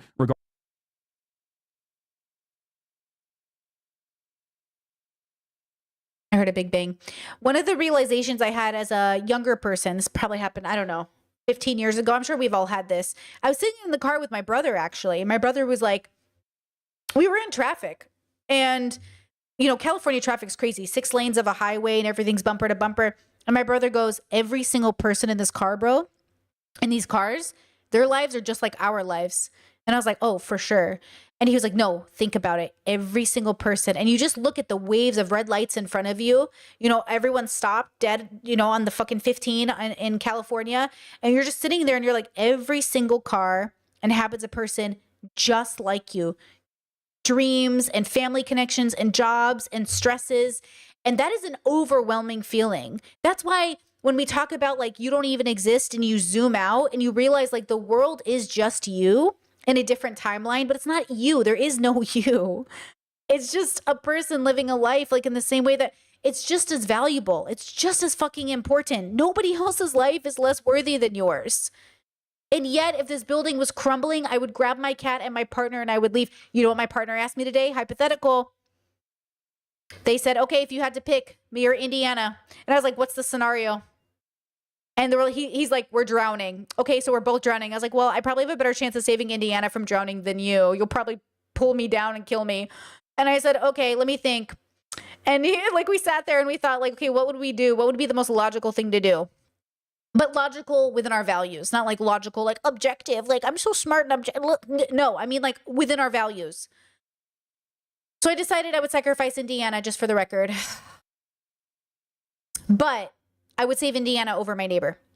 Like if I heard my neighbor yelling, I would grab Indiana from underneath the bed and put her in her cat carrier, put her around me, and then I would go check on my neighbor. Yeah. I think that's what I would do. But I don't know. Because you never know. Maybe I would just stay in my building, sleep in my bed, and my partner and I would just die together making out. You know? Meanwhile, Indiana would just watch you drown, but she would be very sad if I died. When we leave her at home for like 2 hours to go to the store and we come back, she acts like we left her for 50 days, bro. She literally meow, meow, meow. And I'm like, girl, relax, girl. Okay, I love her. Regardless of what they believe, that if given the same exact opportunities, if a Palestinian that was born in Gaza was instead born in the United States of America, they would be just like every other American. Exactly. There is no difference between the way they see the world. There is no... That's why when those Jewish boys said if they had a button and they could press it, it would kill every Palestinian. Do you mean like people who are Palestinian?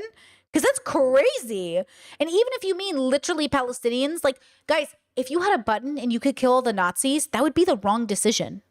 You must know this. This would be the wrong decision to make from a humanitarian perspective. You know, that's like saying I would kill every German.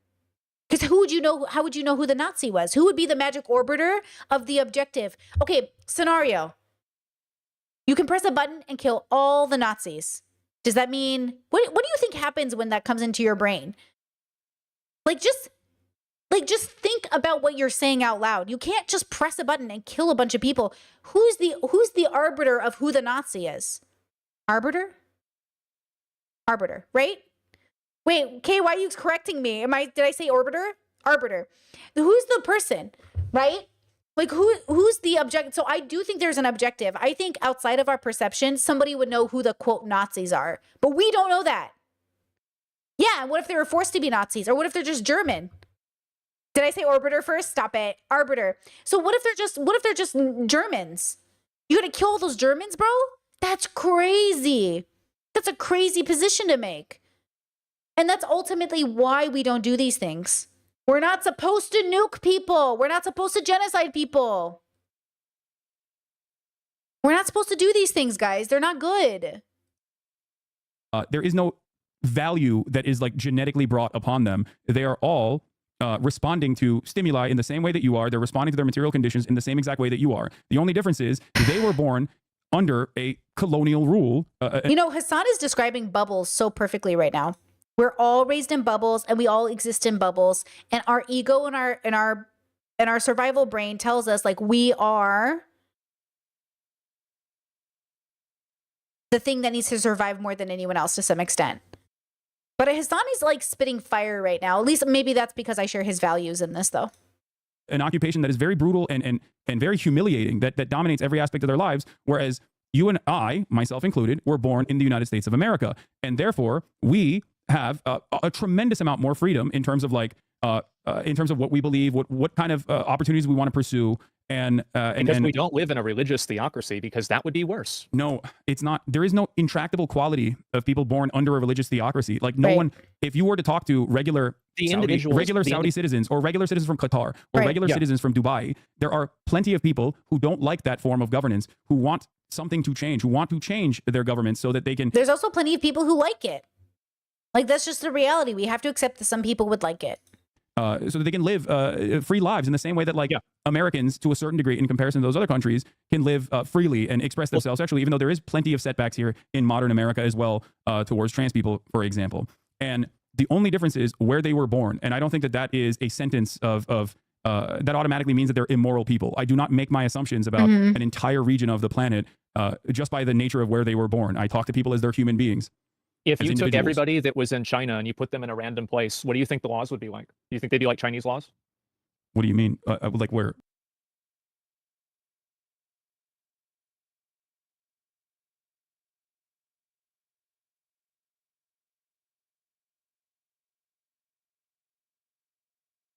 Oh, it is so hard to explain bubbles to people. Oh, fuck. That hurt me. I think my brain just shut. I think it melted. Oh, Asmin. Oh, fuck. I think I just had a stroke.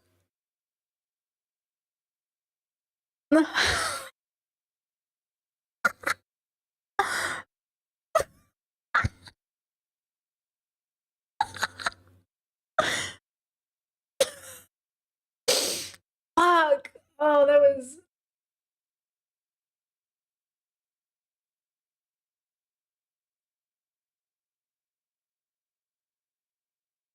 So this is why it is so hard to explain bubbles to people, because people think like Asmin. Hassan is slaying it right now. He is a queen right now. We're like, people think like Asmin, and Hassan is trying to explain to him, like, you are a product of where you are born, not what you are born as, right? Like, let's watch it again just so you can hear it. The difference is here in modern America as well towards trans people, for example. And the only difference is where they were born. And I don't think that that is a sentence of that automatically means that they're immoral people. I do not make my assumptions about an entire region of the planet just by the nature of where they were born. I talk to people as they're human beings. If you took everybody that was in China and you put them in a random place, what do you think the laws would be like? Do you think they'd be like Chinese laws?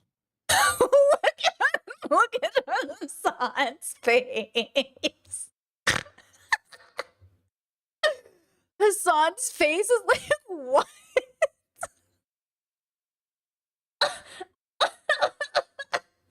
It's beautiful. It's really beautiful. I love Asmin. I love him, but damn, that hurt. That felt like a Tectone question. And Asmin should know that that's an insult. I love Tectone, but like, that felt like a question Tectone would ask. That sounded like Techie made that question, you know, instead of Asmin. Because Asmin's like the smart one in his group, but Hassan's obviously like smarter in that sense. So, and he's smart, but like, oh man, that's funny. Fuck. What do you mean? Like where? Like if everyone in China was born in the United States of America, I think that the American governance would be exactly the same. It's entirely dependent on the material conditions, and it depended on geology, dependent on your natural resources. Like I don't know how much more they would differ, but if a shit ton of Chinese people immigrated into the United States of America, for example, as they have, yes, they would become Americanized, as is the case with undocumented migrants, for example. There are plenty of studies conducted on this as well. We can talk about that too if you want. I think so that's a good point, but I also think that whenever you've had large contingencies of people from other cultures that come into, like, let's say the UK, they have tried to push for other laws. They have tried to change the laws there. They Oh, he's in the migrants are making France more Muslim and bad. Oh, okay. So, okay. Let's go. Tiger says, bros, just got back from my 3-mile run. Let's go. Your fitness inspires me, Brittany. Your fitness inspires me, bro. Let's go. Let's fucking go. Today, we went to the mall, and I never go to the mall, but I really needed pants. found my perfect pants, but they were too long. So I'm going to go back and see when they get more stock in, if they can get it in my height, because I'm so short. I need like it for a tiny person. Anyways, my muscles were muscling in their mirrors. The overhead lighting brought out all of my muscles. This lighting sucks for my muscles. It's just shit. But in the store, bro, I was like flexing while I was trying on my pants. I was like, yo, the lighting and those. Anyways, not important. Okay. So basically, the question is, how many people have to immigrate to a country to change the culture fast enough where it feels like, oh my gosh, like this is going too fast? Don't get me wrong. I do think that if you're going to have a strong, specific culture, then you have to maintain it by raising your kids like that. And migrants who come in have to assimilate versus maintaining previous cultures to some extent. But places like America, that doesn't quite work because America is diversity. That's kind of like our thing. But if in other places, like, but they're also highlighting a lot of things that aren't happening in the way that they're happening. Like, the problem is there's a lot of fear and propaganda on the internet. So there's like a lot of fear around people migrating because culture will change. But like your kids will change. You know what my mom said to me the other day? And she's not wrong. But she's also like making me laugh where she's like, I can't believe you're changing the country, like this country by voting for Kamala Harris. And I was like, yeah, I am going to change this country. I think this country should change. I think America should get better. I think we should adapt. I think we should move forward. And she's just like, we should go back to the old days. And that's life. The problem is all these people think these migrants coming into these countries are making things backwards. And I think they're just moving history forward in a different way, their own way. Like the reality is like, we're always moving forward. You can never go back. You can never go back. You can only ever move forward right into death. So it doesn't matter if the migrants do come and change your secular societies. Is it ideal? Probably not for the people that are secular. Probably for the people that are religious, because they'll have a community. So you have to make a decision when you're in charge of a country. What's the vibe? Like, you know, with anything else, you get to decide the vibe. The people decide the vibe. And I think we're always going to have arguments about what the vibe should be. And I think that's just going to be our life forever. I have preferences.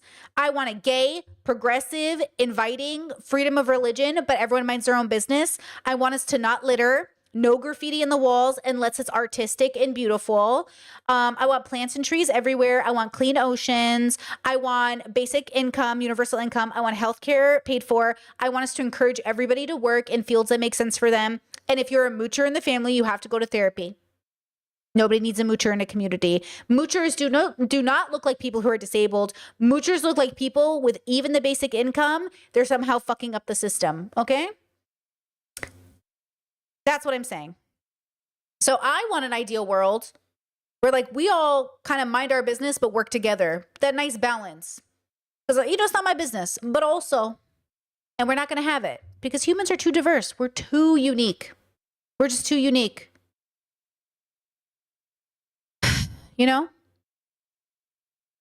We have. What do you mean? About like people pushing for new laws. Like in terms of what? In terms of how people can express themselves, in terms of how people can act in public. Yes.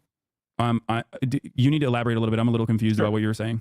What I'm saying is that there have been a lot of instances where people that have come from another country that come into a new country, make the new country like their old country. Sure. I think that's what would make sense. Is there an example of this in modern history or in any time? He's going to bring up France. In American history at all?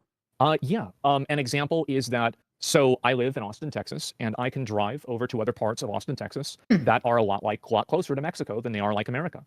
They have Spanish names, and there's a bunch of people there because a lot of those people came from another culture. Absolutely. Wait, I think that's Texas the same everywhere. Texas is probably the worst example for this because of the war. Well, no, because Like the Texas, border and the border everything. across them is what the common sentiment is in general. But in terms of like Texas culture, I mean Texas. What did he just say? What? Are a lot closer to Mexico than they are In American history at all? Yeah. An example is that, so I live in Austin, Texas, and I can drive over to other parts of Austin, Texas that are a lot closer to Mexico than they are like America. They have Spanish names, and there's a bunch of people there because a lot of those people came from another culture.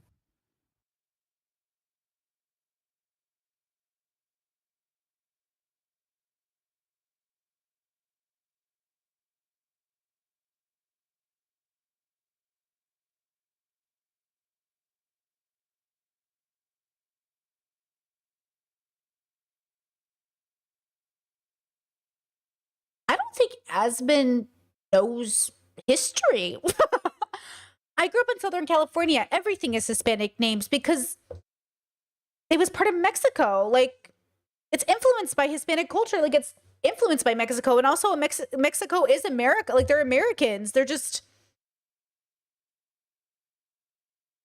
we all live in the Americas. But like, also, of course they all have Spanish names. And if it's it was heavily influenced. Like, what do you mean? That's why Mexican food is the best. That's why Southern California and like living in like the southern states is the best.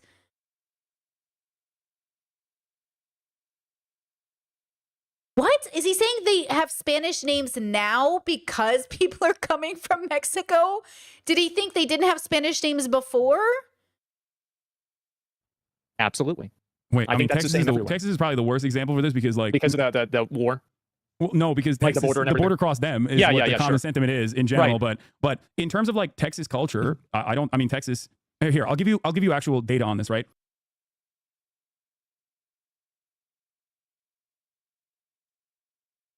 I think, okay, Asmon did say in a video he gets really burnt out on people and then he becomes really antisocial because, you know, he's neurodivergent, whether, like, I'm just naming him that because that's my guess. I don't know if that's true, but he gets burnt out and he wants to take like a month off of socializing because then he starts to hate the world and he gets really frustrated with people. And I think he's in one of those moments. This just feels so brain dead for Asmon. Like, he has a lot of centrist takes, but this feels too fucking brain dead. Like, I think you're burnt out talking to people, my bro. I think you're doing great in terms of your mood, but this is a lot. This is a lot of misinformation, even for Asmon. What? Studies are conducted on this stuff all the time. No, Ari, There's always stop. there's always Ari says stop making excuses for him. He's just dumb. Okay, for sure, but also not this dumb.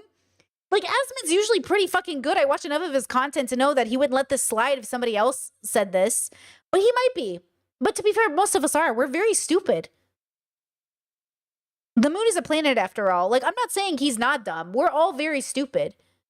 But I feel like this is like tectone levels of stupid.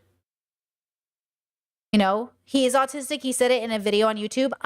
Did he say it or did he allude to it? But probably. Yeah, this is so weird. Weird take, bro. always a new group of migrants that are coming from a specific part of the world, whether it's because they're like economic refugees, economic migrants, or if they're like escaping war or some kind of like political struggle in their on the home front, right? And whenever there's always there is a violent resistance to that, and the qualities of that violent resistance, like that immediate reaction, doesn't necessarily change until they become a part of the in-group. A great example I can give you is the Irish, for example, or the Italian migration that has occurred in the United States of America. Similar attitudes were demonstrated towards Italian people. No. Ari says autistic doesn't equal ignorant. No. I was saying autistic because he's burnt out and he doesn't have the spoons to think.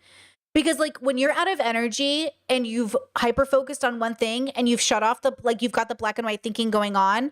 Sorry, I know I shortcut a lot of my language. I just want to make sure that I'm making it clear. I'm saying,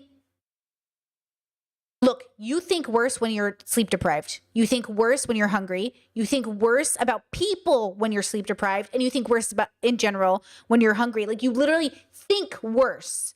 And I'm saying Asmon's burnt out and doesn't know it, and he's thinking worse.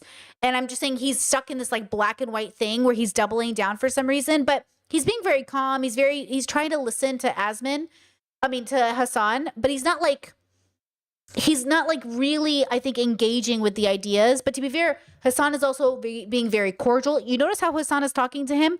Very loving. They have a really healthy relationship as friends who are streamers. They're trying to like really explain it to each other. Like, it would have taken, I'm so expressive that if Asmon said that about Mexico, I would have been like, Hasan just kind of like, oh, and then he kind of explained calmly, right? So I think that's important. I don't know what Asmon's true thoughts are. And sometimes as streamers, I will say it's very hard. Hasan's doing it right now. I don't know what Hasan's real thoughts are, but I know what his real enough thoughts are to get his audience, because remember, 60,000 people are watching them right now, right? 60,000 people are watching them. They each get about 30,000 viewers a stream. So there's like 60,000 people watching this stream right now, and both of them are aware of it. And they have to be very careful about their audiences and their nuances and their overlaps. So I just want to take all of that into consideration when I'm watching a streamer, because it's very different than watching it, having a conversation in private, right? So I don't know what their real authentic thoughts are, but I know they're both expressing the closest to their values that they can. And I think both of these values are reasonable and we can work with it. I just think one is more rooted in ignorance, which would be Asmin's, than Hasan's is, right? Okay, that's all I'm saying. Yeah. People or Irish people, they're changing the look, culture. bro, like there are so many redneck, like Hispanic people here. The super Republican, yes, and they are the ones that are always about build the wall. Yes, no, you're completely right. Okay, so they become Americanized, and there's data for this as well. So the data shows that by the second generation. Yeah. So Hasan's chat saying, I know Hasan is a political streamer, but I don't know what Hasan does. He just plays games and he does social commentary, but he's not like a political guy, but he comments on everything. Asmin does put his nose in everything. So there's that. The data shows that by the second generation, regardless of where people are coming from, whether it's Guatemala, whether it's Mexico, whether it's a Latin American country or Norway, by the second generation, or China, Americans assimilate almost completely. And by the third generation, they have completely assimilated. And there are examples of this around you that you can probably point to. People that are maybe 2 generations removed from being fresh off the boat, or 1 generation removed from being fresh off the boat, that are impossible to associate with anything but American culture. The people we had in my high school, we had a lot of Eric Hernandez's. Yeah, so I totally understand what you're saying. So that is what I mean when I say, like, most people that come from other cultures that are deemed inferior or declared different ultimately do end up assimilating to the culture of the country that they immigrated to. Well, and generation by generation, that changes rapidly. Well, I mean, you're talking about, like, you know, the way that one person is, like 2 generations later. Of course, I'm not going to be like my grandfather. I'm sure you're not either. Yeah. Of course, people change over time. But I'm saying that if you take people from a culture, those are going to be their values. That is their values. Now, will that change over time based off of where they're at? Absolutely, it will. Of course, it will. But it's not like a switch. It's not some like switch, like somebody just comes over somewhere and they're just completely different. Yeah, but ultimately, second generation, it changes. So, like, their next of kin that is born on U.S. Yeah, interesting. Like my parents came to Iraq, and even my family members who all had kids, all of us like adapted to American culture very quickly. We grew up with trilingual, bilingual parents. We grew up with the music, the food. We grew up with like some aspects of it. Like my cousins are very involved in like Assyrian community efforts. So like, but still we're very Americanized in a sense, because like America's very good at that. But you have to keep your culture alive. Like America, funny enough, you kind of have to you have to like make an effort to keep your culture alive, because America will just suck it out of you. They'll just suck it out of you, bro. And look, some parts of your culture maybe get rid of, but a lot of it is good. Food. I always say food and the music. Food, music, clothing. Like that's usually the fun parts of a culture. Everything else is questionable because ideals and values change over time. So, yeah, I think, yeah, that's kind of interesting. Yeah. Let's see, I can see autism making it hard to articulate your beliefs if you're low on spoons, but I can't see it changing your entire belief system. But if the people catch you at the wrong time, you might say something you don't believe. Like you might say something you don't really mean in a way that feels like this is all you have. Like this is the spoons I have right now. You know how I always joke, like, not that I'm saying I'm autistic, but you know how I joke, like, I will delete my channel right now. Don't tell me what to do. It's like there is something in my brain, like, you know how I know I'm neurodivergent and I need to get studied? It's because like people's sentence structures make me upset.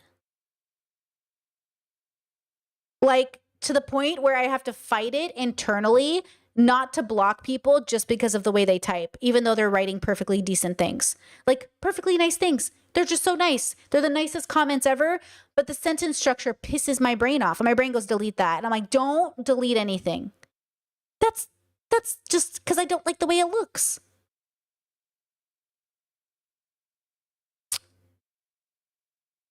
You know what I'm saying, girl? I'm saying if I lived exactly how I wanted every day, I would, you know what I'm saying? Like,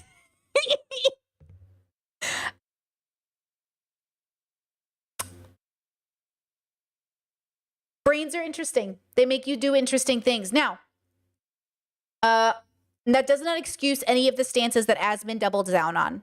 So I agree with you there. Like Asmin said, inferior. He said, I'm good with that word. All of that stuff. Can you give an example of a weird sentence structure? No. No, my little weirdness is my little weirdness. I'm just sharing to make it more relatable. Okay, but I'm not gonna go into details about which, because I don't want anyone to feel bad when I know you're wonderful, and it's my brain, it's not you. Like, it's not you, it's me. And it's not bad, it's just how my brain is. So I learned to accept it, because you know what I'm gonna do. What am I gonna do, girl? The way I type drives people crazy. You know, like, it drives people crazy. And I'm not talking about grammar. My grammar is horrible. Ask anybody. I'm not talking about grammar. I'm not talking about punctuation. None of that. Don't even worry, guys. My grammar is horrible, but it's me. It's me. It's not you. Soil with the same rights and same responsibilities, like ultimately exhibit the exact same outcomes regardless once they are firmly a part of the in-group. So ultimately, I guess that like kind of goes it kind of goes against the argument that you were presenting earlier that you also recognize, right? Like that these people, they come in and they are not monolithic. Okay, they are not monolithic in their understanding of the world at all. And while there might be some cultural differences, ultimately, Omar, stop guessing, Chad. It's none of you. I take it back. I lied to you. It's none of you. I don't even have that thought. Stop trying to guess. nothing like inferior or superior to one another. I don't. No, I don't know about that. I don't know about that. I think that there are differences that are inferior and superior. It's not even a question. I don't think that people are. I don't think that people are impossible to change. That is not something that I believe. But having to change them implies that they should change. I don't think that's what I'm saying. Yes, I think that something should change. I think that in terms of inferiority, I wouldn't necessarily say cultural inferiority. I'd say conservatism. That's the way I view the world. Like from my perspective, I think that a lot of the things that people point to, a lot of the issues that people point to, actually is just simply conservatism being repackaged as like an intractable quality of a different culture. Okay, let me ask you this question. Do you think that we'd be having this conversation if I said conservatism instead? Because like obviously like a lot of people are upset about it. Because it's an entirely different thing. Because conservatism can change. People don't kill conservatives. Like what? Can change their minds. People can change their attitudes, but people cannot change their like the way that they're analyzed by the in-group that is the dominant group in power.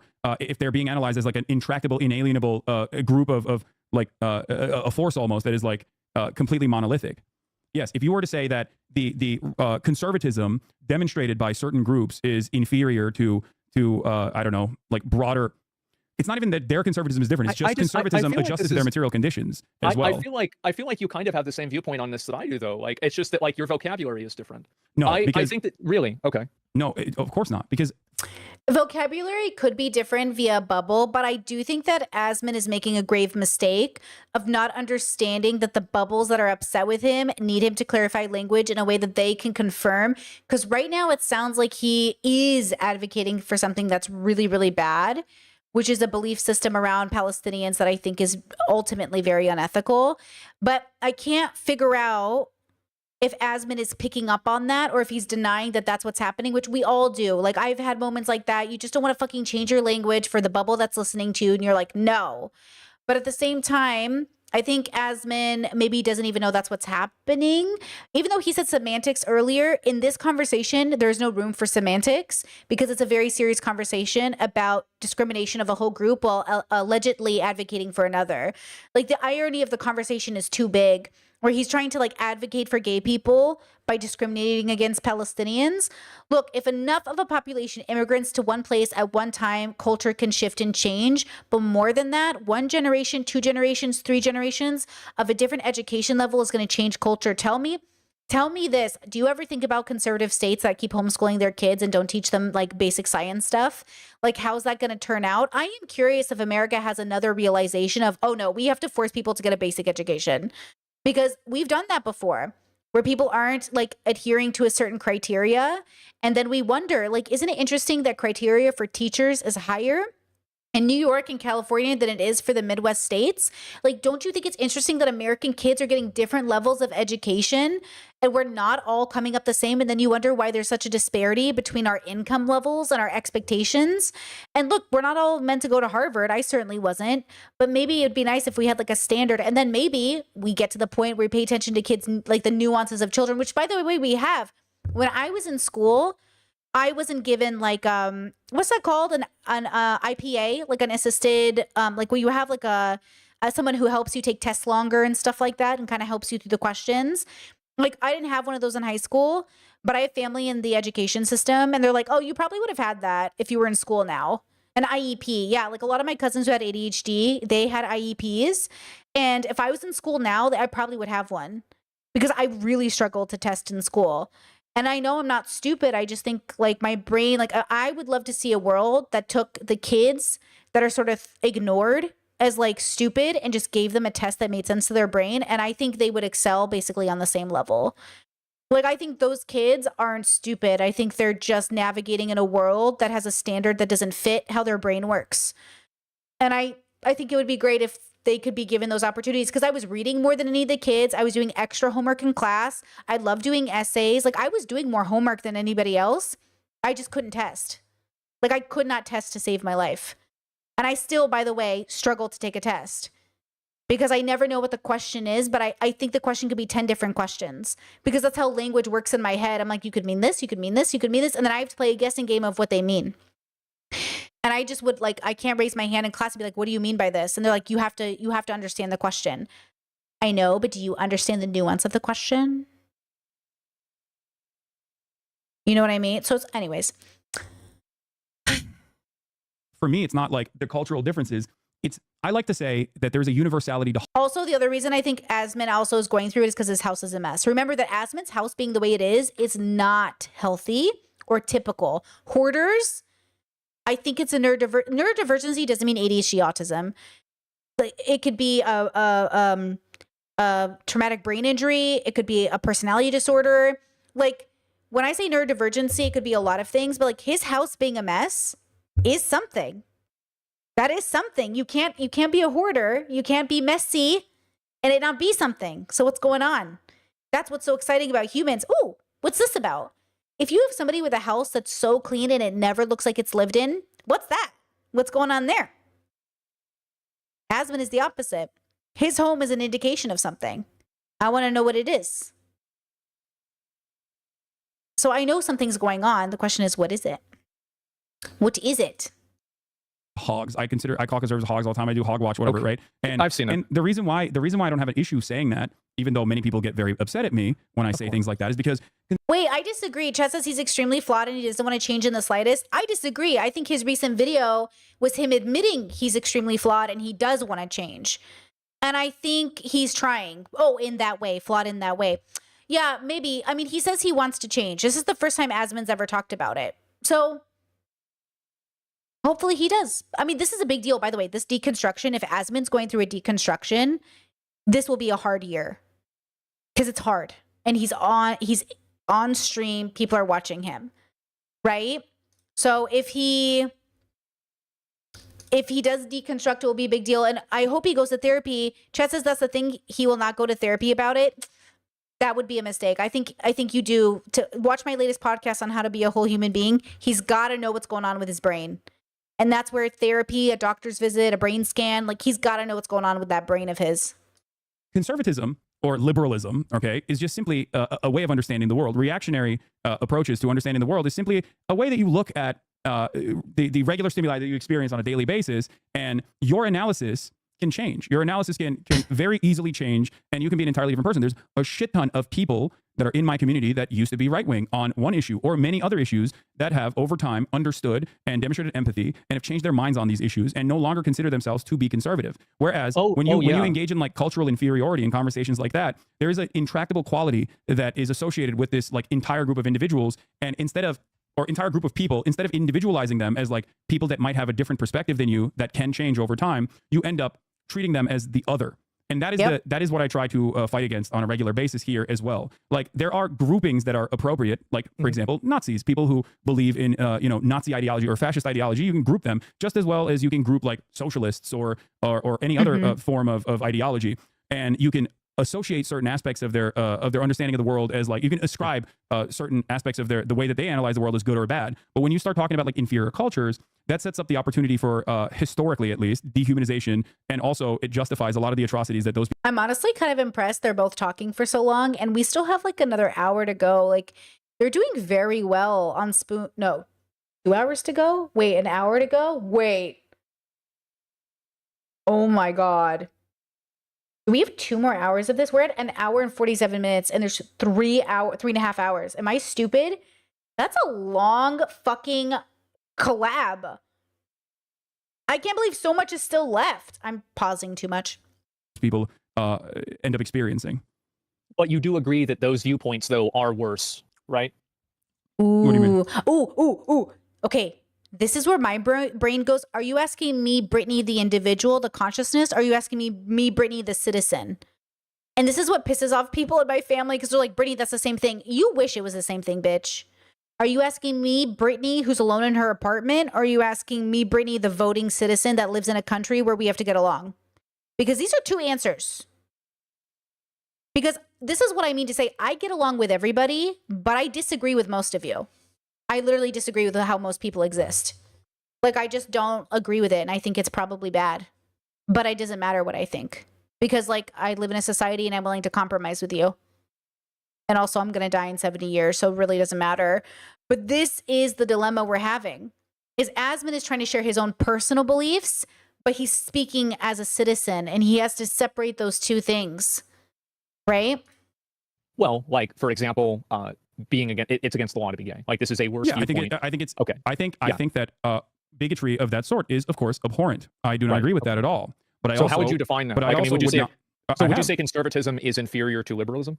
I think conservatism is wrong. That's the way I see it. I do personally consider it to be inferior, but I also have the understanding that, like, the conservatives here in the United States of America are conservative within the boundaries that are permissible to American society. They respond to American material conditions. If the conservative mindset, which can change, okay, because no one is born a reactionary, no one is born a conservative. But let's say someone was someone that is conservative here, if they automatically teleported and adjusted to the material conditions of, like, conservatism in Iran, they would be no different than the mullahs. That's my opinion. Maybe. It depends on the person. I think if you fit into a bubble, you fit into a bubble. And when you don't, you always feel trapped in that bubble. I think no matter where you are, whether you're born there or you immigrate there, if you never feel like you fit in, you're always going to feel trapped, which is why you have to figure out, is it an external bubble that you're looking for or an internal one you're going to make for yourself, right? I found out I needed to make a bubble and recognize that I live on a planet, which is a bubble, and I live in a country, which is a bubble. And I'm fine with that. But I realized, like, me, the person that I am, I do the best, like, on my own. I'm very happy in my apartment with my partner and my cat. Like, I like my life. I like the way that I do things. I like the way that I think about life, but I don't need anyone else to think that way. And I think that's the dilemma, is I think a lot of people think, like, you're making a prescription. The way you think is the way you think everyone should think. Nope. And then they don't believe you. Like, I don't think being a conservative is wrong objectively. I think subjectively, it's a decision you make because you're comfortable. But I'm not sure it's a decision you're making because you've deconstructed. But also, there's layers to this. I don't think conservatives need to be liberals. I don't think anyone needs to do anything. I think we need to accept that we just are. Well, we don't even need to do that. See, I don't think we need to do any of it. I just think, like, we are. Like, we just are. And so, you know, I hope that people as individuals decide to deconstruct. But if we can get along, that's all that really matters. I mean, we're asking a lot of 8 billion people who are making babies every day. With peace and love, how many progressive, chronically ill, disabled people do I know who are deciding to have kids? Why are you having kids when you can't make your house payments? Why are you doing that? Why are you having children when you don't have the money to support them? Why are you doing that? How can I ask the world to be better when people who claim they've deconstructed are bringing babies into the world that they can't even feed because they can't even feed themselves? Like, with peace and love, even if I said conservative, able-bodied, works full-time, still can't support themselves, and then they're bringing kids into the world, the entitlement to being a parent is a part of the problem. And then the forcing of the obligation to be a parent is a part of the problem. But you're going to do you. You're an animal. Your kids will make it or they won't. Good luck, bitch. Good luck, bitch. Did you see that woman who went back to Israel to fulfill her grandparents' like dream of building the Israeli like state or whatever? Get a life. But they can't because they don't exist for themselves. They exist for other people. People aren't given opportunities a lot of the time to say, like, what would I want? And most of the time, I do think people want really easy lives. They want really safe lives. They want to be safe. They want to be able to feed their families, and they want to be able to relax. I think most people would be happy with a full-time job and the weekends off. I do. I think most human beings would be so content having a job they could rely on and a community they could, rely on, and they could just move through life. But humans, we're not that way. Like, life is too complicated to simplify it in this way. Which I think is the exhausting part of it all. Because again, what do you do when you get the family member who's the moocher? What do you do with the person who gets the basic income and they spend it all and they won't go to therapy and they won't get help? I don't want the government to force them to do these things. So even my ideal world, it would have to come from the people. You would organically want to do it. Nobody's forcing you to do it. You would do it because you're curious and open-minded. Not because the government needs you to be this way to form a perfect world. I don't want to form a perfect world. And so unless people naturally do it, they choose to do it, I don't want to force you to do anything you don't want to do. And I think sometimes we think like if we bully them, if we shame them, they'll do the right thing. I don't believe in bullying or shaming. I don't think it works. Like, and that's precisely the reason why plenty of Americans. Yes, I totally agree with you about that. I think that if you got together a lot of preachers in like, these southern racist churches, you group them up with people from the Taliban, I think that they'd have a lot in common. Yes. I totally agree even the with likes you. of And even I the likes think- of Ben Shapiro, yes. it's adjusted to American society. It doesn't have to be a Absolutely. one-to-one comparison. It's adjusted to American Yes. society because ultimately, what do our conservatives do? Like an example I use regularly is you have the what's that fucking church that always goes to like even Westboro Baptist Church. Yeah, Westboro Baptist Church. Like those guys are fucking insane, right? They are. But what do? Instead of going and rising up in arms and like fucking murking gay people, they go and protest outside of like, I don't know, non-denominational churches, or they go protest like at a gay funeral. And then what do? They go back home and eat $5 jalapeno poppers at Applebee's because that is the material reality of living in the United States of America. A lot of your needs are fulfilled, a lot of your needs are met. If the dynamic was that America resembled, I don't know, the Korengal Valley, or America resembled fucking the material conditions of like a Gaza, you bet your fucking ass that those guys would absolutely, or Iran is a better example in this circumstance, they would be doing the same shit. They would be doing not even the shit that the mullahs are doing. They'd be doing ISIS shit. They'd be fucking throwing gay people off the roofs. You know what I mean? Yeah. And that's the. I mean, Matthew Shepard, hello, rest in peace. Rest in peace. Like,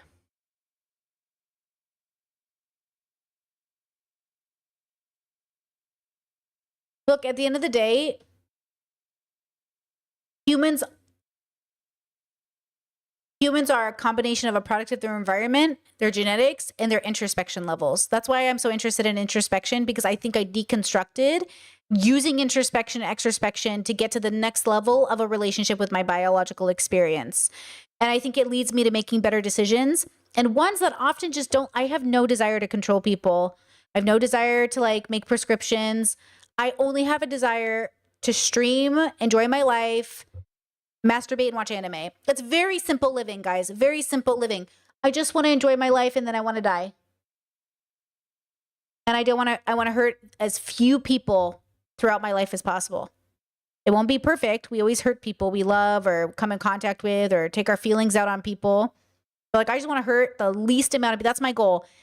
Hurt the least amount of people before I die. Watch the anime I want, read the books I want, enjoy my life, hang out with my family and friends. Boom, dead. Also, shout out to my sister who recently sent me a care package with my addiction snack. Thank you so much. Addiction is a joke here. Or, shout out to my addicts. But as a late wedding gift, a year later, thank you, / birthday gift / Christmas gift / sister gift. Very exciting stuff. Let's see if it gets through customs. It hasn't arrived yet. She sent me a lemon and a regular hot Cheeto. Let's fucking go. Sisters for life. Thank God. And This is life. Life is enjoying a bag of fucking Cheetos. Let Palestinians have cookies, you assholes. Can you imagine? thank God that we have American culture No, to but it's keep not. But that you see, in check. no, but that's not American culture. Oh my God, Asman. Come on, bro. He's so the malls are doing. They'd be doing ISIS shit. He's still gonna vote for fucking Trump, isn't he? They'd be fucking throwing gay people off the roofs. You know what I mean? And Thank God that we have American culture No, to but it's keep not. But that you in see, check. no, but that's not American culture. You see, that is American I think material it is. reality. That It is our material reality that we've created through our culture. No.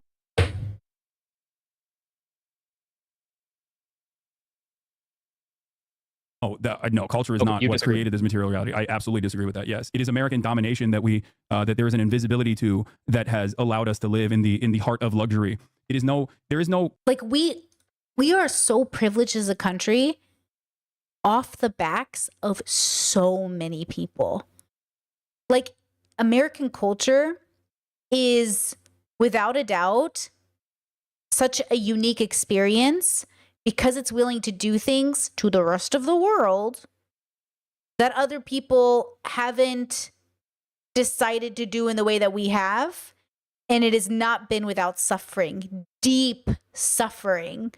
And I think that's the problem that people forget is like this great country that you love was made through the suffer. And it wasn't just the soldiers. See, when I say suffering, the conservatives are like, yeah, our soldiers, they suffered. I'm talking about slaves, bro. I am talking about soldiers. I'm also talking about migrants. I'm talking about little kids in foreign countries whose hands we use to build our phones. We're talking about a lot of things, bro. A lot of people feel, I got advice one time. What do you guys feel about this? Here, this is the bubble difference. I was, my partner and I love when we have conversations like this and we're on the same page about it. It makes me feel like we're really aligned in terms of values. I was talking to a woman about business. She's a woman. I'm a woman. And this was a couple years ago. And I said, hey, I need to hire like an editor maybe. But I don't make that much money. How do I find somebody to hire within reason? What do you pay your editors? And this was a while ago. I do everything myself now, but she goes, oh, you should just hire somebody in a different country. And I said, why? And she goes, well, you can pay them way less and it's still good income for them in their country. And I said, oh, should I just pay them like the American wage? And she goes, no, the point of hiring them is they'll work for cheaper and you still get the labor done. I was like, yeah. Does that kind of feel weird though? And she was like, no, like that's how people do it. That's how businesses make it work. I was like, so instead of hiring an American and feeding an American family, I'm going to hire someone in a different country and pay them less than I would pay somebody here so I can save money. And she was like, yeah. And I was like, ooh, I'm not capitalist enough for this game. And I'm not a capitalist enough for this game. It feels weird. I think it makes sense in terms of business. Like I can hear the logic in my head, but I just don't think that feels good or sounds good with my values. I don't like that at all. And I was like, nah, I'm not going to do that, bro. And so I hired an American. We did it for a little while. But ultimately what really worked out was me doing it for myself. Cause I don't make enough money. If I made millions of dollars, I would totally hire a full-time editor. I just do it all myself now. Guys like the stream. Thank you so much. Is that illegal? That's illegal though, right? I don't even know. I don't know. I just felt like exploitation. I wasn't going to do it. Like I just felt really weird about it. Is it Vildy? Welcome to memberships. Ari says exploitation comes so naturally to people. It's wild. It's so naturally to people. I felt so it felt icky. It's so interesting. Outsourcing isn't illegal. Yeah. Okay. I didn't think so. But either way, like, it just felt weird. I didn't like it. I didn't like it very much, But anyways, you do you. I just didn't want to do it. The point is that we have relationships with values that make us move in a direction. And maybe somebody in some business bubbles, like, see, Brittany didn't want to do what it took to do it. Or what it took to get, like, rich. And I'm like, I don't know. I didn't like it. I didn't like the way it made me feel. But it doesn't matter. Right? Like, if other people do it, I can't quite see the issue with it, but yet it feels like exploitation. It just feels weird. It feels the same way it feels exploiting these like migrant workers in mines who are putting their lives at risk to like mine cobalt because it's cheaper. It's like, it feels like you're taking advantage of these people. I don't like it. Cultural underpinning that made Americans like exist in the way that they do. It's more so just military dominance. You think a culture has no impact on the success of a country? No, I don't think so. I think that culture is created after the material realities. Yeah, no, I don't. No, ooh, they're having a chicken or the egg conversation. I think it's both. The reason we talk about the chicken or the egg is because it's impossible to know, because it's like I think it's the chicken or the egg. Yeah. That's interesting. I don't think that there's like anything unique. See, that's what I mean. Do you think that there is some uniqueness to like someone being American? And if you think that there's a uniqueness to someone being American, then what happened before America even existed, right? Or if there's a uniqueness to someone being American, do you think that they like any person living somewhere else would directly be at odds if they were to come into the United States of America and they would not be able to Americanize? I think some people aren't. And I'm sure there's a spectrum for that. There's some people that come into America and they Americanize right away. Absolutely, 100%. Yeah, myself. And, well, there you go. And so, because like you came over here, you 12. I came here when I was 18. Oh shit. Okay. Wow. Okay. Way later. Yeah. So yeah, you just fit right in. It's no big deal. Other people, it's totally different. I think a big reason for that is language too. Certainly, like that is a part of it. But my point is, I don't think that like American culture is like is superior. There's plenty of issues that you have also. Yes. There's plenty of issues that you've also mentioned in American culture that makes it. Is he being superior to like Palestinians or superior to every other country in the world? You know, there's plenty of issues with American governance right now that I don't think it like America is a superior culture at all. I don't think that there is any reason to have these kinds of conversations. What? I totally agree with you about that. And I think that the evidence that it's a superior and great culture is the fact that we can talk about those things openly without any fear of negative repercussions. Well, is he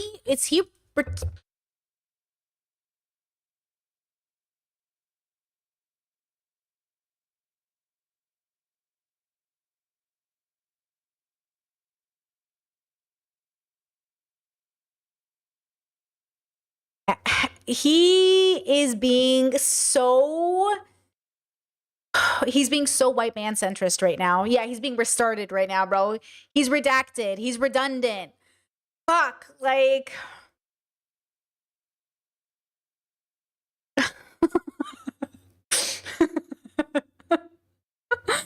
God, my brain's fried. My brain is fried from these fucking centrist takes, bro.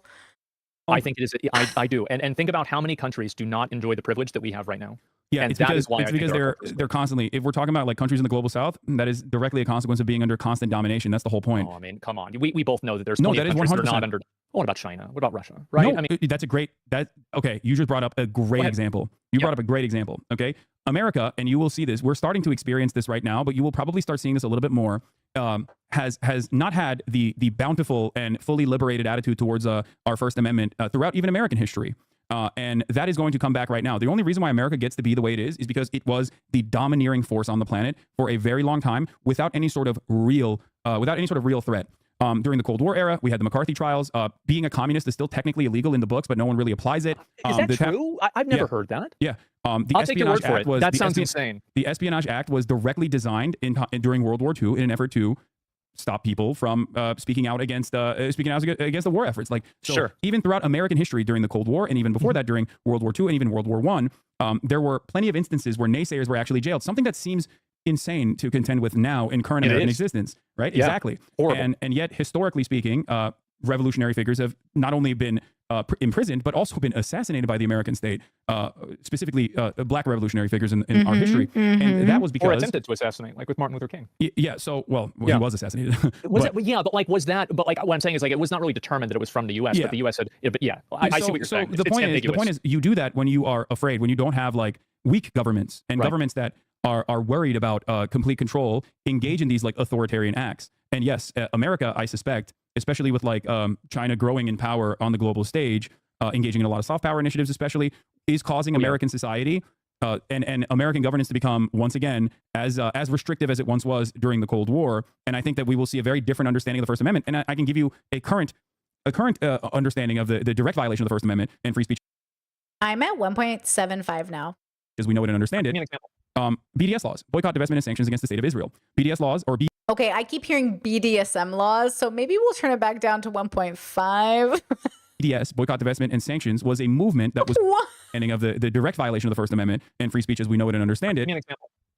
BDS laws, boycott, divestment, and sanctions against BDS laws. I was like, girl. The state of Israel. BDS laws, or BDS, boycott, divestment, and sanctions, was a movement that was created against apartheid South Africa. It was to apply social pressure by taking advantage of this wonderful First Amendment that we have here to directly demand that the American government and American corporations boycott the state of South Africa. Now, Israel was a big ally to South Africa at the time, and they learned from the lessons of South Africa, as the BDS movement was very successful in creating a shit ton of pressure and making South Africa as an apartheid state into a pariah state. And what happened at the end of the day, South Africans also recognized that they were becoming a pariah state and could not continue their normal existence with like their... Love it. Make America BDSM again. Now that is some fucking... That needs to be on a hat. Western collaborators and whatnot. Oh, can I tell you guys something? Because we're going to take I need a breather. I You know how there's like no original thoughts? Like no one's ever had an original experience. I found a TikTok of a girl who had an experience that I have that no one else has in my life that I know of. And I showed it to my partner and they were like, I was like, no, listen. Oh my gosh, listen.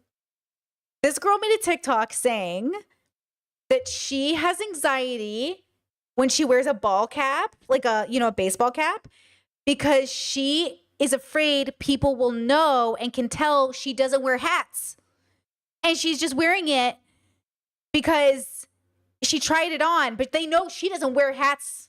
This is not a thing she does. And I was like, I have this anxiety. I have hats that I own that I can't wear because my hair is so big. It's hard to wear them. And even when I wear them, when my hair is like, I make it smaller, I have this anxiety that people will know I don't wear hats and I'm trying to get comfortable wearing hats.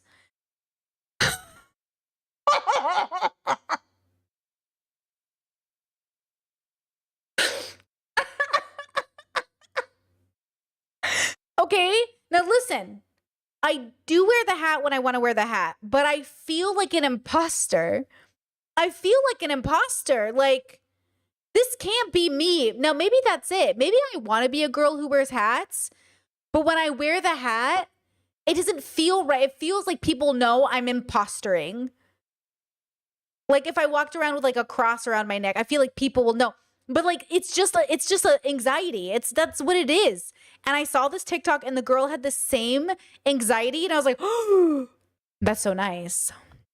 Like I felt so seen. I was like, this is my experience. Yeah. Yeah, like they're going to know. Exactly. Like, "Oh my God, they're going to know." They're going to know. They're not going to know. They're going to know. I know.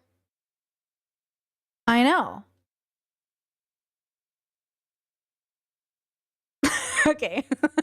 Back to the serious conversation. It's very serious. Inevitably, the apartheid ended.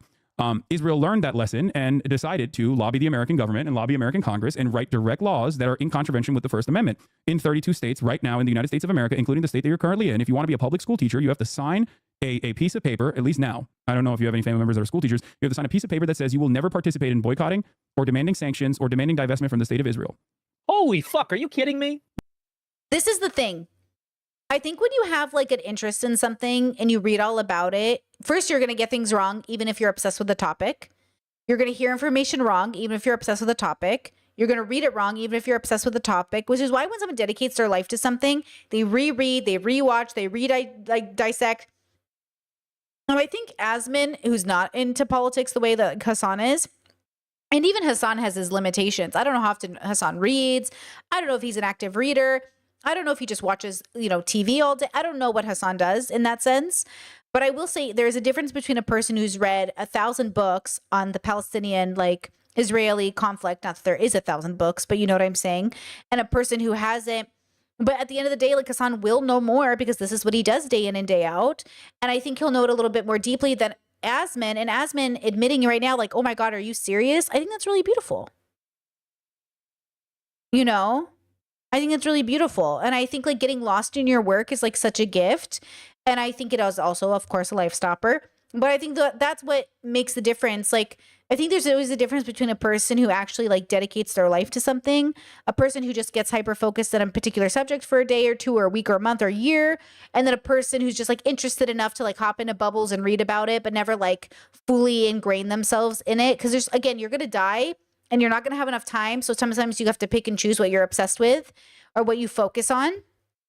And Asmin does this thing where he comes from a very centrist perspective. And this is why, again, I think I couldn't date a centrist. It'd be such a huge red flag because centrists have the ego that they're more nuanced and balanced because they didn't pick a side, but forget that they also didn't deep dive into anything either, which is probably why they didn't end up anywhere. Because when you deep dive into the world, you usually end up somewhere, and it's not as a centrist. And I think centrists just tend to be very superficial thinkers in my mind, and it's not a jab at you. I just think it's it's a valid perspective. If I was going to date somebody, that would be a red flag. I don't date conservatives. I don't date centrists. I don't even date liberals. If you identified as a liberal, it wouldn't be enough. Like, you have to identify basically as a progressive. Like, if you don't identify at least as like a progressive or say that word in your vocabulary, like, I'm not going on a date with you. Because we won't have the same shared values, because we won't have the same conversations about the nuance of existence. Like, if I talked to Asmon and I was dating him, it would be hard. It would be hard to have the conversations with him unless he was genuinely curious. But I wouldn't want to be with somebody I had to like deconstruct this particular bubble with. You know what I mean? Like, I've always dated more and more progressive people, but it's hard. Anyways, Asmon's really lovely, and I think he represents a lot of people. Like, he really represents like a lot of people. And I think they're good people, and I think they have the right to exist and all that stuff. But I think this moment is really good for Asmon's audience to see Hasan. This is really an opportunity for Hasan to pop Asmon in his audience's bubbles. And I think that's really beautiful. Again, there's nothing wrong with being who you are. I'm not saying you should be different. I'm just pointing out the differences, the nuances between. Yes. Oh my God. What a joke. I never heard of that. That's so fucking stupid. So that paired up with the new... I mean, like, no, here's the thing, right? That's fucking terrible. You're totally right. Yeah. That's like, I mean, because yeah, this is bad. Okay. I don't know how this happens. I mean, that happened over many, many years of people being like, well, the Palestinians kind of deserve it because Israel's our great ally and it's the only moral democracy in the fucking region. And it's the only democracy in the region. It happened with a shit ton of efforts to propagandize Israel's position as what it actually was not, which it was directly at odds of. And most people are completely and utterly unfamiliar. And any kind of person that was criticizing it, like a person like myself, was immediately branded an anti-Semite for calling into question this foreign nation and their direct lobbying efforts to undermine American First Amendment laws. You got labeled as the anti-Semite of the day, didn't you? Of the week from stopantisemitism.org. Yes. Wow. Yeah. So like, and I do want to make sure that like it's very much established that like in the same way that criticizing any sort of like Zionism or Israel or whatever is not anti-Semitism. It absolutely is not. I don't think criticizing the outcomes of certain cultures is any form of racism. I don't think so either. No, but I don't criticize, but I'm not talking about like Jewish culture. Do you see what I'm saying? When I talk about Israel, I'm talking about the direct actions of the Israeli state as it stands. Right. It's direct actions that are the maintenance of an apartheid state. I'm talking about settler colonialism. I'm not talking about like an intractable quality of like Jewish people that makes them immoral or inferior to anybody else. I don't believe that. I think that of course. I think it really like you can't. If you look at people through like I guess like I don't know like really what the word is for it, like basically just like a statistic. I think that looking at people through statistics is fundamentally dehumanizing. Yeah, I think that you're right. Of course, it's by definition dehumanizing. But I think that you can look at the actions of the people that are in charge of those countries and say that those actions are not actions that you support. Yeah, in the same way agree. That you do. But I also rate on a curve. I also rate on a curve in terms of like. I wonder if Asmon. Yeah. I think it's okay for him to take this stance in general. Like, I do not support anyone who thinks like they need to be anti-woke. Like, but that just means I don't support that idea, but I support your right to exist. Again, I think this goes back to the genociding comments. I feel like because that's what this really is about, this conversation. Is about the fact that he said he doesn't care if they're genocided because they genocide. Like, I think that's really what the bad part of the conversation was about. Because the truth is, like, even thinking someone is inferior is bad. But I'm confused. Chad says, don't people use statistics to view men? No, they use statistics to inform their relationship to their own lived experience in relation to men. I'm struggling a little bit at this point in the conversation. What is immediately in front of me, you know? I understand. I don't like the tier list idea. I see your point of view, but it's not a tier list. It's just like there is. Well, in terms of it not being a tier list, there are certain things that are there are certain things that go beyond, and I think everyone kind of intrinsically understands this. Like there are certain things that go beyond the tier list, right? Like there is no like I don't like I consider the Holocaust and the genocide that the Nazi government engaged in to be morally repugnant, like one of the worst things that has ever happened historically. And I consider chattel slavery in that same vein and the maintenance of it. Yeah. And so I don't think or care about like the way that German Jews operated or their understanding of like homosexuality at the time. That bears no basis. Just like I don't care about the Warsaw Ghetto Uprising like being violent. I think that it was. Just ask if you think we should have genocided the Nazis. And then this will test like your actual, how you think about humans. Because that's the thing. Wait, Nazis! We have to protect the Nazis because what if you were a Nazi? What if you were tempted to be a Nazi because you thought it was the right thing to do? We can't discriminate against the Nazis because you could have been a Nazi. This is my greatest fear.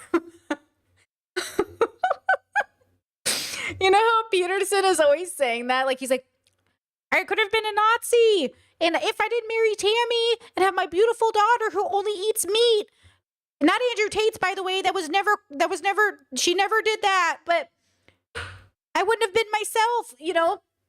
I think the thing that he does is like he's so afraid of being a Nazi, he kind of became a fascist about trans people.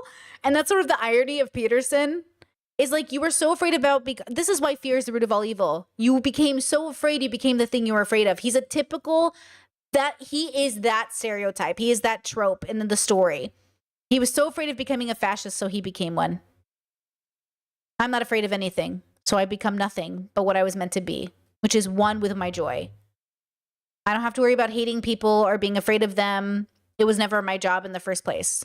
My job is to move within my joy.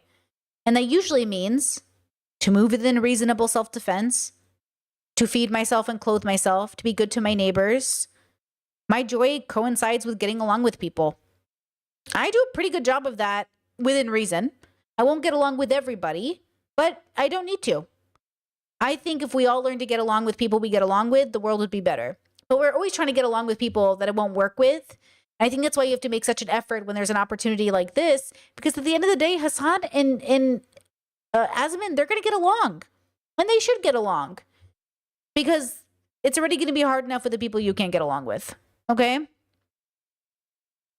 So I think like Peterson is a really good lesson to learn.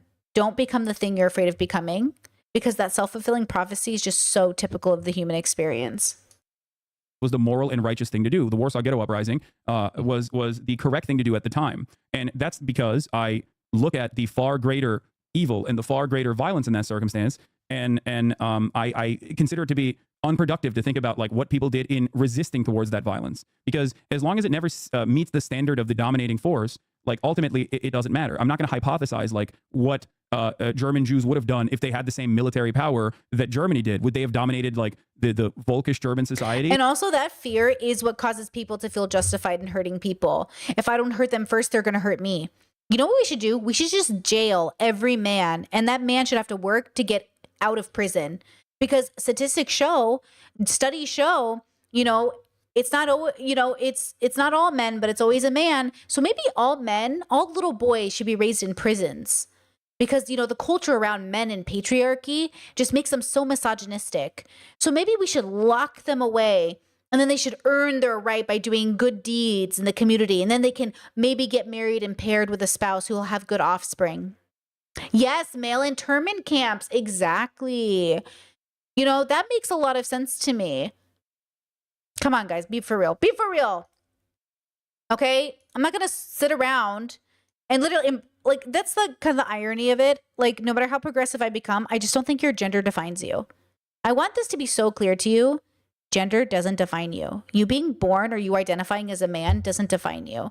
It's your relationship with yourself and maybe your relationship with others, but like, it doesn't tell me anything about you. Like, you being a man, like, I have some ideas of where I can start with, but more than being a man, chat, were we joking? Oh, I'm going to clip it. Oh, God. Oh, God. Okay, what are we going to do without all these men? It's tempting to look at people and think, you know, and look, I know when people watch my work, I know they think that's what I'm doing. And I'm like, is he neurodivergent? Is he autistic? Is he this? People think I'm doing that. I'm just talking out loud like, I wonder if this human is what I think they are. Because I actually want to look at people and accurately identify them. And more than that, I want to make sure that I update my understanding of them with the information they give me. I want to make sure that if I assess somebody, I'm open to the fact that it could be wrong and I'm ready for any corrections they want to give me. Because the truth is like, I could be wrong. Now, sometimes people are wrong about themselves and you might be right about your assessment of them, but those people aren't people you can have the healthiest engagement with all the time, because they might just be suffering. And I want there to be the nuance for that, because if you're with somebody who's like internalized homophobia, they don't want to come out of the closet, they're in denial that they're gay, and you know they're gay in the way that they know they're gay because like they've told you in a way that, oh, it's not really who I am. You know that they are, and you're rooting for them to get better, but you can't make that decision for them, right? But you also may not be able to engage with them because like you know something about them, they've told you, they've informed you, but they're in denial of what they've even told you. You just gotta let people do their thing. So this is why life is so complicated. This is why life is so complicated, right? So I feel like Asmon does want to understand people more, but I think he's really just trying to understand himself, which is what we're all trying to do. I observe people to understand myself better. That's what I do. In the same way that like Nazi Germany dominated the Jews? No, I don't think so. And there is no evidence that they would do such a thing. And that's my perspective on the matter. Well, I think the the same reason thing, for that and is that's how I because feel about the that group- Palestinians. I understand that. Well, I mean, I feel like a lot of Palestinians, I mean, I've seen videos of Palestinians celebrating 9/11, right? I mean, I mean, Palestinians. I've seen Americans celebrating decimating Iraq. Why do people act like, I'm sorry, get your head out of your fucking ass. Human beings celebrate the death of other people all of the time. Americans do it. Palestinians do it. Israelis do it. Get your fucking head out of your fucking ass. I am getting tired. It is almost 1 a.m. here in Croatia, and I am so sick of people being in such fucking denial. We all celebrate the death of other people until we deconstruct that idea. Don't fuck with me, bro. Don't fuck with me. Don't fuck with me right now. Asmon, don't fuck with me right now. Have you never seen Americans celebrate the death of somebody else? Because I fucking have. Come on, bro. Don't fuck with me right now. Don't fuck with me right now. I am fucking tired. Don't fuck with me right now, bro. Yeah, look at Thanksgiving. It's not funny, is it? It's not funny.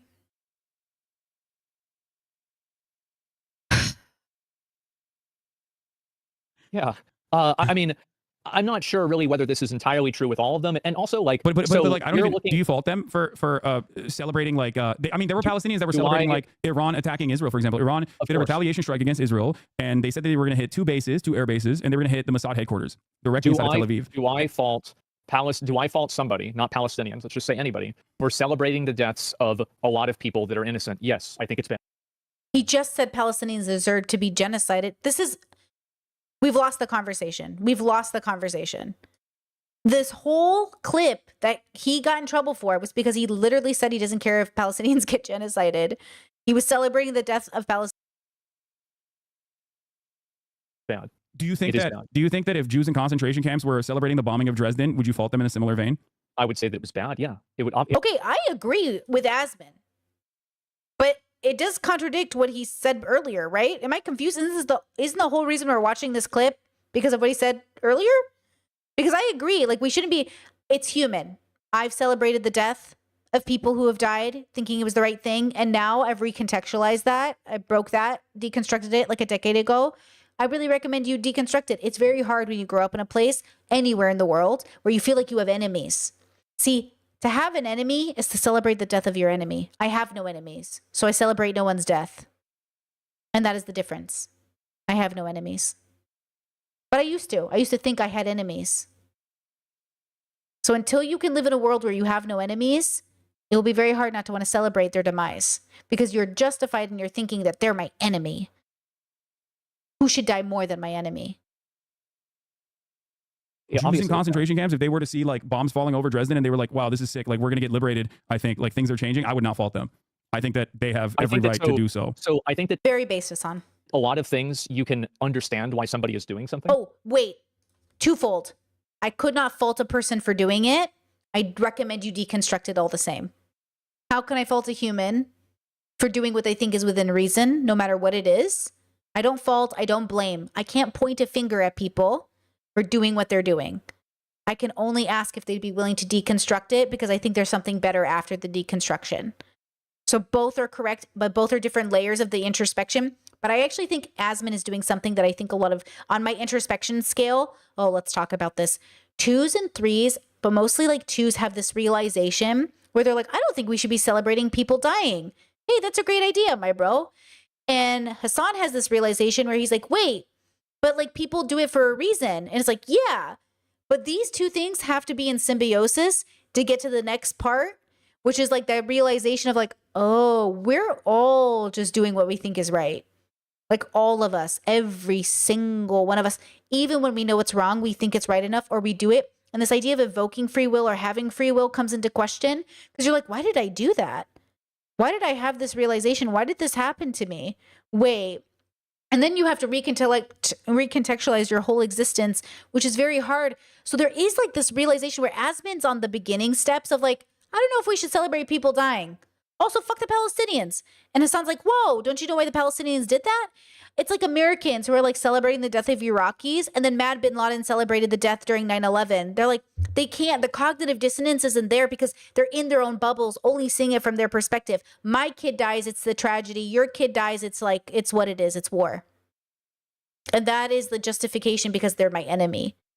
Because you don't understand, Brittany, these children, they have guns and they've been trained and brainwashed. They're going to shoot our soldiers. We have to kill them. Okay. You deconstruct all of that and you have the realization that like, oh, none of you, there is no sides. There are no sides. There's only human beings in conflict because that's where they are right now. That's where the cookie crumbles. That's where the asteroid lands. That's where the tornado swings. I don't even know what a choice is when you're busy justifying the murder of children. Now, I understand because we think of abortion similarly. Well, I can't believe you're going to abort a baby. I don't even know what that means. If you're at a point in your life where the best thing to do is abort that baby, it's the same thing. You're in a moment. You're meeting context where it is. And within the context of that singular moment, you're making a decision. It's like post-nut clarity. Do you even know you're doing it until after you come? And then all of a sudden you're like, what the fuck? We're just humans. We're like this biological experience. So Asmon is like in this one stage of it. Hasan is in another. But then on the very other side, like both of them are not in post-nut clarity. They're still jerking it off. But for the record, I also think like Dresden was like the bombing of Dresden, for example, was considered to not be appropriate in terms of like all the civilian infrastructure and civilian targets that were destroyed, which is why we applied new rules of war after World War II. But even then, in that very moment, I would never in a million years turn around and be like, man, these Jews like these Jews in Dachau are sure getting a little too excited about the bombing of Dresden. Like I would not say that. I don't think you would either. I don't think that it's really something that like you would focus on a lot, but I think that it's easy to acknowledge killing innocent people isn't a good thing. And of course it can be understandable and things can have an explanation, but the explanation isn't necessarily a justification, if that makes sense. So like I see your point of view and about how like there's a certain degree of this where it's like understandable. And I agree with you that it is understandable, but I think that understandable bad behavior in a lot of cases is still in fact bad behavior. And I don't really think that like it's impossible to know what somebody else would do in a circumstance that they're not part of. But what I do know is that when I see a group of people, they're celebrating a bunch of innocent people getting killed, then I think that that group of people is doing something that's wrong. And I think that it's universally wrong. And I understand that from their point of view. It's like he hasn't watched the Israelis do the same thing or listen to the podcast. Or I get it. I get what he's saying. But why did he have to come out against Palestinians then? Like maybe he should have just balanced it with everything else. Or maybe he wants to, like, maybe that's what he wants to say, but he just is doubling down. Because this whole thing could have been solved with just, hey guys, I misspoke, my bad. I meant to say you're both fucking wrong. Thank you for watching my TED Talk. Like, I just want to say, like, what's happening is shitty. This is shitty behavior. But he couldn't, like, he doesn't, maybe it's the nuance of it, it's too much right now. And I can easily put myself in their shoes. And I can see the reason. Because he can't just say both are wrong. Like, that's not getting it. But that's fine. He doesn't have to get it. Why they think that. So absolutely. You'd be the one teenager guys being like, hold on, guys. Let's not celebrate the Iranian retaliation against this country that has like literally eviscerated my family.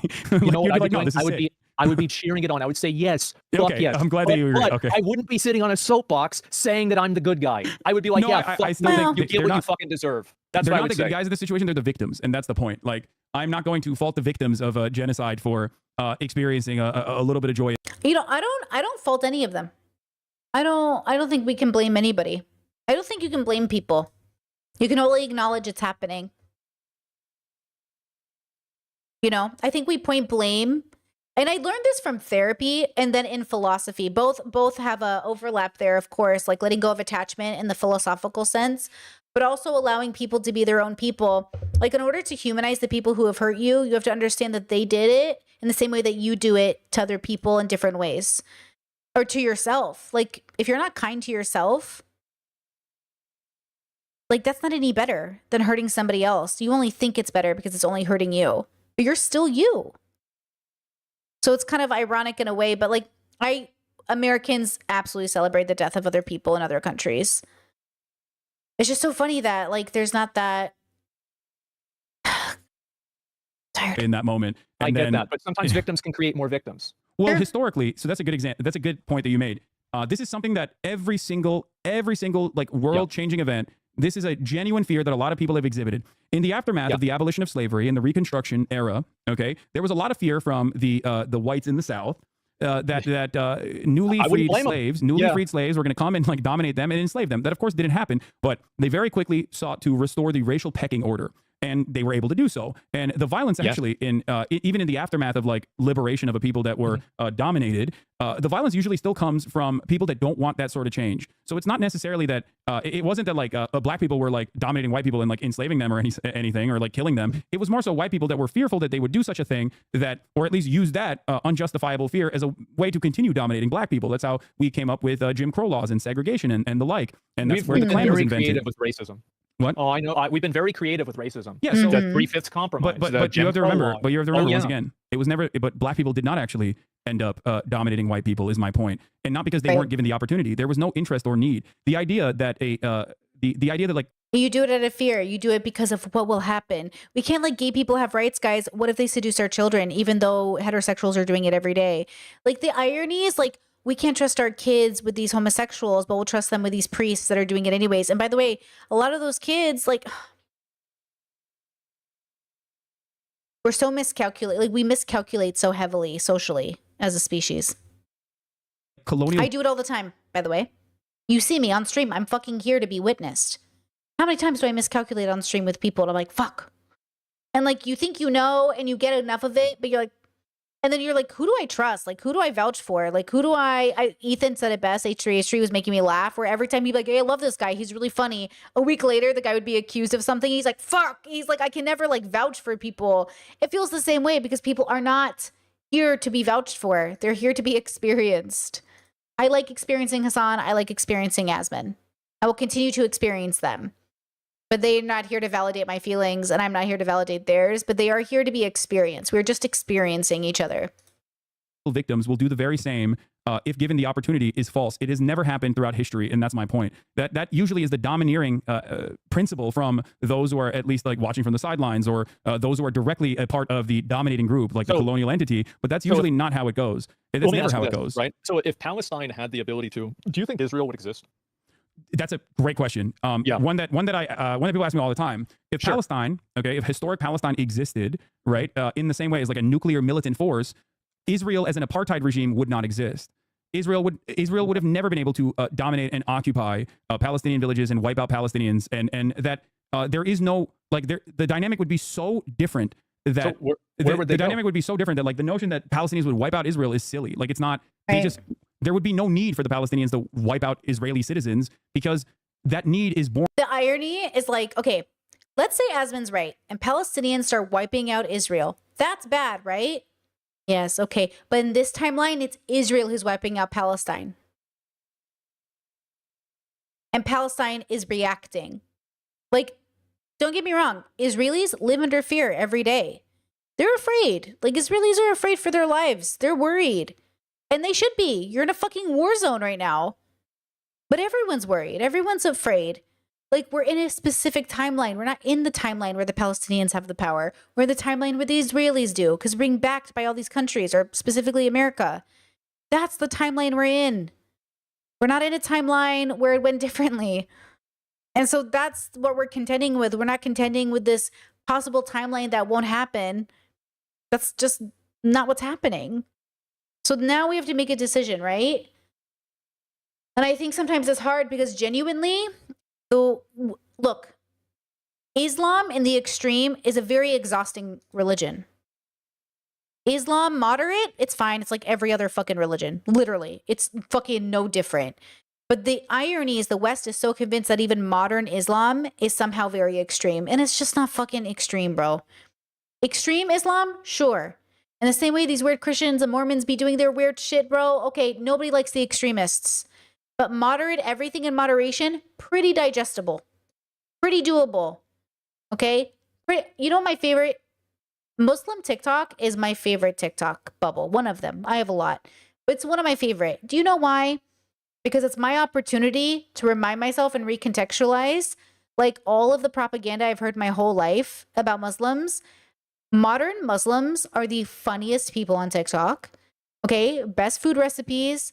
The great dynamics between dads and daughters are like my favorite. Shout out to my dad. Like recontextualizing it. I don't like Christian TikTok. I'm not vibing with Mormon TikTok. I don't really like conservative Christian TikTok. But Muslim TikTok is the closest to conservative I'll get to without feeling like annoyed because it does remind me a lot of my family in a way, right? They're always like talking about food and music. They're always like congregating together. There's like words I understand and I feel a little connected. But it's one of those things where you also get a time to recontextualize like these girls are showing their hair. They're in shorts. Their dad is like, you know, the videos that make me cry the most, which is so silly, but it makes a lot of sense if you get it. Are the videos where the girls wear hijab for their dads and their dad's like, oh my God, are you wearing it? This is so beautiful. Like, because it reminds me of what my parents hope for me. Do you know my parents hope every day that I call them and I say, we've converted or come back to Catholicism. I'm wearing modest clothing. I'm back in the church. I re-upped my whatever. Like I'm so excited. That's what my parents want. When I see these Muslim parents cry over their girls wearing hijab, that's the same version in my bubble as me coming back to Catholicism and my parents crying because they're so excited for us.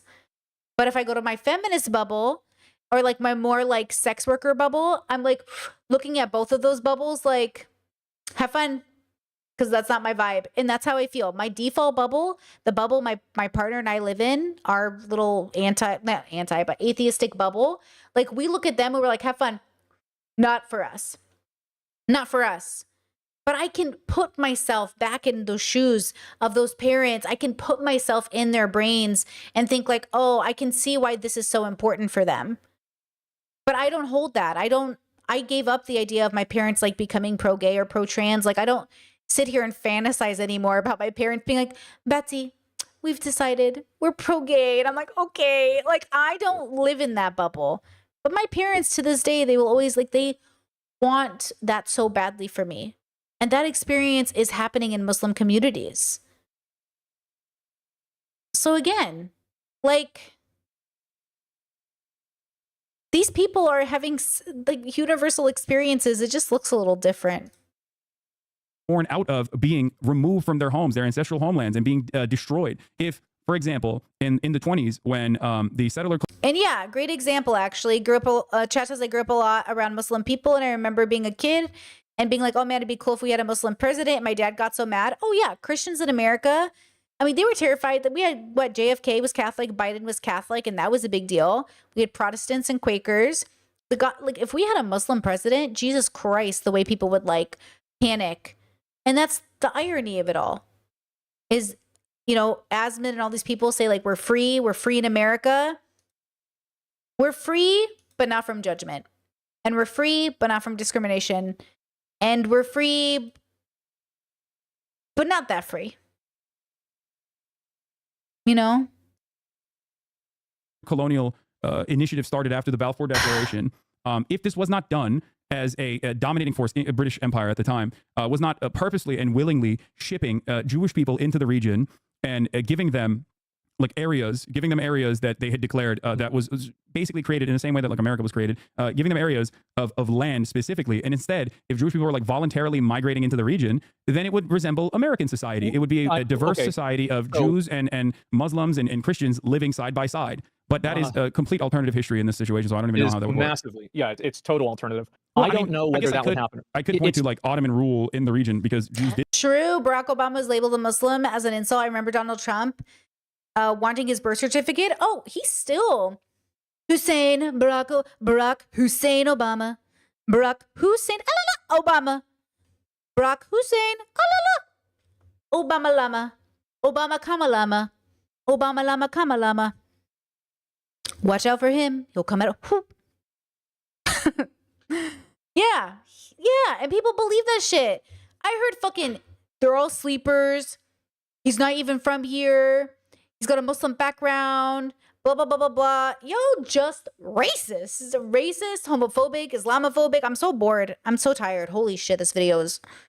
It's all the bubbles, isn't it? It's all the bubbles. Did live in the region under Ottoman occupation, and they were cohabitating the space without much struggle or fight at all, as a matter of fact. I think that you're right about that. I do. If I think about it myself, I like how both of them are like, you made a great point. I think you're right about that. You made a great, that's an excellent point. And they're like, oh, I really agree with you there. Guys, just suck each other off so we can get over this. Just kidding. Great conversation. Really living for it. And I feel like back then, definitely a better cultural viewpoint on that. I think so. I don't know what would happen if Israel wasn't able to defend itself. Would they continue to exist? Right? It's very hard to say. No, but, because it's but, like but, just. Well, nobody's going to continue to exist. Like, hey, spoiler, none of us are going to be here in 100 years. Yes? In 100 years, nobody's going to be here. We're all going to be dead. Not one person who's alive right now will be alive in 100 years, yeah? What are you freaking out for? We're all going to die. Because our lifespan will be over. Like, relax. Relax. Okay, relax. It's not gonna matter, baby. You're not gonna be here. Because we're making predictions. In terms of the resistance, right? In terms of resistance, everyone was just like, "Oh, Palestinians are inherently anti-Semitic." Joe Biden himself said. No, Joe Biden himself said Palestinians demonstrate an ancient form of anti-Semitism, and that's why they are, resisting against Israel. This is not the case. Right. Many of Palestinian resistance leaders throughout history, including ones that are religious fundamentalists, including ones that are secular, including ones that are very including ones that are Christian, including ones that are Marxist. I think Palestinians are as racist as Americans are. That's how I feel about everybody. I think everyone around the world is as racist as everybody else. I think everyone in the world is basically as prejudiced as everyone else. I think it's like the same level if you're in the bubble. I think you only compare it to other bubbles, but that makes no sense. If you are in the bubble, it probably would feel the same if you were in any other bubble. Like the way Black people feel about racism in America, I think is the way other people feel about racism in their countries.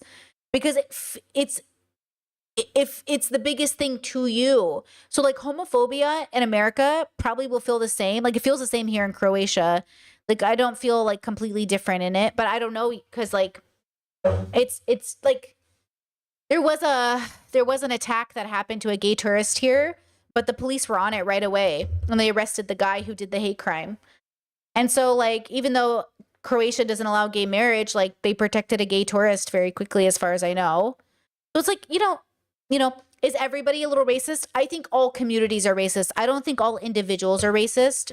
I think every individual has a bias or prejudice they work against. Like, I really feel like I've deconstructed this in myself. And I definitely know that I suffer from internalized misogyny and misandry. I know I have misandry that I have to deconstruct constantly. And I have internalized misogyny that I'm always deconstructing. I've really, and by the way, that is just as bad as being racist, yes? I think there's a connotation that racism is worse than being misogynistic or misandrous, but like just a heads up, guys, both are predicated on the same belief about people inherently being less than, worse than, or more dangerous than because of the way they're born. Like same thing. It's the same thing. So just FYI, you're not better because you're only sexist and you're not racist. Like it's the same thing. Like it's bad. Like that's why it's bad. So you have to deconstruct it and deconstruct it and deconstruct it and deconstruct. And I know why you're doing it. Now, to be fair, some people would argue that misandry comes from a place of self-defense versus racism can come from a place of superiority. It just depends. Some racism is because of fear and trauma. Some racism is because of superiority. Some racism is just culture. You don't know any better. Some racism is just because it's comfortable and what's natural to you. Fine. Misandry, misogyny, same thing. It depends on what flavor. So when you deconstruct, you have to ask yourself, okay, what flavor? What's my relationship with it? Why did it happen? Who taught it to me? Where did I learn it? Why did I think this was a good idea? Like deconstruction is layers and layers and layers and layers and layers of finding out. And you're never going to stop deconstructing, right? So you're like, why does this happen? And why do I think about this way? And oh, why do I have this fear? When I see a group of men together who look a very particular way, I look at them and I'm like, oh no, there's something here. There's something here that makes me feel very afraid. Now, Abba said something on a video recently. Shout out to Abba and Preach. He said something that was very interesting to me, which I think a lot of men miss this point from a woman's perspective, which why would he understand he's not a woman? But he says, you know, I also as a man am afraid of a man walking behind me at night. Yes, but yes, but I don't know in what capacity you're afraid of that man. I don't know what runs through your mind in different ways. It is true that happens. One of my favorite TikToks is a man who walks girls home. He's like, it's okay, ladies. I'm happy to walk you home in the dark.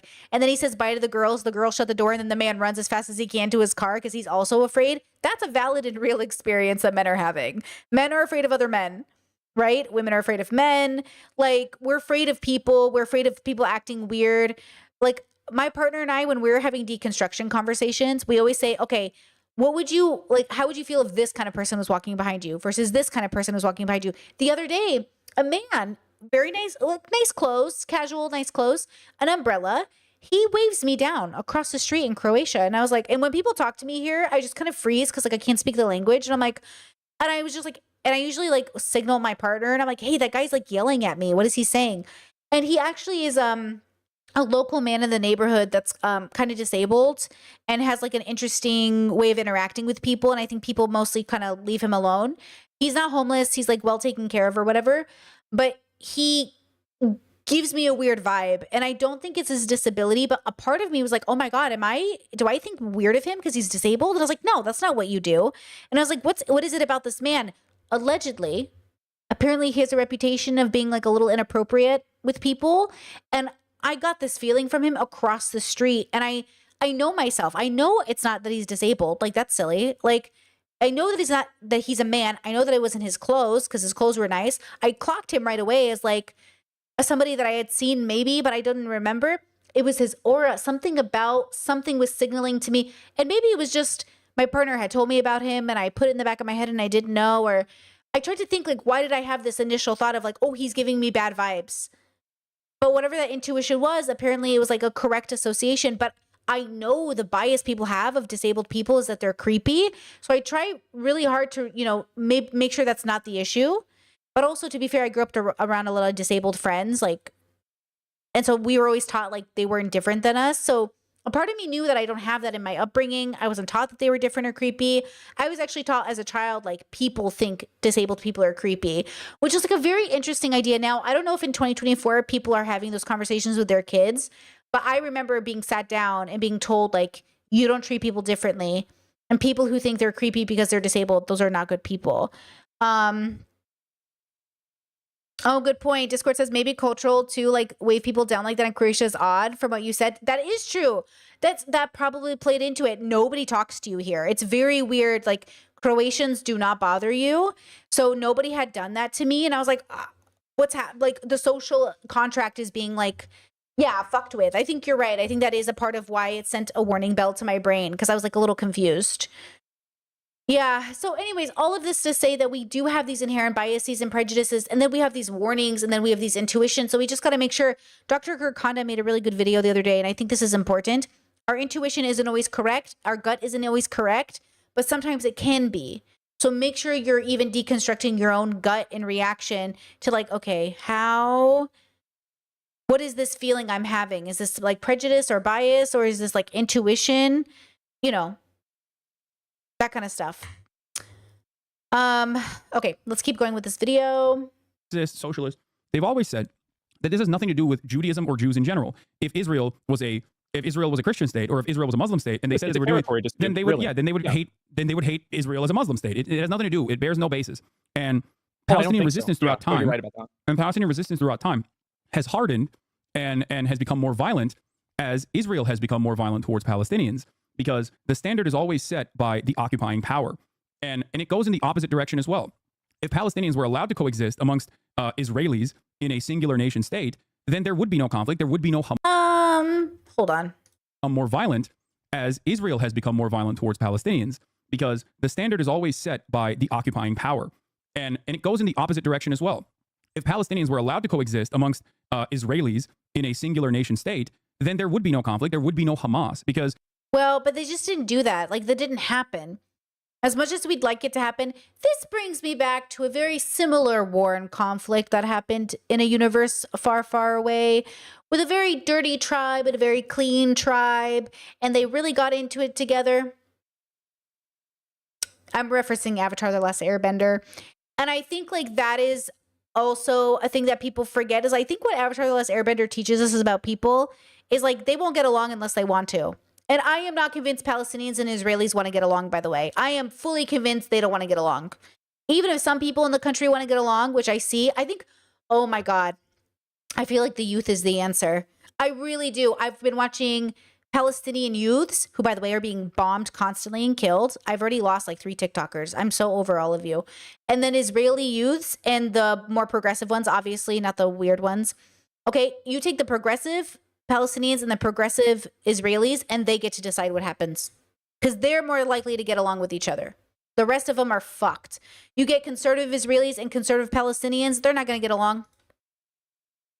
these groups would be dealt with under civil governance. If there were groups that, for example, like the Klan, for example, like there's the Jewish Power Party, which is the Klan, but for Judaism, it's built Is that around like over in Israel? Yeah. Okay. Well, it's originally sure it's an American. It's an American Yeah. Jewish guy whose name is Meir Kahan. There's an entire movement of like Jewish superiority, Jewish dominance.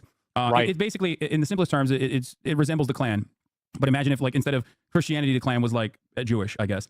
So it's racial superiority. I Yeah, mean, racial superiority, ethnic no matter superiority, how- and religious superiority. Sure. So, like that, those groups historically inside of Israel, before they became, a part of the current Israeli government as they are now, those groups used to be treated as like criminals, terrorists. Now, of course, Israeli society, because those groups were usually only terrorizing Muslims and Palestinians and Christian Palestinians, Muslim Palestinians alike, were oftentimes let go with a slap on the wrist, including but not limited to Itamar Ben-Gvir, who is the current, I guess, like in charge of the national police. I forget what his like actual responsibility is. He very famously, in Israel, back in the day, pointed to the hubcap of the former Prime Minister Yitzhak Rabin weeks before his assassination and said, "We have his hubcap of his car, or we have like the emblem of his car. We can get to his car tomorrow. We will get to him." And then he was assassinated, right, by a fucking rabid right-wing psychopath. Why was he assassinated? Because he was kickstarting the negotiations process amongst Palestinians and Israelis.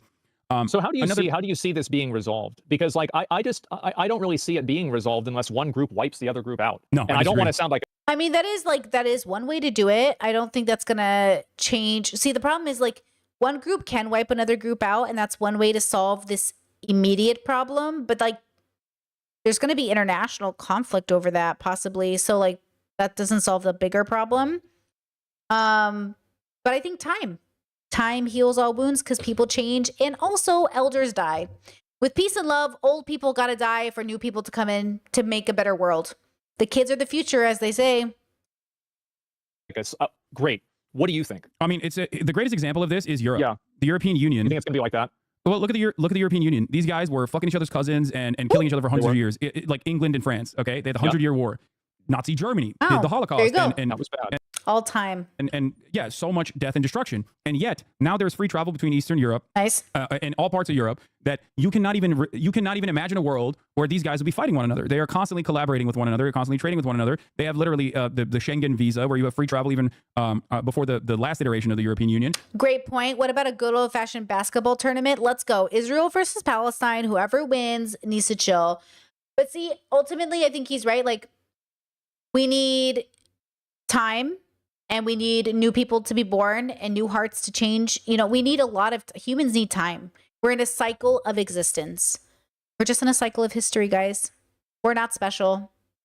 Oh, we are having a real experience, Also, who got banned? Asmin got banned from Twitch. Was it temporary or permanent, guys? I am curious about that. So like, Yeah. we take for granted peace where we see it without recognizing that these guys literally fucking slaughtered one another in the most barbaric terms for far longer than Israel has been dominating the Palestinian population. So Okay, temporary ban. That makes sense. I just personally, can't imagine that. I personally looked at history. I personally looked at history and recognized that people would much rather collaborate with one another despite their disagreements, True. instead of constantly being at war with one another. I agree. And I think we take there. It's not like it's not something that is far fetched or imaginary. It's something that we're experiencing right now. That's why I use the European Union example.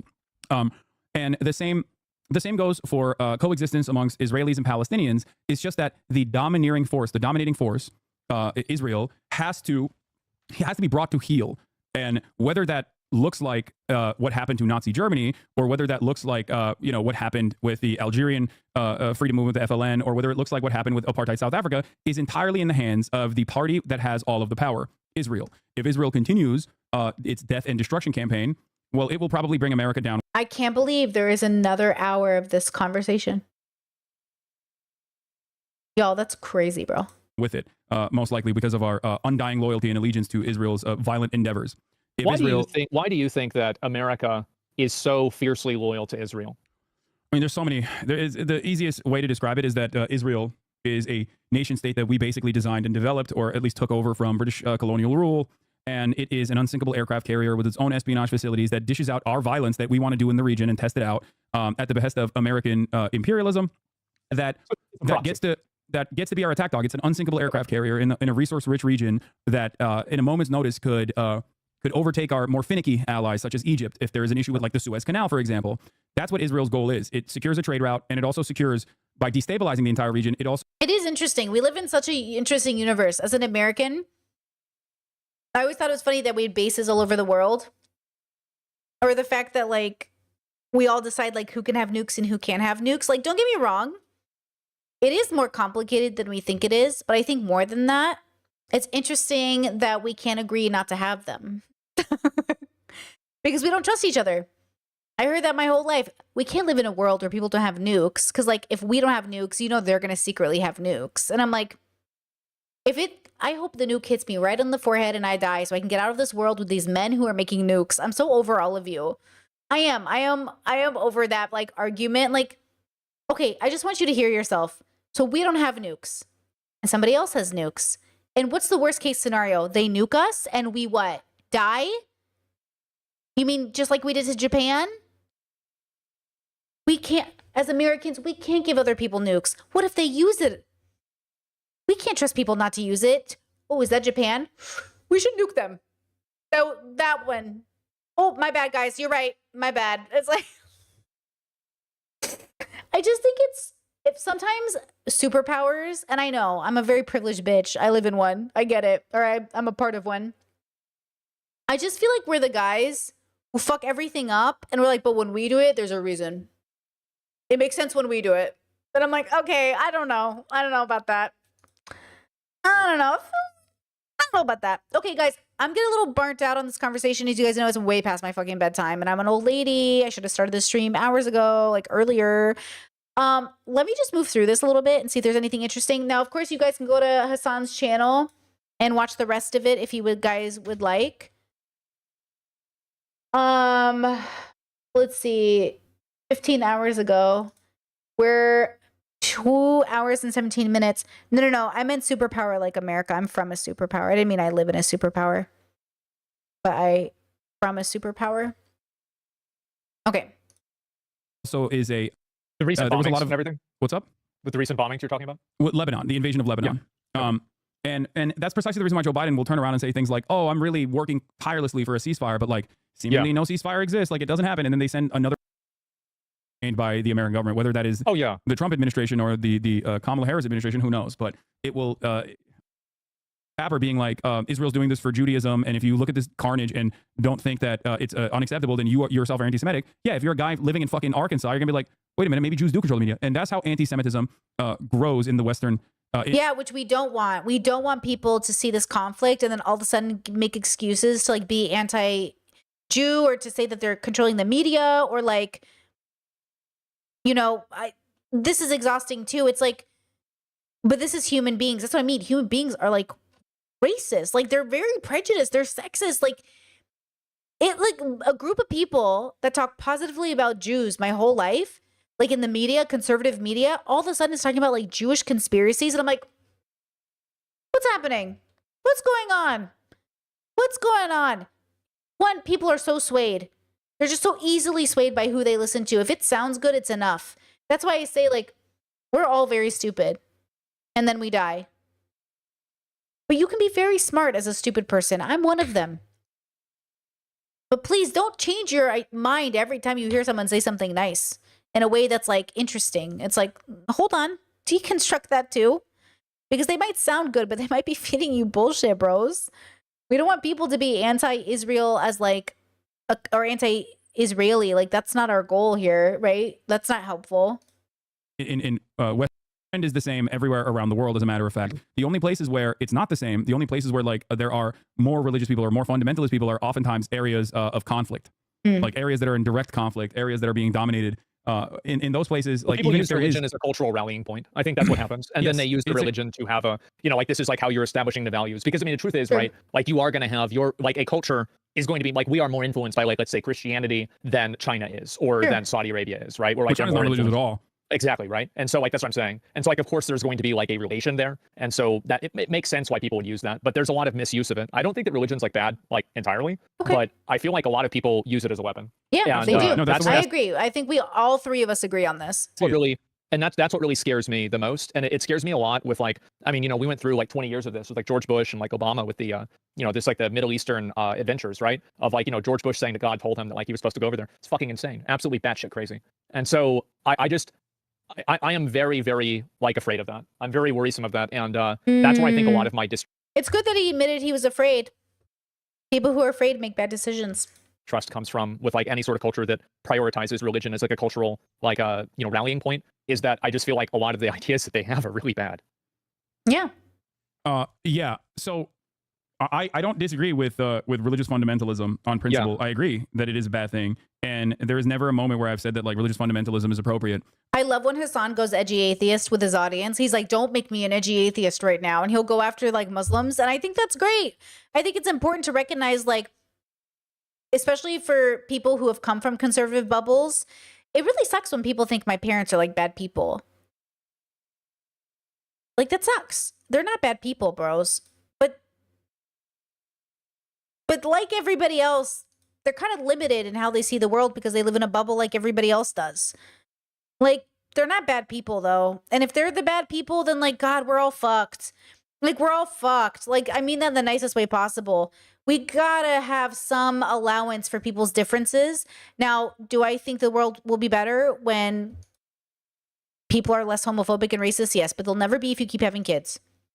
Because kids get to pick who they want to be when they become adults.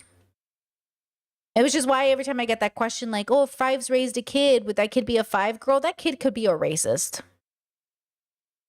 Humans have some relationship to choice in their life. They get to choose how they want to live out their existence. And that's why I say, like, with peace and love, a lot of the reasons religious people have kids is to carry on that tradition. They want people to be more like them. And that is, like, the crux of the issue. If you think the world should be more like you, go join a religion. I just simply recognize that it is nowhere near the most devastating aspect of like any kind of society if they are currently in the process of being wiped out. That's just my analysis on it. You know what I mean? Well, I'll give you this. I think Israel's worse than Palestine.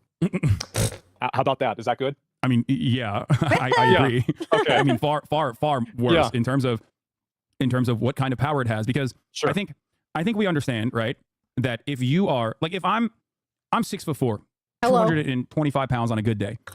Okay. 5'1", 135 pounds. Okay. Okay. Yep.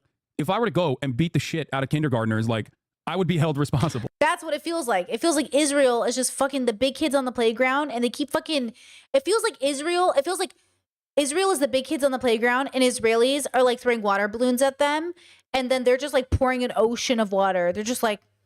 It feels like Israelis are like hitting at their knees, and Israel's just like stomping their head into the fucking curb. I'm like, Jesus fuck, you're obviously like, you chill, bro. If a kindergartner in the process punched me back and I said, ow, you hit me, now I'm going to go beat the shit out of your family members with my, and maybe even use my guns on them, you'd be like, this man is a monster, put him in jail immediately. Right. It doesn't match. Your level of reaction isn't, it's not appropriate. Like, you're not appropriate, but some people think you are. Some people feel like if somebody says a slur at you, you deserve to like punch them in the face. I'm like, okay, relax. Like, I feel like there's got to be a level of violence, but again, I'm in the meditation bubble. Again, I'm in the all humans are on a living experience, having an experience bubble. So it's hard for me to sit there and be like, yes, I'm so actualized. A man called me a bad name, and so I punched him. And I'm like, okay, relax. Like, be a little bitchy. You can be like, you're ugly, bitch. You know, your mama. Like, you could say shit back, but like, don't be out here escalating.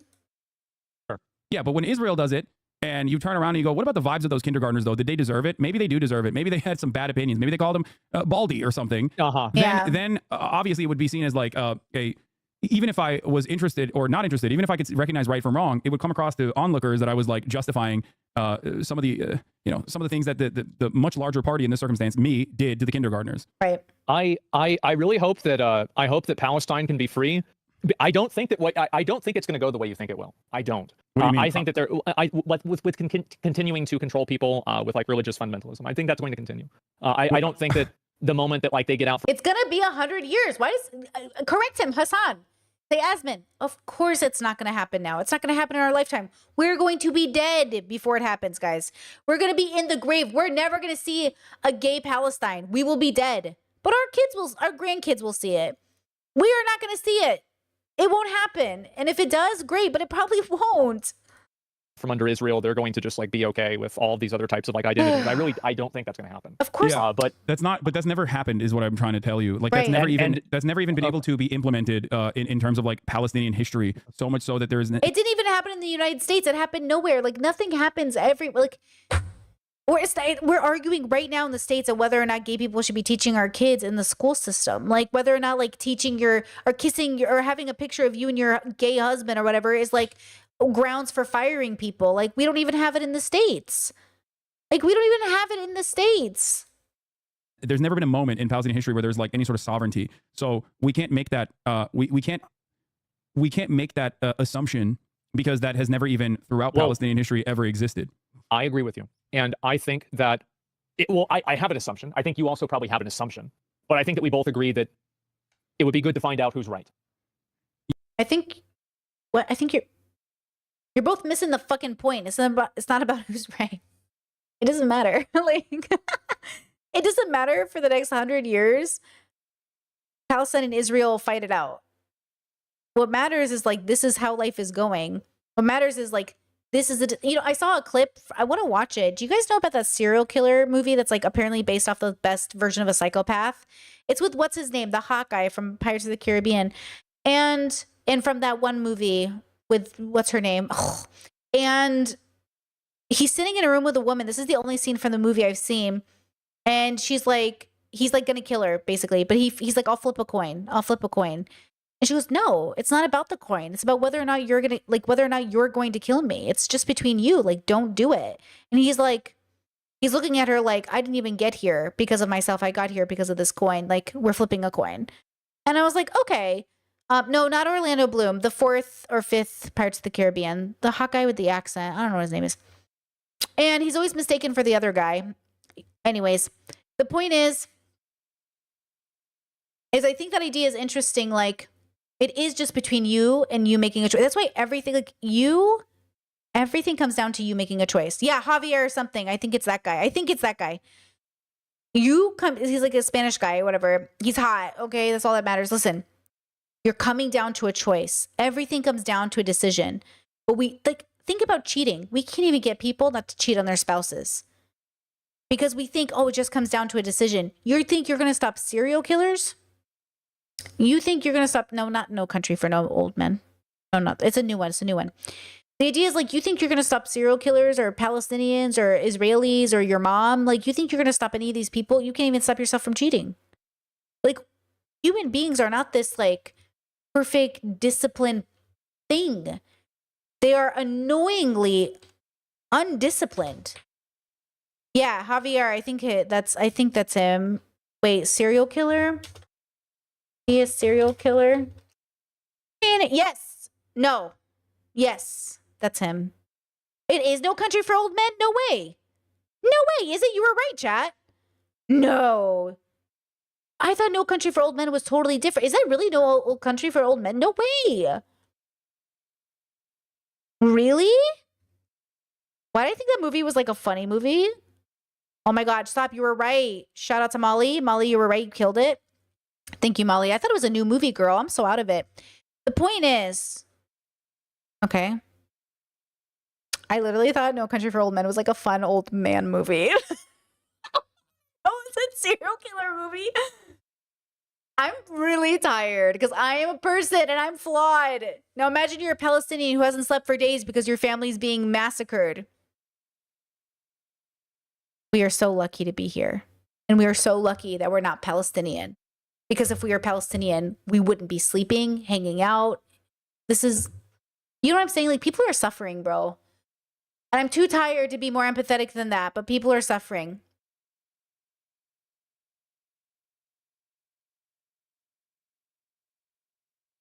Shout out to these multimillionaires who are having fun talking about Palestinians. Okay? And shout out to Asmin for trying to deconstruct. And shout out to Hassan for being patient through this conversation. I'm going to leave it here. I think I've added my 2 cents enough. Thanks for suggesting it and being a community that sat through this live stream. I'm not gonna private this live stream. I'm just gonna post it as is. It was too long as it was. I'm just gonna keep it up for people. Make a little thumbnail. No, chat says we are so privileged we create our own struggle. No. Everyone struggles, even privileged people. The difference is that when you're privileged, you have a better statistical probability of having a different relationship with your struggle. But it is still struggle. It's just a different kind. And that's the difference, right? Palestinians are creating their own struggle, as is Israelis. Everyone creates their own struggle. But it isn't a creation that you get blamed for. It's a part of being human. Everybody is responsible for the fact that they exist and the fact that somebody brought them into the universe, and no one is responsible for their struggle. We just are. There is no such thing as a person who creates problems in their life that they don't need. Something's wrong with you. That guy we watched the other day, something's wrong with them. Whether it's a part of their choice or not, whether you're making that decision or not, something is wrong with you in a sense that you're out of sync with your joy. So get back in sync with your joy. Not that something's wrong with you, you can never be cured. Not that something is wrong with you, you'll never be loved. Not that something is wrong with you, you'll never get better. But something is wrong. There should be alarm bells going off in your head. Your house is a mess, Asmin. Clean it. Something is wrong with you. You can't stop serial cheating. Something is wrong with you. You can't figure out how to pay rent at 30. Something is wrong. Figure out what it is. You're not wrong for not paying rent. But there might be something wrong with you because you should be able to fend for yourself in a world that it just is. Because it's not about paying rent. You guys know this, yes? It's about existing. It's existing. Ari says, I'm a 1 right now because something is wrong with me. No. To be a 1, you'd have to be useless to yourself and your community. Don't you have a good relationship with your family? Is that somebody else? Listen, you can be at home and never pay rent and be 55 years old and still be a perfectly decent human being. Because the why is what matters. Asmin's house isn't a mess for a good reason. There's definitely a why. Okay, that's somebody else. Okay, girl, shout out. Rooting for you. I have a hard time believing a 1 could admit they're a 1. But if you say you are, I believe you. I'm useless to myself and my community. Okay, girl, then I support your self-awareness and I'm excited for your journey. And if you're working on it, you're working on it. I love to hear it. I feel like 1s aren't really working on it, but I'm not here to level you. You tell me your level. Okay, with that said, thanks for being here, guys. I do appreciate it. Be kind to yourself. Be kind to others. Start with yourself, though. It's kind of the hardest one to do. With that said, just one more time, if you want to watch Hassan, you can go watch the rest of it here. All right, girlies and gays. I will leave you to it, and I'll see you again tomorrow. Looking forward to it. Bye. Bye-bye. Bye. Bye-bye. Bye-bye. Bye-bye. Good night. Good night, everybody. Good night. Great conversations tonight, guys. Loved it. See you tomorrow.